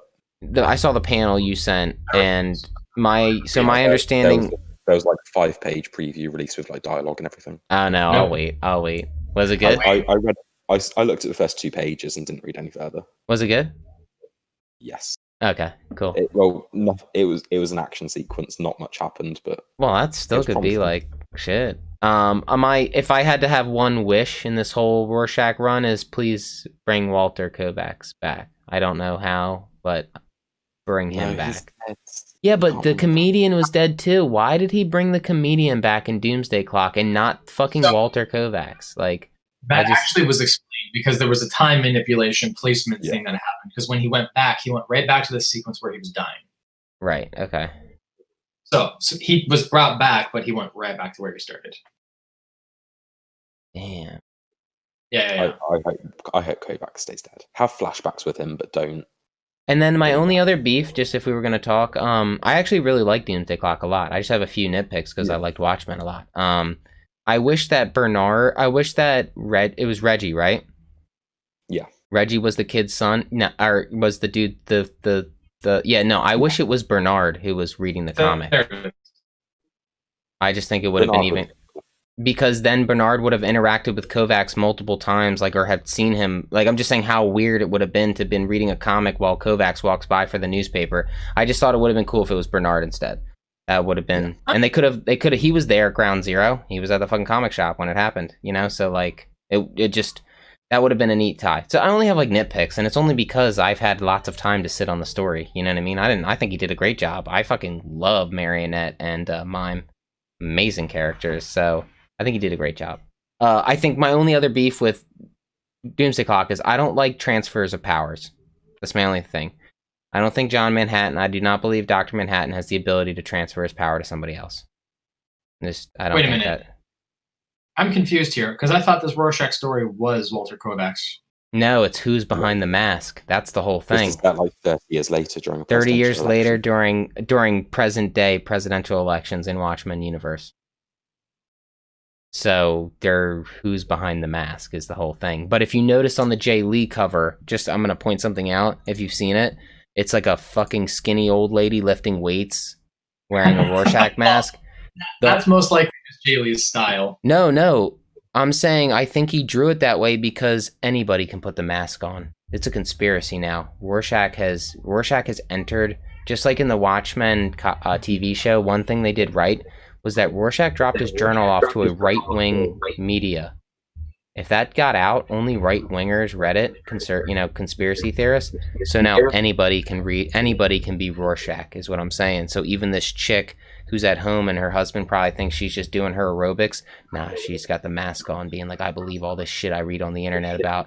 You know what I mean? So I'm just saying that by Rorschach dropping his journal off to a right-wing news media, it has opened the floodgates to racists and conspiracy theorists getting hold of his journal and reading it and believing it to a T. So I have a feeling that we have a cult of Rorschach going on right now.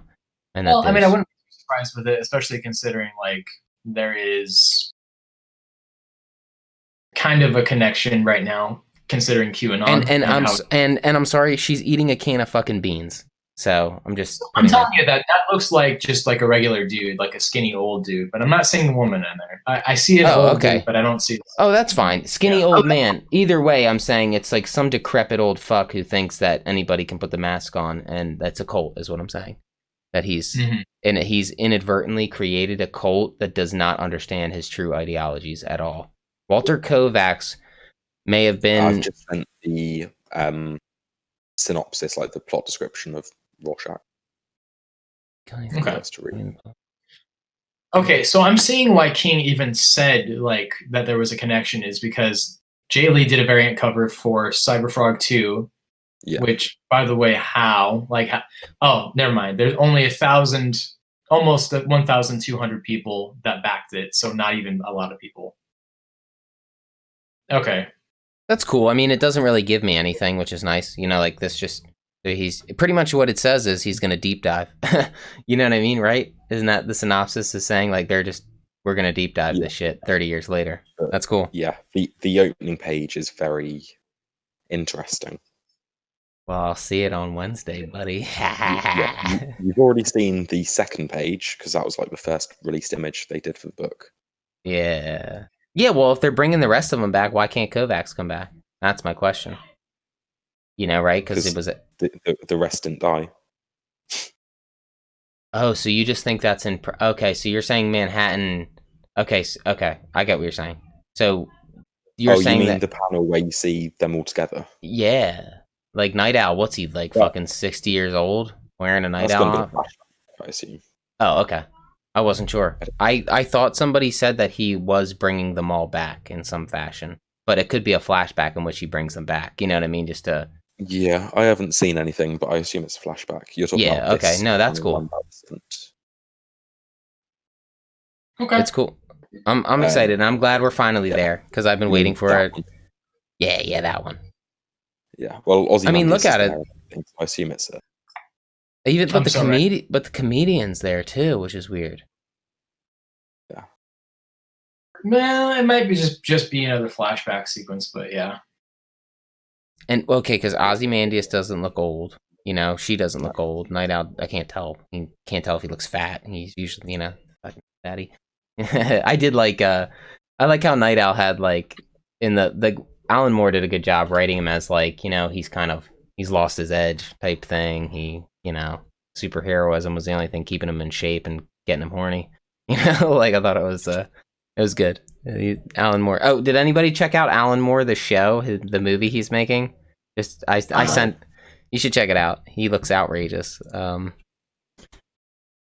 This show, Alan Moore, real quick before we sign off here. Yeah. I'm just gonna post this just so you remember it. But it's just like an article. But yeah, he's producing a movie. It's a detective neo-noir fantasy where everyone... I can't read the rest because my screen's too small right now. He's such a weird dude. I really would like to sit down and pick his brain sometime. He lives about 40 minutes away from me. I think if you tried to pick his brain, you would like suffer an aneurysm. He's like... sitting down with him and just having a cup of tea with him has been very like... He's been perceived in the public as this person who's like, get off my lawn, I hate you kids with your superheroes. When in actuality, like out like in the forest at night, screaming to the moon. Yeah, that's he's very mystic. He's very delved in the mystic arts, and he is in witcheries. Yeah, he's a wizard. Yeah, so that's the things I'm talking about. He may like cast a spell on you. No, I don't. I respect him hating superheroes. Not to like. Yeah, I know what you mean. He's not like the crazy guy yelling at people, but I respect that he views superheroes in a way. It's to his benefit. He writes very good things because he views superheroes in a different light than everybody else. You know, like I do feel like a lot of his opinions recently are just him being jaded at the industry. Oh, totally. Oh, bro, 100%. I mean, I think I would be jaded too if I wrote the greatest comic of all time, arguably, and then have them constantly resell his shit, redo this, market this, do this, use his thing. He knew what he was getting himself in for. So right, and that's when you have to go up to him and say, how ignorant can you be, asshole? You know what I mean? When are you going to recognize that you were being screwed from the beginning and it's your own damn fault? And I'd love to see what he would say. If he'd say, well, they took advantage. Did they, though? Did they? You know? Or did you let them? It was unheard of at the time, the deal he got and the way he was treated. Because the deal he got was, as soon as it goes out of print, the rights would revert back to him. Right. And because it was the first big graphic novel, right, it was unheard of that it would stay in print. Yeah. Nothing else at that point had remained in print. So that's how they did it, right? That's how they got around it, right? It stayed in print. Yeah, it's never gone out of print. They played him like a fool. But it's one of the highest selling graphic novels of all time. Yeah, he should be proud of his work, man. He should be proud. Yeah. He did a great job. He's a multi-millionaire. Yeah. But he's also very salty. He is a salty individual. I'd rather he just said, I'd rather he just took, like, he said, yeah, I probably shouldn't have signed that contract, but what I wrote had a big impact on the industry. I'm proud of it. Yeah, I mean, I think that's solid. If it was me, if I was anywhere, had any kind of power in DC, I mean, I would give the guy his money. I mean, the man deserves a lot more than what he's been getting. I know that he says he doesn't want to deal with it anymore. I know he doesn't want that, but I mean, whether he likes it or not, I mean, his impact as a writer has been life-changing for people. I think that he at least deserves to continue having his name and recognition on these things. And then the profits off of that, because the entire basis of it is if I could dive back in time to the moment when he got slighted and he felt jaded, I would probably say like, don't allow them to get under your skin and affect your fucking right or your what do you want to call that? Your motivation of writing, because I just feel like the moment you let something like that get to you, you stop producing what you wanted to write. You know what I mean? All of your work goes down in the drain because you cared now so fucking passionately that somebody screwed you over. And I'm like, but bro, just keep doing your thing. You know what I mean? Like, and don't be, because he is like, I don't think he's like the crazy old man, but he definitely is salty about he's salty about it. I think he has a right to be, you know? They fucking played him. Dude, they played him. Like, that's a great, honestly, I can't fault DC. They didn't realize they were playing him. They were probably like, this is a fair deal at the time, and then it became a global phenomenon. Right. Oh, no, yeah, they probably had no clue, but I'm saying when they realized, they played him, they said, oh, well, this will stay in print forever, buddy. I'm like, Jesus Christ. Yeah, but they're not going to let it go out of print while it's still selling millions of copies. Exactly, yeah. Like, it was unheard of at the time. It was poor. Like, it was just unlucky because it was the game changer it was. All right. Cool beans. Well, it turned out to be 4 hours again, guys. So I'm sorry. We'll figure it out. We read a lot. We read a lot. Maybe 5 hours. Yeah, but my live stream, the Lords and Ladies, we're at 4:12 right now. So all right. I feel like the discussion was a bit more cohesive this time, though. Yeah, we covered a lot more. Like, I think we ran through a lot. Like, and we at least did it. I think I like the format better, where we, instead of going page by page, we just give our likes and dislikes about it. Ty, you wanna tell them where they can find you? You can find me on Talking About Comics. That's talking with no G, about with no A, and comics with an X on Twitter. And then your English teacher must hate you seeing that. That's the new kids on the block, man. That's how we do it. Shawnee boy, what about you? You can find me at Sean.Walsh747 on Insta and Twitter. And you can find me, Flea's Fist, at Instagram and Twitch. Do some live streams where I play music. All right. Well, let's say goodbye. Well, I'll do a nice. We'll sign off. Goodbye, all. You know, we'll catch you guys later. If you get a chance to watch this 4-hour stream, you're a psycho. But no, I'm just messing with you. All right. Goodbye. Okay, we're ending our live.